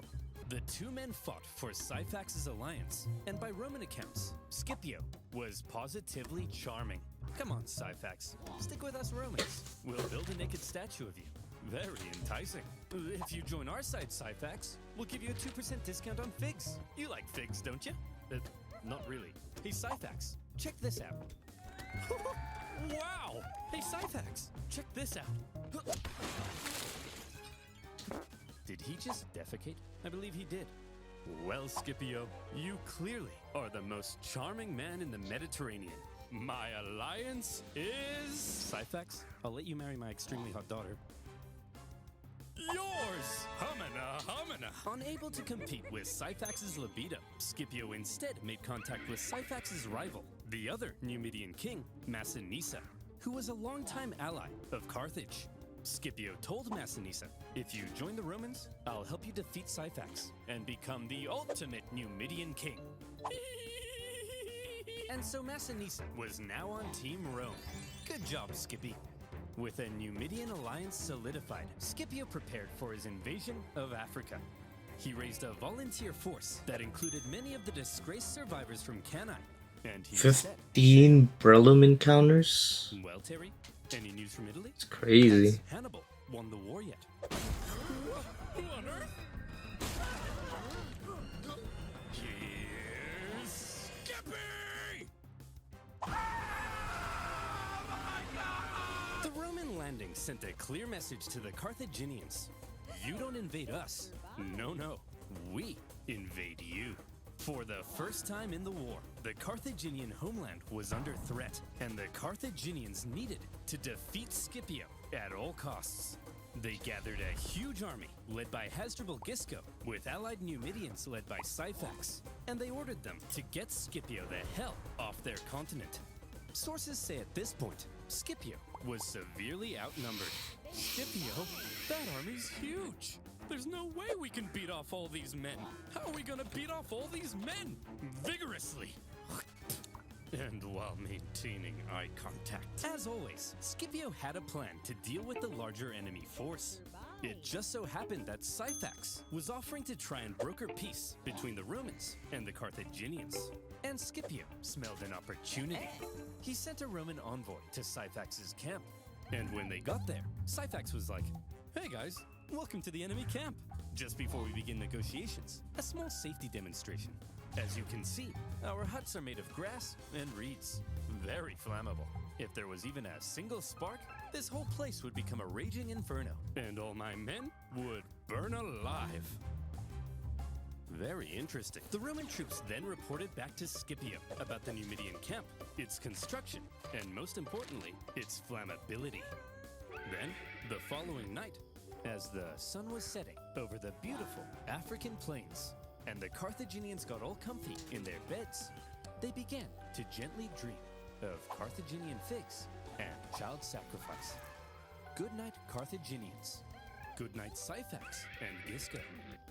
Good evening, Scipio. In the night, shadowy Roman figures approached the Numidian camp. As the Numidians lay in their beds, Scipio executed his plan.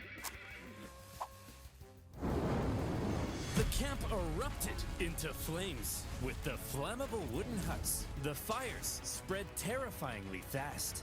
Men were burned in their beds. Those who awoke in a panic, believing the fire to have been some kind of terrible accident, rushed to the exits without their weapons and armor. Those who saw the fire from the Carthaginian camp also rushed out unarmed. And when they got there he was. Scipio, the Romans, and their steel. No. Hannibal's gonna die. The terrified Carthaginians were massacred, and with heavy casualties, There's no more backup. fled the scene of the disaster. Scipio followed this incredible success with another victory against the pair at the Battle of the Great Plains. After that, Massinissa chased his rival Syphax into his kingdom, where Syphax was captured. Massinissa was now the ultimate Numidian king. He entered Syphax's capital city. He seized Syphax's palace. He even married Syphax's wife. And when Scipio got mad at him for marrying a Carthaginian girl, he then poisoned his wife. Boys will be boys. Having defeated the Carthaginian armies in Africa, almost nothing now stood between Scipio and Carthage. And the Carthaginians were freaking out. What do we do? What do we do? There's only one thing left to do. Pray. Recall him. Oh, Hannibal. You've been here in Italy for 16 years. This is practically your home. You're basically Italian. Yes, Gerald. And I've had such a lovely time. I ate spaghetti, did this with my hands. I've committed my whole life to this campaign. And once Rome has fallen, it'll all have been worth it. Hannibal, you have to return to Carthage. Your Italian campaign has been for nothing. Your whole life has been a waste. No! Imagine being Hannibal in this moment. You left Carthage when you were 9. You probably barely even recognize your own homeland. The kingdom he had built in Spain with his father? Gone. And now his Italian campaign, his vengeance. Was it really all for nothing? But that was that. Carthage was under threat, and Hannibal had to protect his home city. As he left Italy, in Rome, there was celebration, but also some trepidation. Now, Scipio would have to face Hannibal in Africa, where Hannibal would have home advantage. While Hannibal was on his way, the Carthaginians stalled for time and approached Scipio for peace talks. Hey, look, we never meant to start an all-out 2-decade-long war, but you did. No, that was Hannibal. He's to blame for all of this. Well, all right then. Sign this peace treaty. Okay, let me just get my signature right on there. He's here! Yes! Oh, look who's here, you bald prick! You're so dead now, Skippy. Don't call me that! After Carthage proposed peace, only to then go back on it, the normally merciful Scipio was enraged. He began refusing to accept town's surrender, and instead began burning everything to the ground, selling everyone into slavery. Hannibal, he's burning our towns! Go stop him! Guys, he's obviously trying to lure me out there to fight on those flat plains, where his Numidian cavalry will give him the advantage. It's a trick. Well, it's working. Go and fight him! It's obviously a trap, and we're falling for it! Go and fight him! Hannibal set out to meet Scipio in the western plains. And here came Scipio's final test. Finally, the teacher would face the student, the two greatest generals of all time, in one last, decisive battle. Would Hannibal's genius still shine through? Or would Scipio prove that he had surpassed the master? Before battle, the two great generals rode out from their camps and met in person for the first time. Hannibal, I'm a huge fan.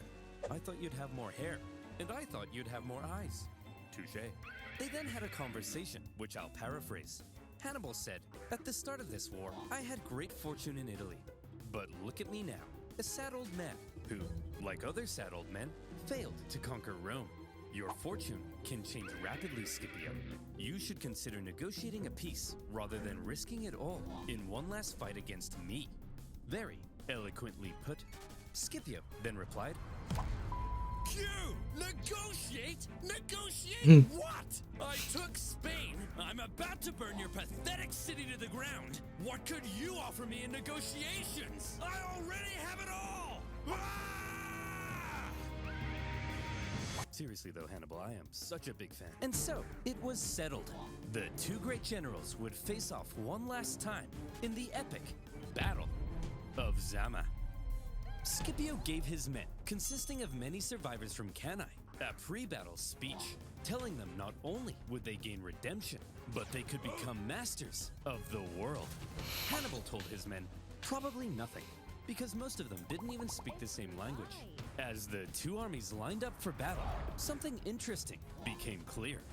Hannibal had more infantry and hoped to use them to brute strength the Romans, but Scipio had the nimble Numidian cavalry and hoped to pull off an envelopment. It was a complete role reversal of Cannae. As the battle began, Hannibal made his first move. He sent his 80 war elephants to smash through and weaken the Roman infantry. Scipio had the perfect response. He had altered his formation to create passages between the Roman maniples. His light troops stepped aside at the right moment, revealing the gaps ahead of the charging elephants. Elephants, if given the choice between a suicide charge into spears or a nice clean escape, will probably choose the escape. And that's what happened.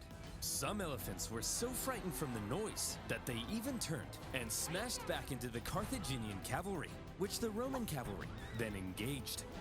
Your move, Hannibal. Hannibal wasn't an idiot. He knew that he was fighting superior Numidian cavalry on open plains. So when his weaker cavalry ended up being routed from the battlefield, he probably wasn't surprised and hoped the Roman cavalry would be lured as far from the battlefield as possible, because his infantry needed time to do a clever little job. Hannibal had the numerical advantage, and he had positioned his army in 3 lines. The weaker troops were at the front, while his best men, the army that had been with him in Italy, were in the rear. As the Romans smashed into the weaker front lines, they managed to cut through them, but suffered losses and exhaustion in doing so. The same with Hannibal's second line, so that by the time the Romans reached Hannibal's superior third line, the two sides may have now been about equal in number. But the exhausted Romans had just fought an entire battle to get there, while the remaining Carthaginians were fresh and ready to go. Hannibal was still a genius. And this is where the final race began. Could Hannibal's stronger infantry finish off the Romans before the Roman cavalry returned from their pursuit? Who would be quicker, the Carthaginian infantry or the Roman cavalry? The answer: the cavalry. They had called off their pursuit just in time to turn around and hit Hannibal from the rear. And that was the deciding move. As the sandwiched Carthaginians were hacked to pieces, Hannibal knew he had lost, and he escaped the battlefield. It was a battle that some historians say was well fought on both sides. Both showed their genius, but fortune fell in the favor of Scipio. With just a few thousand Roman casualties compared to 40,000 Carthaginians, Scipio had won. Hannibal advised the Carthaginian Senate that it was time to surrender. 17 years of war, finally over. The terms Rome placed on Carthage were harsh. They lost territory and were prohibited from starting any more wars with anyone without Rome's explicit permission. Carthage basically became a weak Roman client state. And what of these two military geniuses? Well, Scipio returned to Rome triumphant. For his victory in Africa, he was given the title Scipio Africanus. He had delivered Rome from an existential threat, and so, from here on out, he was primed to dominate Roman politics. He was even offered to become consul for life, but he humbly refused. Politics being what it is, however, jealousy eventually grew.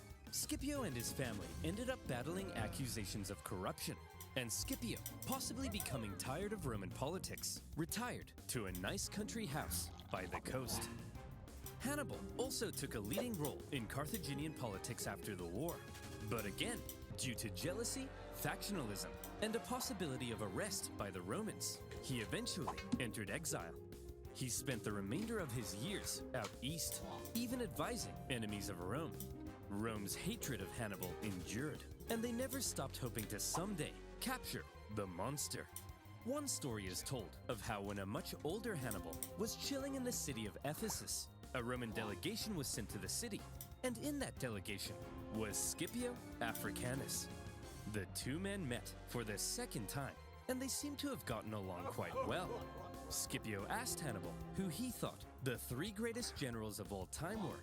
Hannibal placed Alexander the Great in number 1, Pyrrhus of Epirus in number 2, and in third place, himself. Scipio then asked, "And what if you had defeated me at Zama?" And what happened? By the Romans, accusations of corruption.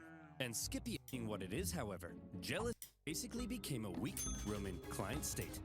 And what if these two military won? Hannibal advised the Carthaginian Senate that it was time to surrender. 17 years of war, finally over. The terms Rome placed on Carthage were harsh. They lost territory and were prohibited from starting any more wars with anyone without Rome's explicit permission. Carthage basically became a weak Roman client state. And what of these two military geniuses? Well, Scipio returned to Rome triumphant. For his victory in Africa, he was given the title Scipio Africanus.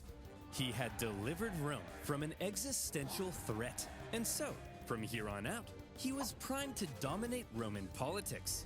He was even offered to become consul for life, but he humbly refused. Politics being what it is, however, jealousy eventually grew. Scipio and his family ended up battling accusations of corruption, and Scipio, possibly becoming tired of Roman politics, retired to a nice country house by the coast. Hannibal also took a leading role in Carthaginian politics after the war, but again, due to jealousy, factionalism, and a possibility of arrest by the Romans, he eventually entered exile.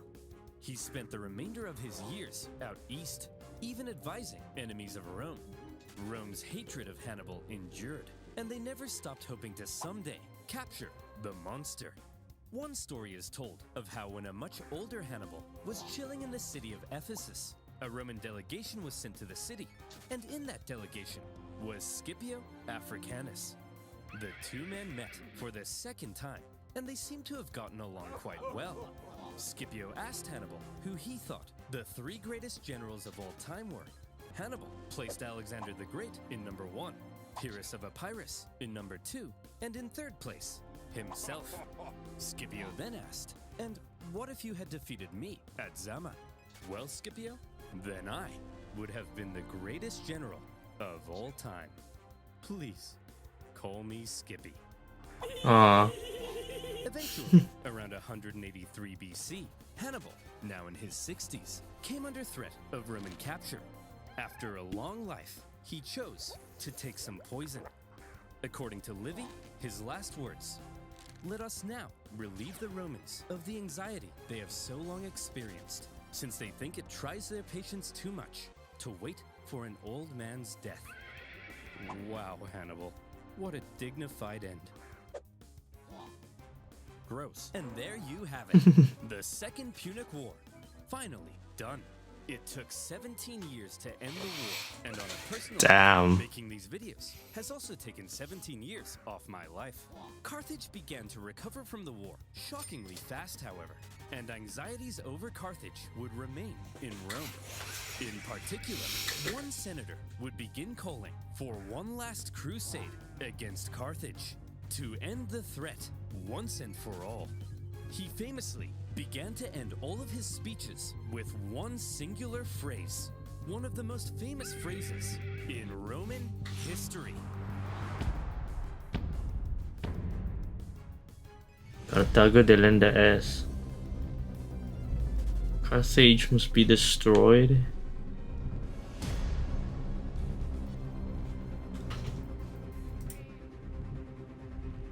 Damn. Shit. I love Oversimplified. Can't believe I haven't subscribed to him yet. That's so stupid. I used to watch his World War I and World War II simplifications.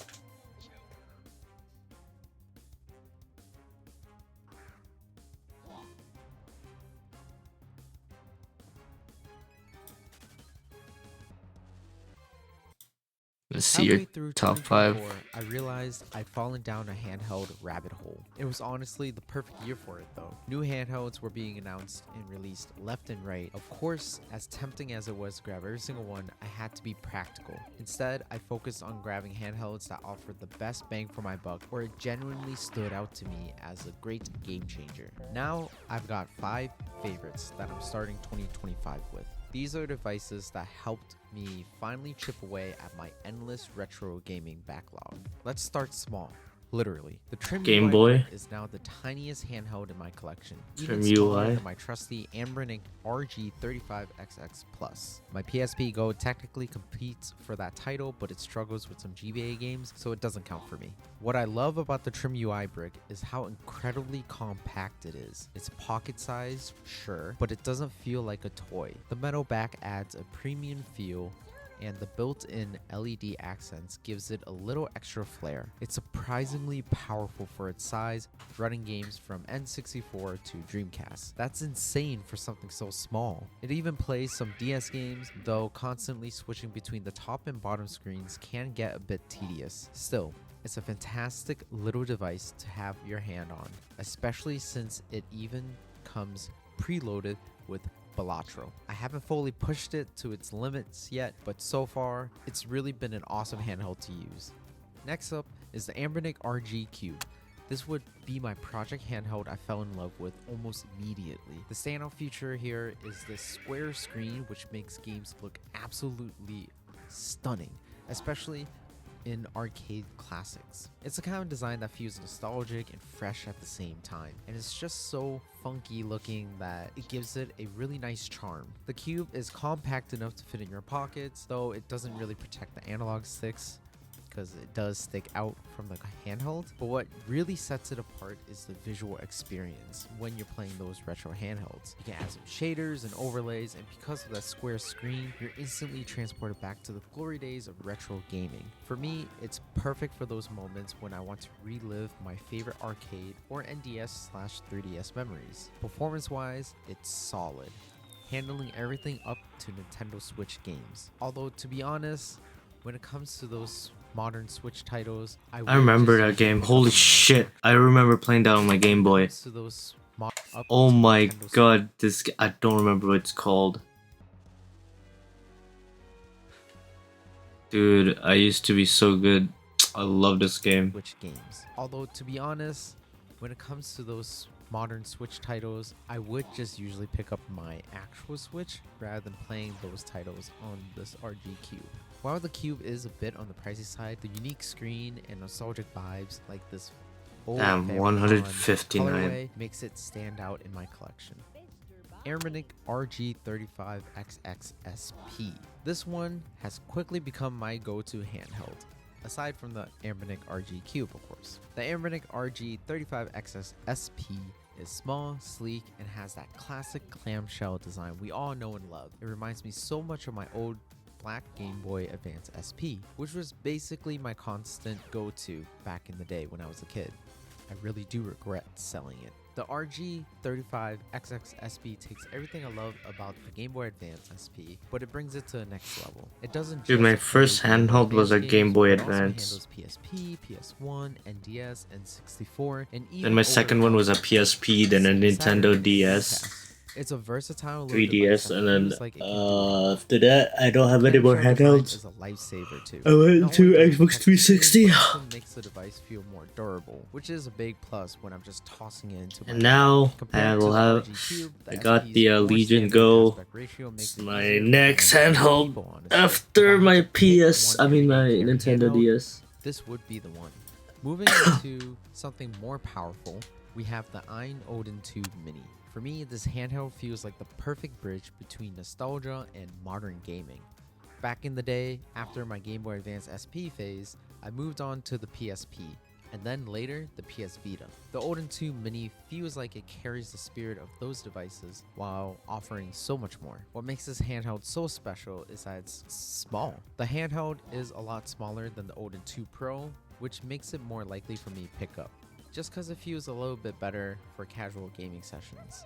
I mainly use the Ein Odin 2 Mini for gacha games or mobile games like Zenless Zone Zero. And while it can emulate PS Vita titles through the Vita 3K emulator, I still prefer original hardware when it comes to that. Just because the Vita 3K emulator is still not that great, and sometimes it can still be a hassle to get to work.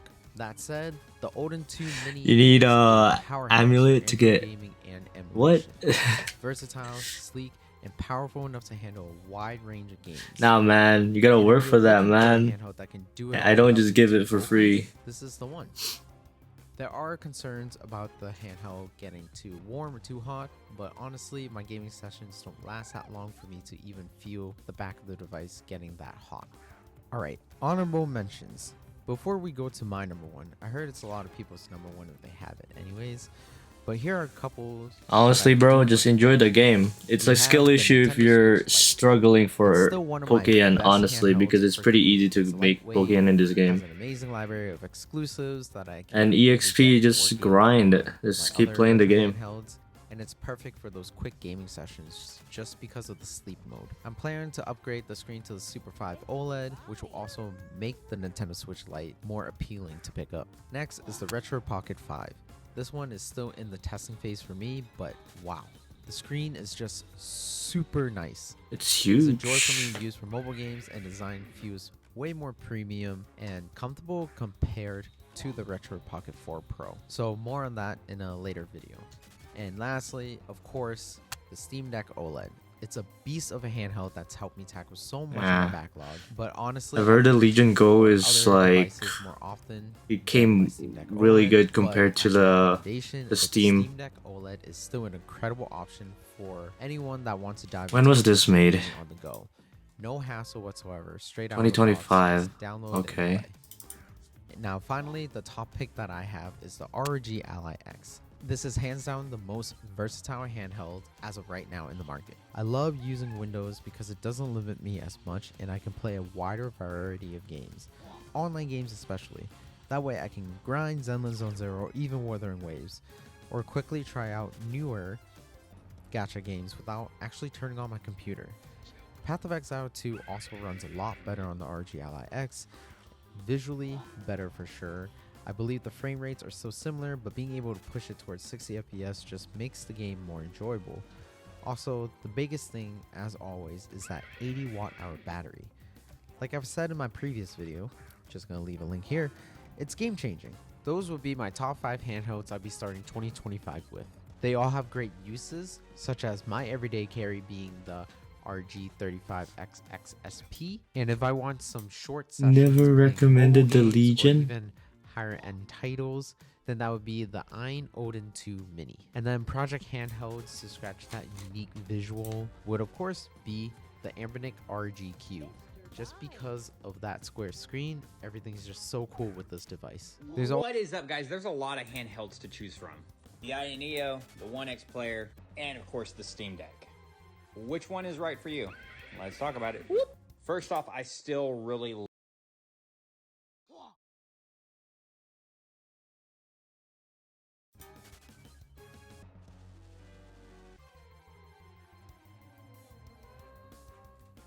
Mr. Bine.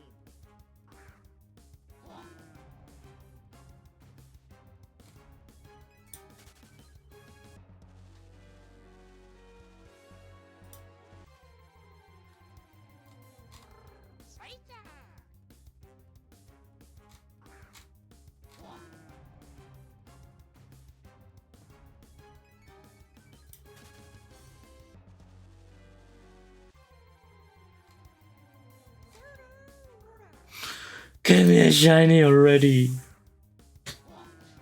God damn it. And I'm not gonna lie, I don't remember my actual encounter, like, count, but I believe it was over 36, or like 34,000, or around 36,000. Well, I just put it at 30,000 because, you know, make myself try more, I guess. Because me seeing like 34,000, it makes me give up. Feel like I'm on my dry streak now. God damn it.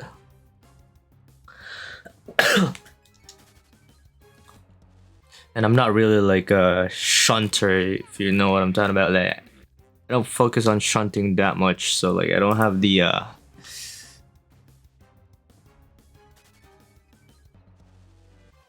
endurance to shunt for long periods of time. Unlike other shunters do, like they're crazy. Can't believe like they have so many shinies. I only have 2 shinies, a Staryu and Tentacruel. I mean, honestly, I'm also making myself exhausted for like single encountering most of the time. I don't usually do horde encounters. I don't know, I just like single encounters better because they're way harder and more worth it on finding a shiny, especially secret shinies.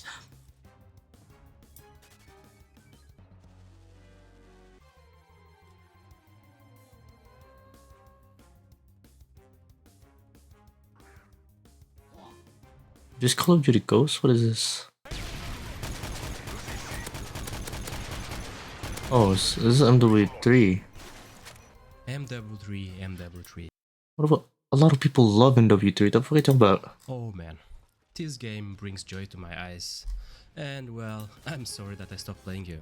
Believe it or not, MW3 was the game that I played the most. Talking about No, it was Advanced Warfare. back in The the most days, I was shit. playing mostly single players, as the story of Modern Warfare games was great and we couldn't wait for the next one to see what's going to happen. I played the original Modern Warfare of course, and then Modern Warfare 2, but I guess I was too young back in the days, or I don't really remember, I didn't have a PC I think, when the games launched, so I played them later, but Modern Warfare 3 was a Three. great time for me. Sure, 3. it wasn't perfect. Goddamn. He says 3 like how I says it back then. I always say twee or twee. Like, 3. See, I can say it now properly.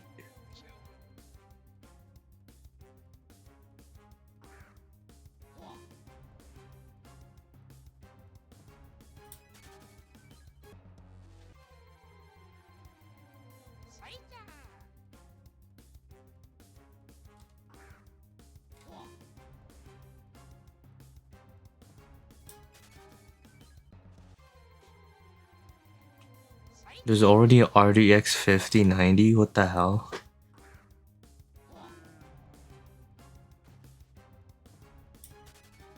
Let's watch some handler. He's playing MW2.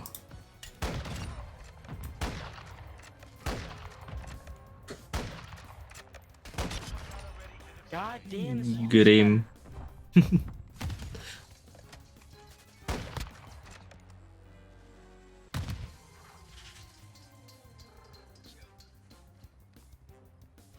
What's calling the UE?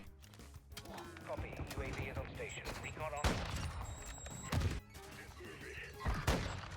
Oh, how did you miss that? How did you miss that? No way he's gonna get him. Aw, damn it. Well, I have the kill streaks and whatnot. I'm gonna see if I can get a shot here first. Doesn't seem like they're going A side. Did we call it? Yeah, we call it. We call it. We call it. Actually, I might have wasted it. Yeah, I wasted it. Damn it. Most of them are dead. Okay, bro. I guess I didn't fully waste it. Yeah, I'm No, getting this good. dude, why are you calling us? No, we're not. Dude, why? This guy. Dude, I'm 1% black. That offends me. That's a stun. Mr. Ride Shield's dead.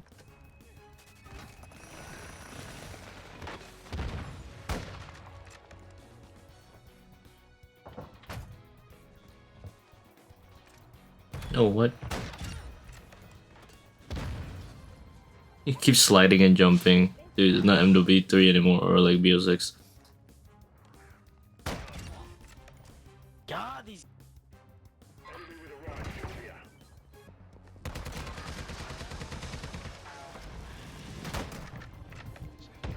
Oh, I wanted to like somehow get a no scope on him or something.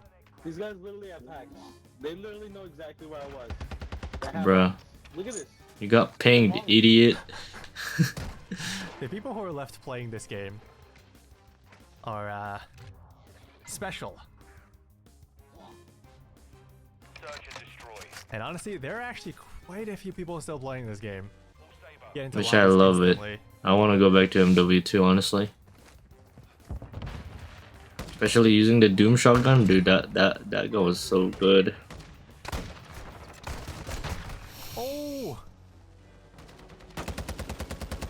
I finally died. Oh no, we're back on the other side. Surprisingly, we won all our offense rounds. That's always the tough side on this map.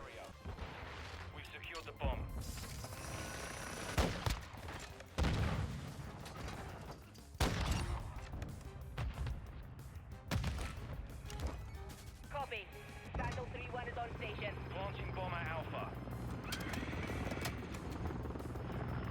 Bomb planted. Set containment. Hostile acquired.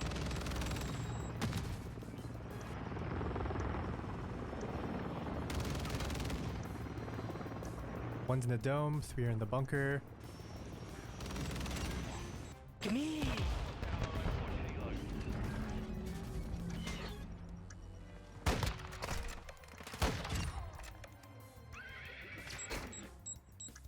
Oh, he has a crossbow. Nobody was on it. This guy's on I didn't realize the person died, whoever planted. I wouldn't last for anything, you're right.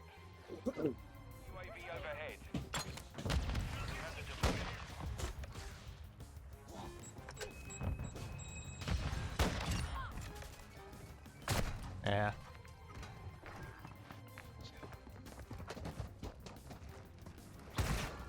Okay. Wait, how did he die? Almost Oh. messed it up. He's right there. You saw him. You're gonna plant. You're gonna die in 3, 2, 1. Oh? Yo? Teammate is pinging the enemy, and you are not turning around or paying attention. There you go. Shut the fuck up. Teammate is spam pinging that direction. Dumb piece of shit. Damn. Dumb piece of shit. Damn. Dumb piece of shit has 2 kills. Shut your fucking ass up, bro. Well, 22. I miss COD. I miss MW2 like that. I feel like there's more like rage in MW2 compared to like BO6 now. BO6 you instantly get banned. Like you get like voice chat banned. Like it's so dumb. Just for talking shit. But that's what COD is. It's all about talking shit in lobbies.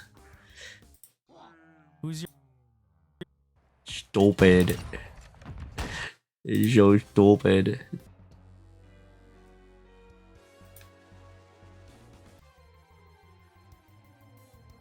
What's this? They have a collar? On the ground, 8th Division, tested in battle. Burdened by heavy casualties suffered during the landings at Lingayen Gulf, Kamijima advanced with excessive caution, and his hesitancy would prove fatal. Not only did the 9th Regiment suffer severe losses on its way, but determined defenders claimed his life on the road just south of Tarlac, and, with the death of Colonel Kamijima, the unit got a new commander, Lieutenant Colonel Katsumi Takahashi, and hence a new designation, Takahashi Detachment. In the afternoon, Oh, dude, when is the there any battle reached final? its peak, the elements of the 11th Division and the 192nd Tank Battalion, pushed from the Nothing east, yet. surged into the 21st Division's zone of operation, already occupied by the Japanese, causing the front lines to become blurred, turning friend into foe in the fog of war. Amidst this chaos, crews of several precious Stuart tanks and half-tracks armed with 75mm guns found themselves on the wrong side of destroyed bridges over an impassable stream that forced them to abandon their precious vehicles and carry out on foot until they reached safety behind the 21st Division's lines. At some point late in the afternoon, the 11th and 21st Divisions received orders to withdraw under the veil of night to the final delaying line some 10 kilometers further south, and by the dawn of December 31st, covered by the fire of the 21st Field Artillery, they had reached their designated point.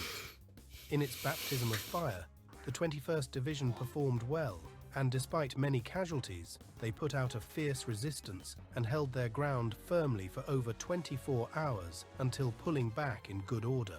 Now, alongside the 11th Division, they protected the approach.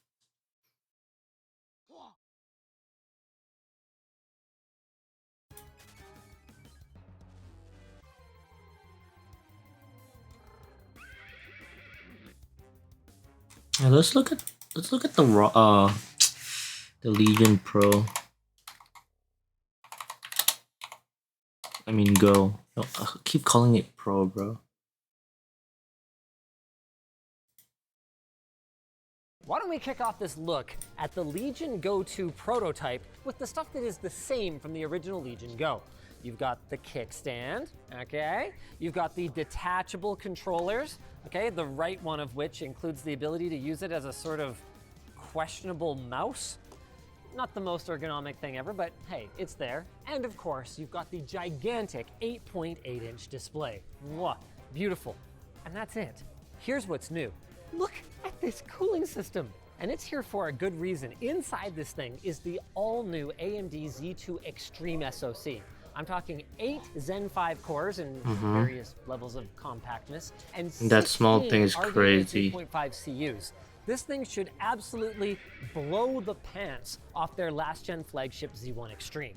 I'm not allowed to open this one up, but the battery has gone from 49.2 watt hours to 74, and that's just the inside. The screen, okay.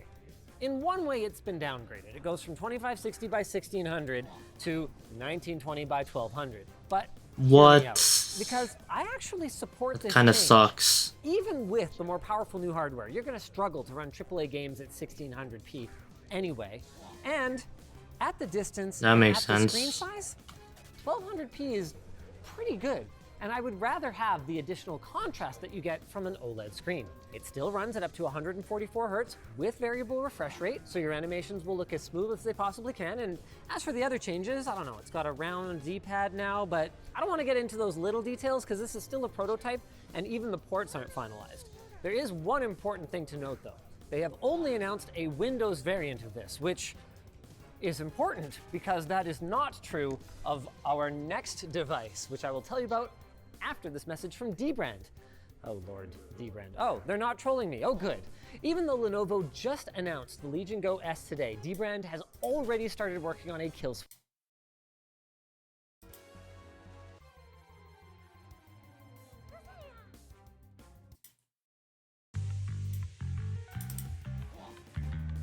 When the Lenovo Legion Go was announced over a year ago, it aspired to be the most unique and ambitious handheld on the market.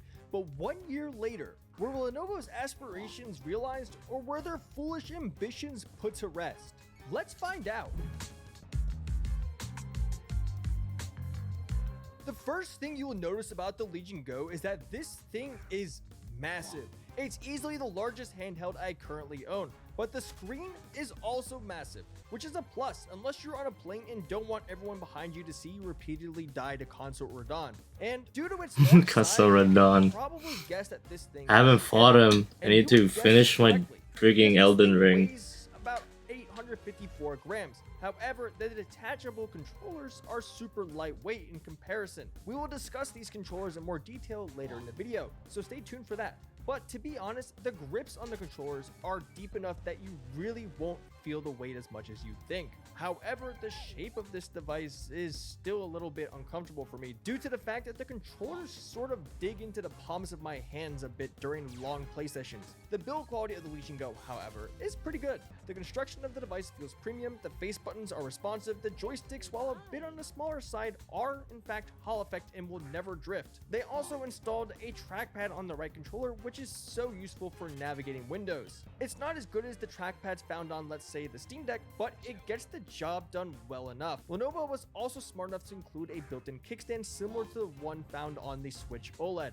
This is especially important considering the controllers are designed to be used separate from the tablet, and they were also kind enough to include a very nice case, unlike the Asus ROG Ally and Ally X. So overall, in the current market, I think build quality wise, the Legion Go still holds up well, but ergonomics are still a bit of an issue for me personally, and feel like ideally you should really play with it in tabletop mode with the kickstand out and the controllers detached from the device. Or it would be interesting if Lenovo in year 2 of the Legion Go released different shaped controllers to change the shape of the device. But now let's talk about the unique features the Legion Go has. The Legion Go is the most feature-rich handheld I've used yet, but are all those features actually useful?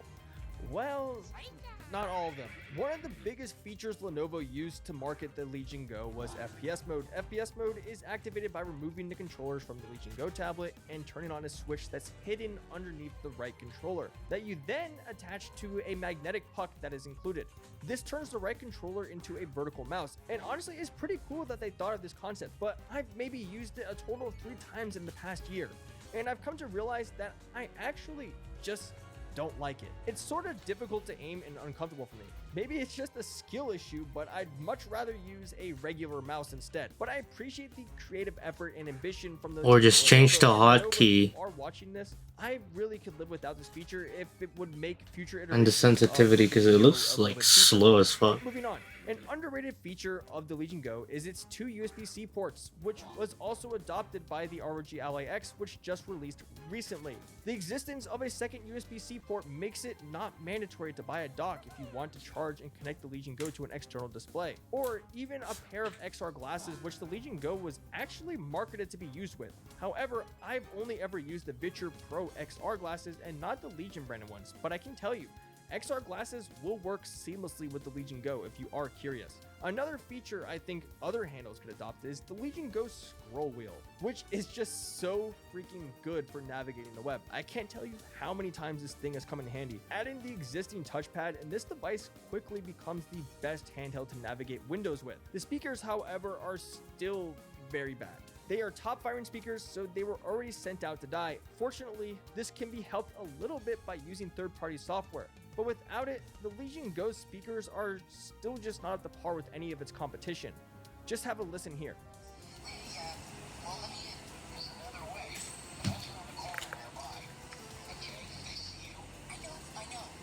So after a year with the Legion Go, I think Lenovo definitely hit on the scroll wheel, kickstand, 2 USB-C ports, removable controllers, and touchpad, but missed really bad on the speakers and FPS mode, which neither have held up.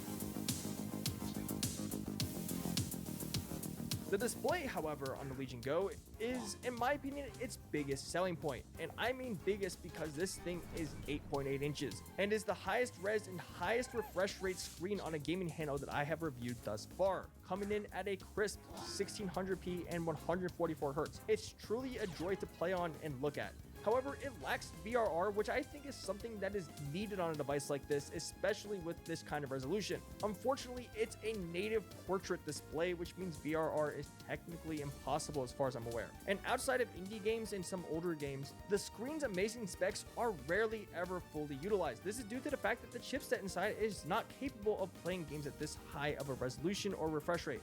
I will elaborate a bit more on this later in the video, but generally speaking, I find the Legion Go's display to be one of the best available and makes it a great candidate for an external GPU. But when they update the Legion Go to the Z2 Extreme or something better, this screen will actually start to shine. But unfortunately, the Legion Go handheld in its current form factor will never have variable refresh rate.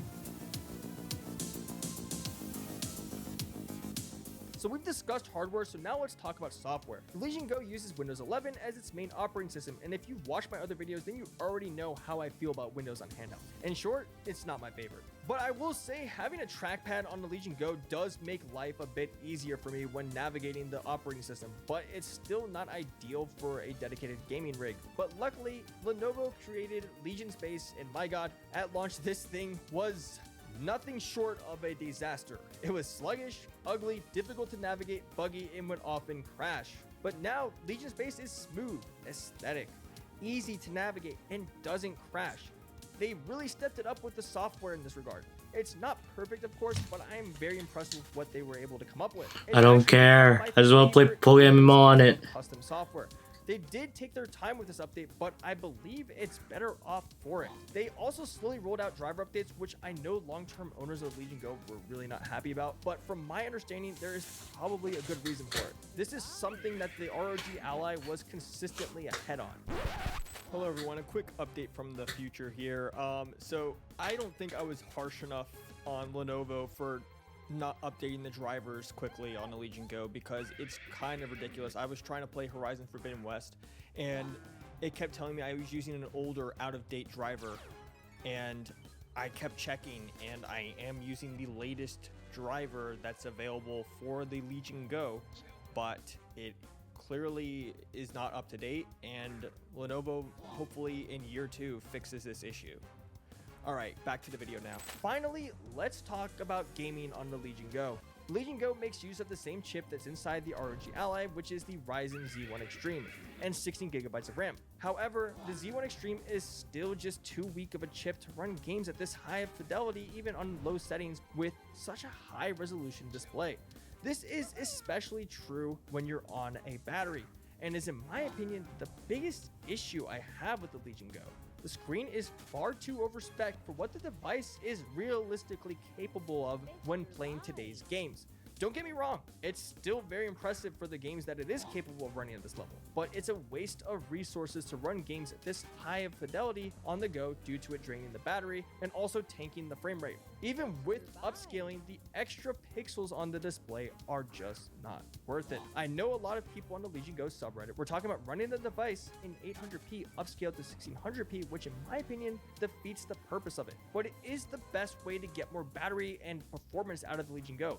But even if we use FSR or XESS to upscale games up to 1600p, it just does not look good. Even after frame gen or lossless scaling, it's still far too noticeably rough around the edges. So unfortunately, the biggest selling point of the Legion Go is also my biggest disappointment. But that is not to say gaming on the Legion Go is bad. It's actually quite the opposite.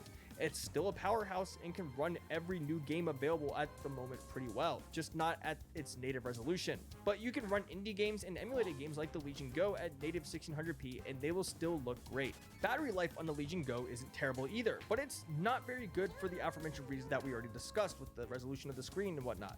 Although, if you plan on using the Legion Go for short gaming sessions like during your work break or school break or plugged in at home, it's more than serviceable for it. It is actually better than the regular ROG Ally despite its bigger and higher res display, but overall in the market where the Legion Go is priced currently, its battery life is acceptable, but it's not going to blow you away, nor will it compete with the likes of the Steam Deck OLED and ROG Ally X in this aspect if you are curious. So now let's talk about value and where the Legion Go sits in today's market. Before sales price, the Legion Go 512GB model is $699 USD, but at the time of writing this script, the 512GB Legion Go is currently on sale for the more affordable price of $549 USD. However, you can actually get the ROG Ally Z1 Extreme typically for around $499. This doesn't necessarily make the value of the Legion Go worse, but something you may have to consider. The ROG Ally, however, doesn't have a 1600p 144Hz display and all the features that the Legion Go has. So I think if you actually really like the feature set of the Legion Go, then it's still a strong option in today's market. But of course, there's always the next iteration that will likely hit the market within the next year or maybe even months. The 1TB model, which is not currently on sale, is still priced at $749 USD, which is awfully close to the ROG Ally X, so I don't think that the 1TB model is currently a very good value, but maybe go after this one if you find it on a decent sale. The Legion Go, however, does come with a case, some unique features not found in the ROG Ally X that might be compelling to you, and most importantly, it has a built-in kickstand. But of course, bigger discounts are sure to come as well, but the overall value really comes down to how much you actually care about the feature set of the Legion Go compared to it. I just love the big screen. The 512GB model on sale is priced fairly. So a year later, Because most of the time, I'm just gonna be playing BO6, and I don't even know if it can run BO6. I just checked it out, and also PokeMMO. That's it. Maybe GTA 5. Has the highest resolution and highest refresh rate of any handheld on the market. It's now found regularly on sale, and the Z1 Extreme has had its drivers updated, unlocking more of its power.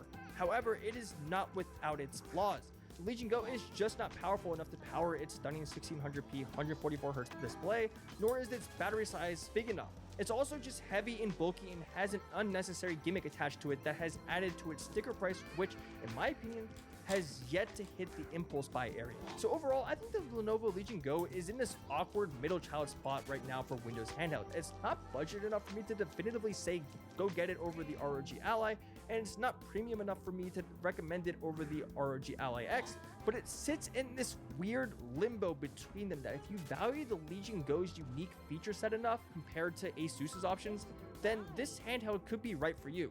So if you value the 8.8-inch 1600p 144 Route 10, let's go. Detachable controllers and all the other features that we mentioned in the video, then who am I to tell you not to buy it? But that's going to do it for today's video. If you found this video informative, leave a like and subscribe for more tech and handheld device reviews. Also, you might as well hit the little bell to be the first to know when my next video comes out. This has been KillerCam1020. Thanks for watching and see you in the next one. Peace.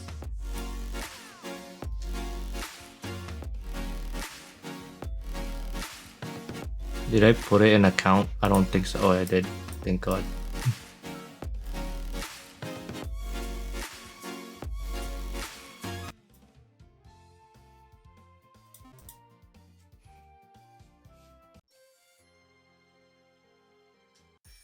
It was Rattan top. Where? There it is. Yes, Absol.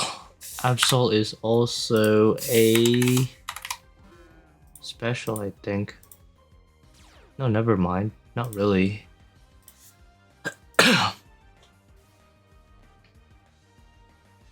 Should just buy more Pokeballs, honestly.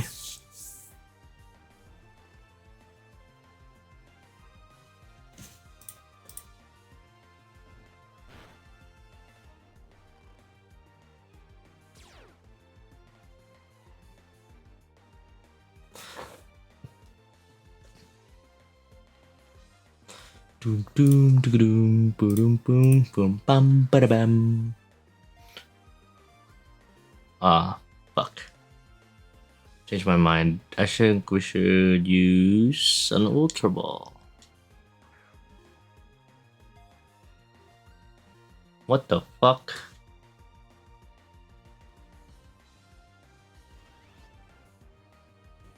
Wait, you're weak. I'll just set you one more. Could use 0.4, I guess. I guess not hitting 0.4.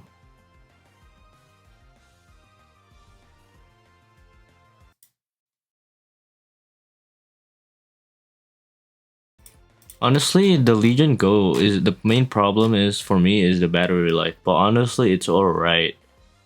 Because you could just bring a power bank.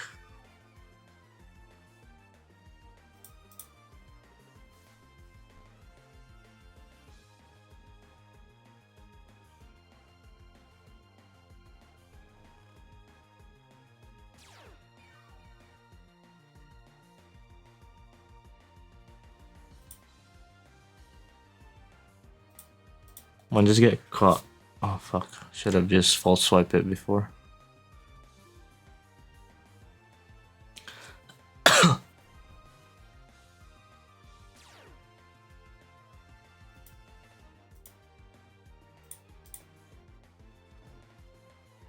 Yeah, 0.8. What the hell? What's wrong?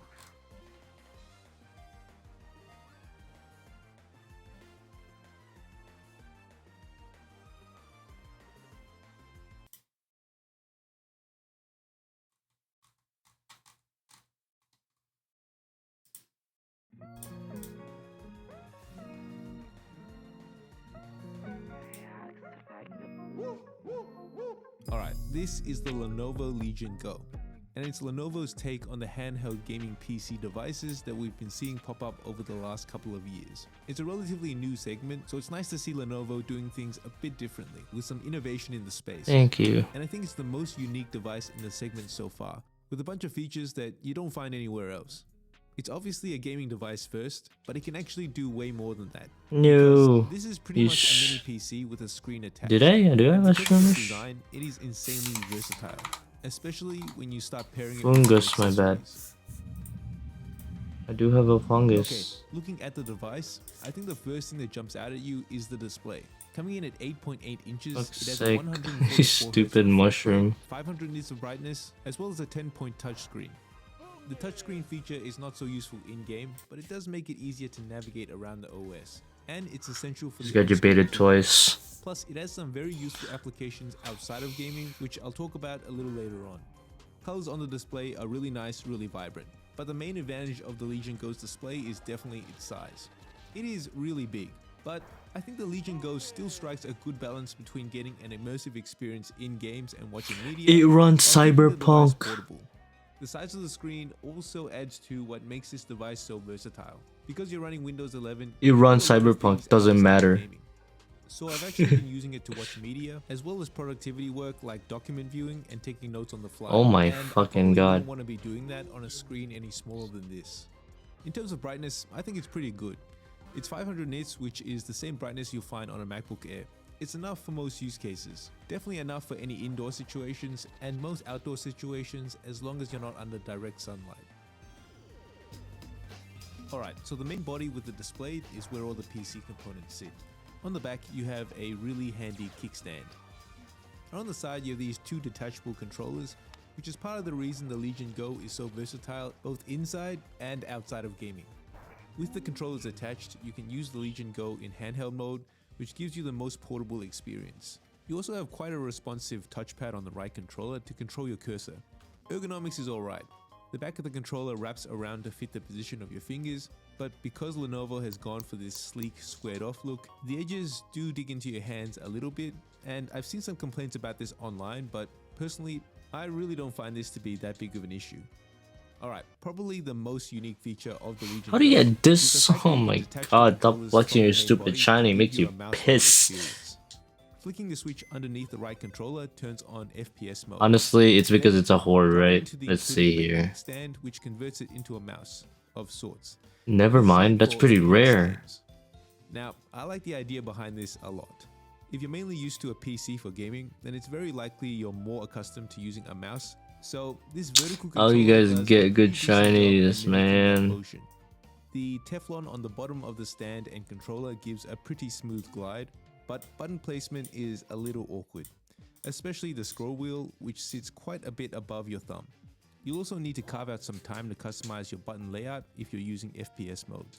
Games think you're using a keyboard and mouse, but obviously you have no keyboard for key presses to pick up weapons or interact with items, so you will need to map keys to the M and Y buttons on the back of the controller using the Legion Space software.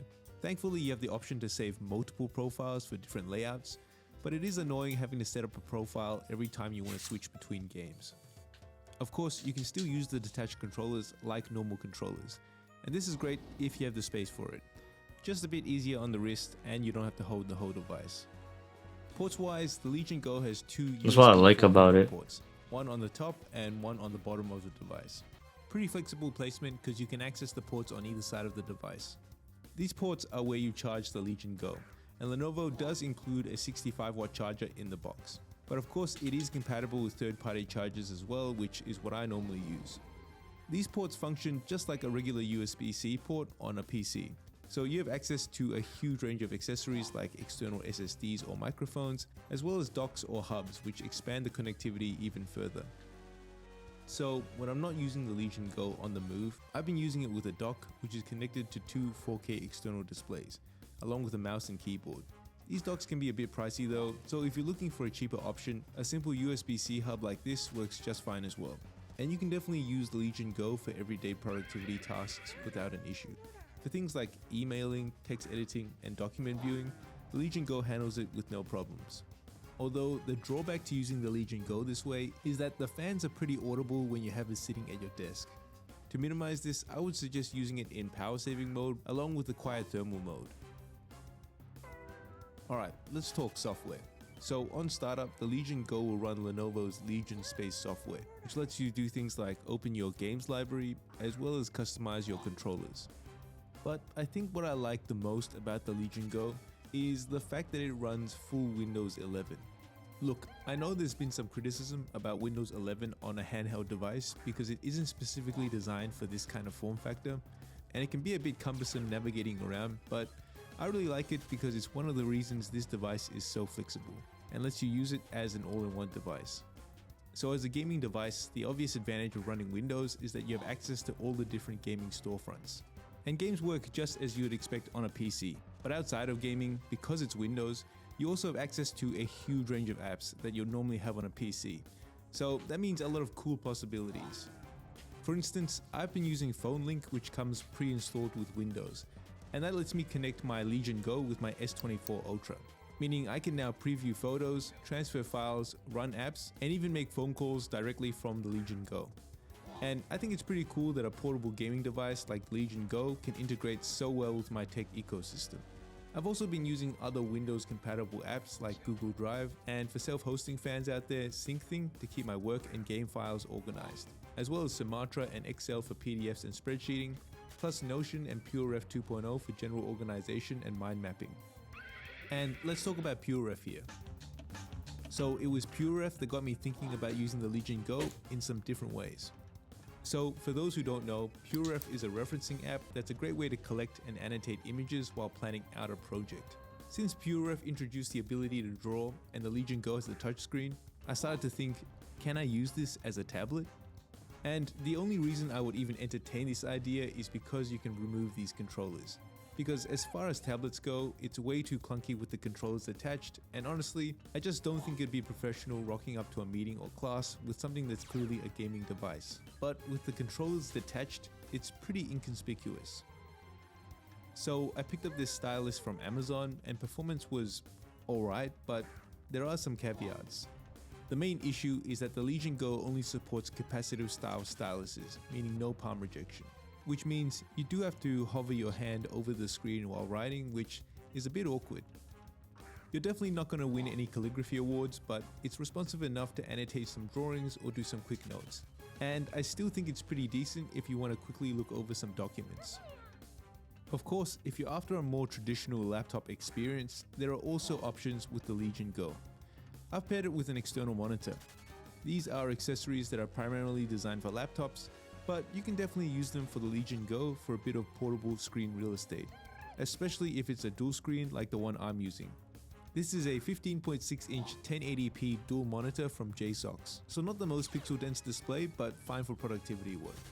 From here, you can either use the controls in FPS mode as a mouse and use the Legion Go itself as a touchscreen keyboard, but I'd suggest pairing it with an external keyboard. I've been using the Logitech K400, but I also recommend the Casa pop-up desk if you want something a bit more portable.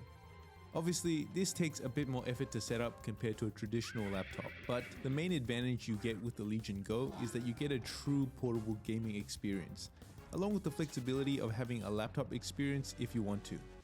Because, let's be real, you're not going to whip out a laptop.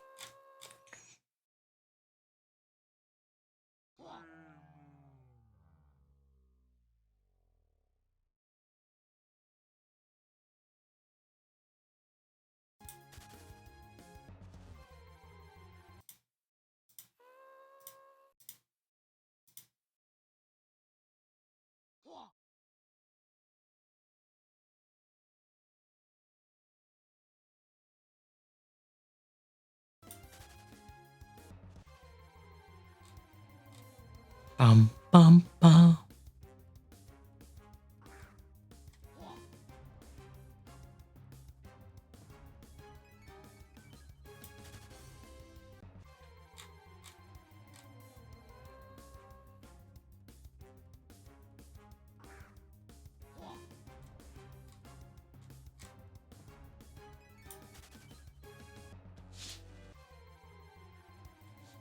Mr. Bye.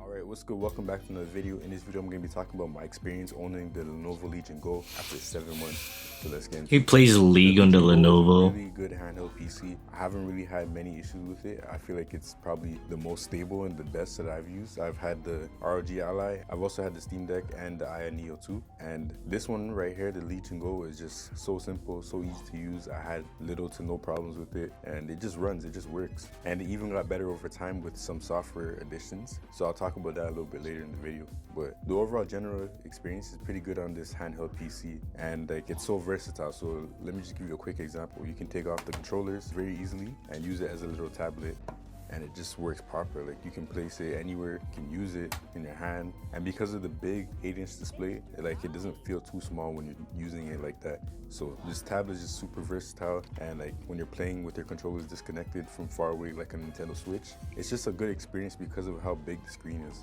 It's even better than the Switch OLED, and on top of that, because this is a PC, you can play like any games you want, right? So you can even play Switch games if you wanted to learn how to emulate that kind of stuff.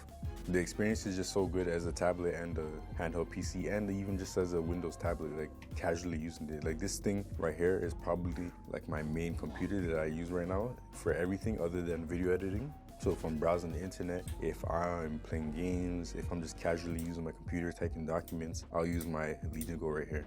And I don't just use it in tablet mode or like in handheld mode. I actually use it on my desktop, which I'll show you later on. But that's why this is a magnetic sticker right here. You know, you can just put it on a MagSafe stand and go to work. So I'll show you that later on in this video. But yeah, I don't This only use one? it as this tablet and handheld Yeah, mode. it is. Also at a Found desktop. it. But yeah, as you can see, it's just a very nice experience. decent screen size. It kind of works like a normal tablet, and the screen is also 144 hertz refresh rate, so it's super nice and smooth, fluid, and I really enjoy using this device in all the different ways you can use it. And then of course you got the controllers that are super versatile too, and you know, the trackpad and stuff like that. The controllers are great, and I love that they're so flexible in terms of what it can do. Like for example, I just put it into FPS mode, and now it's using this sensor at the bottom to be like a little mouse. Like that's super sick and flexible. Hey, give me a There's sec here. wheel right here. And yeah, that's super cool, but for my controllers, the top right button, it stopped working. I don't know why it stopped working. Now, fine until recently. Recently, it doesn't even sound the same. Like, listen to this one. And then this is the one that doesn't work. There's like a clicky, springy sound. Maybe I can fix it myself. Maybe I can open it up. But yeah, the button just doesn't work properly. That's really the only thing that like kind of stopped working on this handheld PC. Everything else is completely fine. The ambient light sensor it works well enough. The brightness is good. The other buttons are fine. The analog sticks are decent.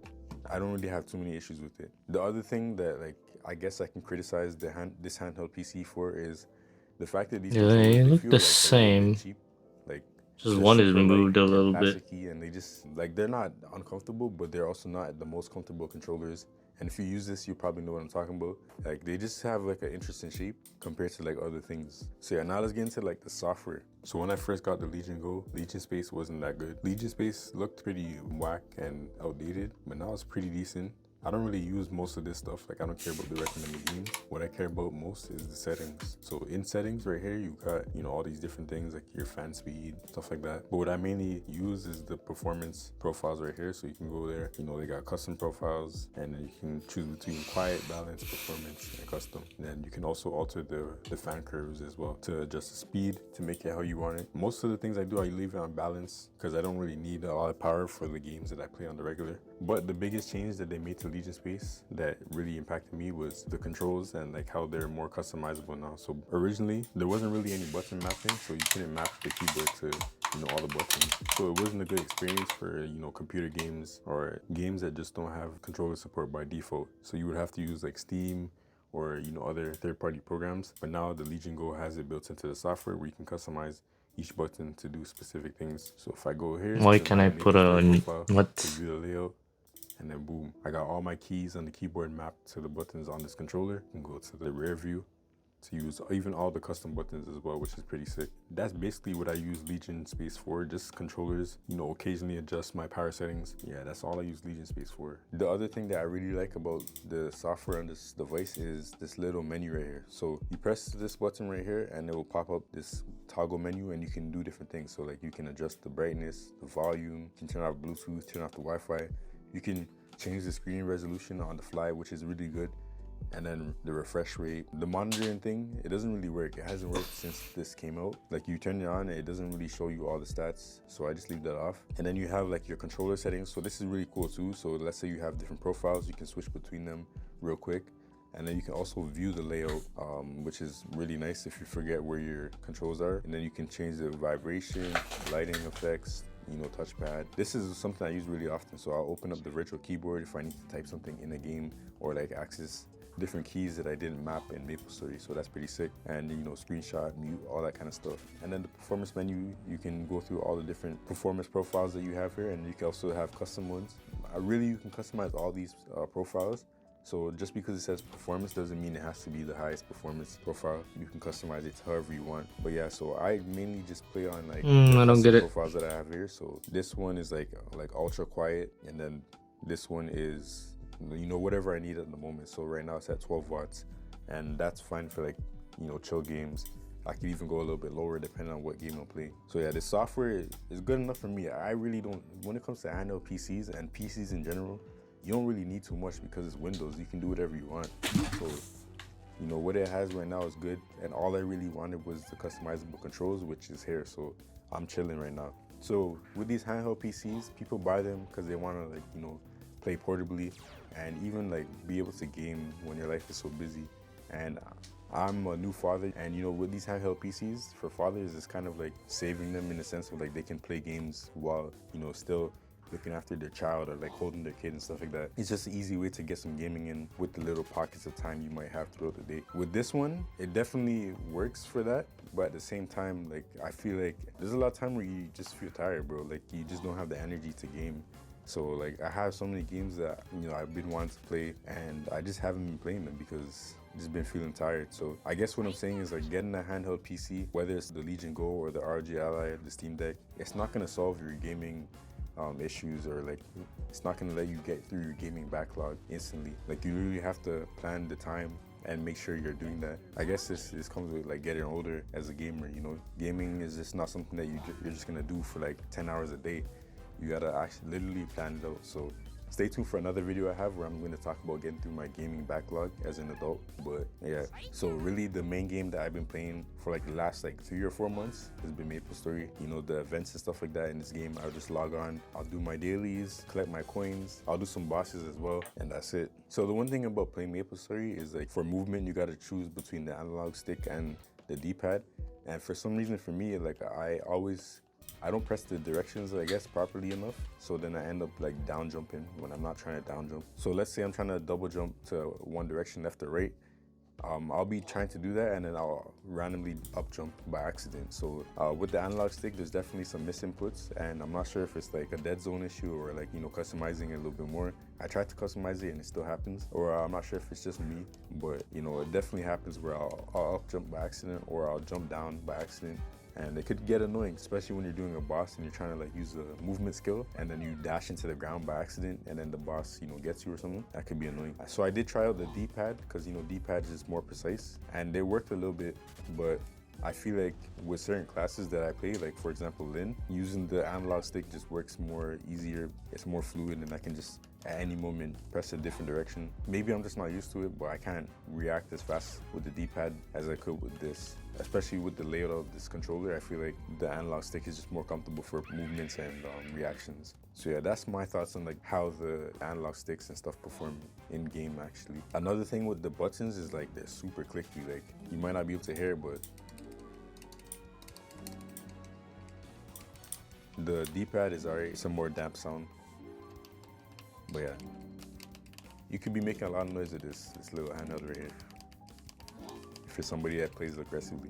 That's basically my experience using the Legion Go. So now I'm going to talk about some accessories that I have that actually enhance the experience a little bit. First one is this power bank right here. This is the Inu Fast Charge. It has a battery capacity of 25,000 milliamps, and this is just a really good power bank because, you know, it has 3 ports that charge at different speeds. You got 18 watts. How many amp? USB ports.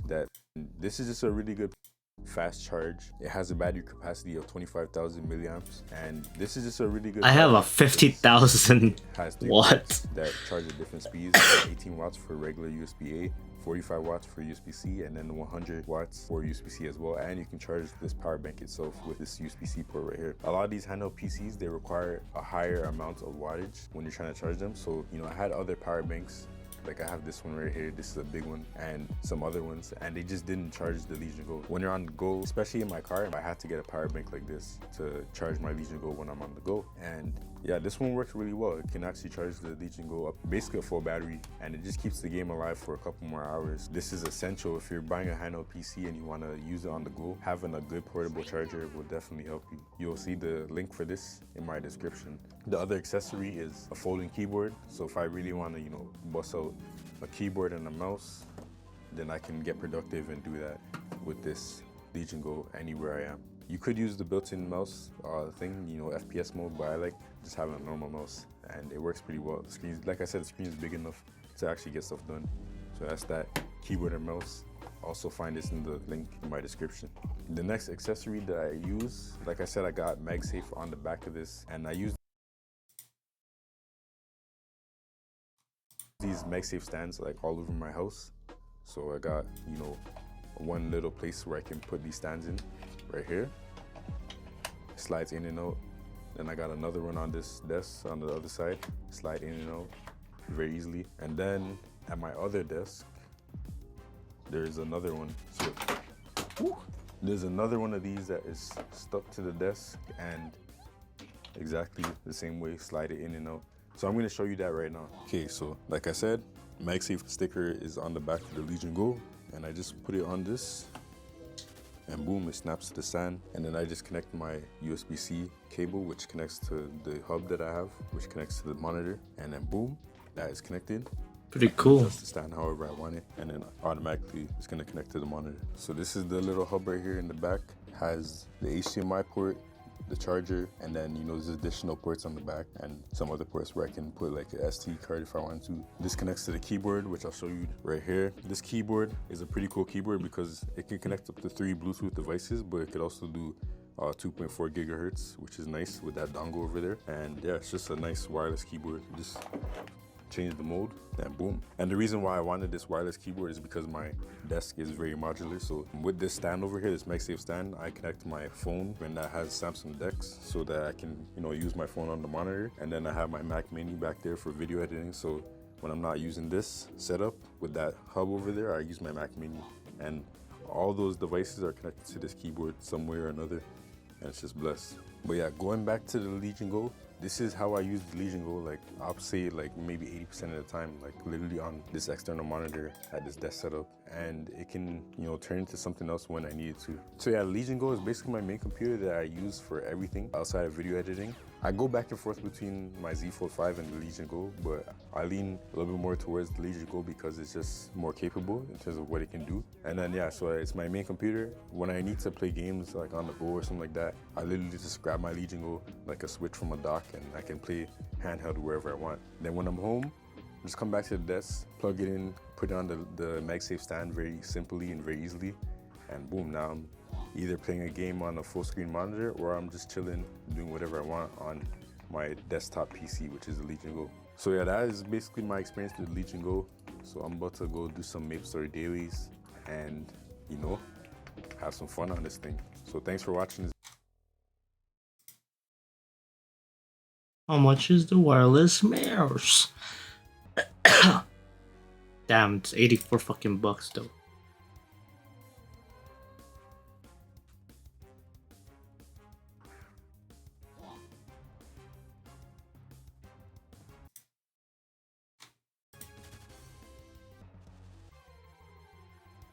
The keyboard is really nice. And it's foldable.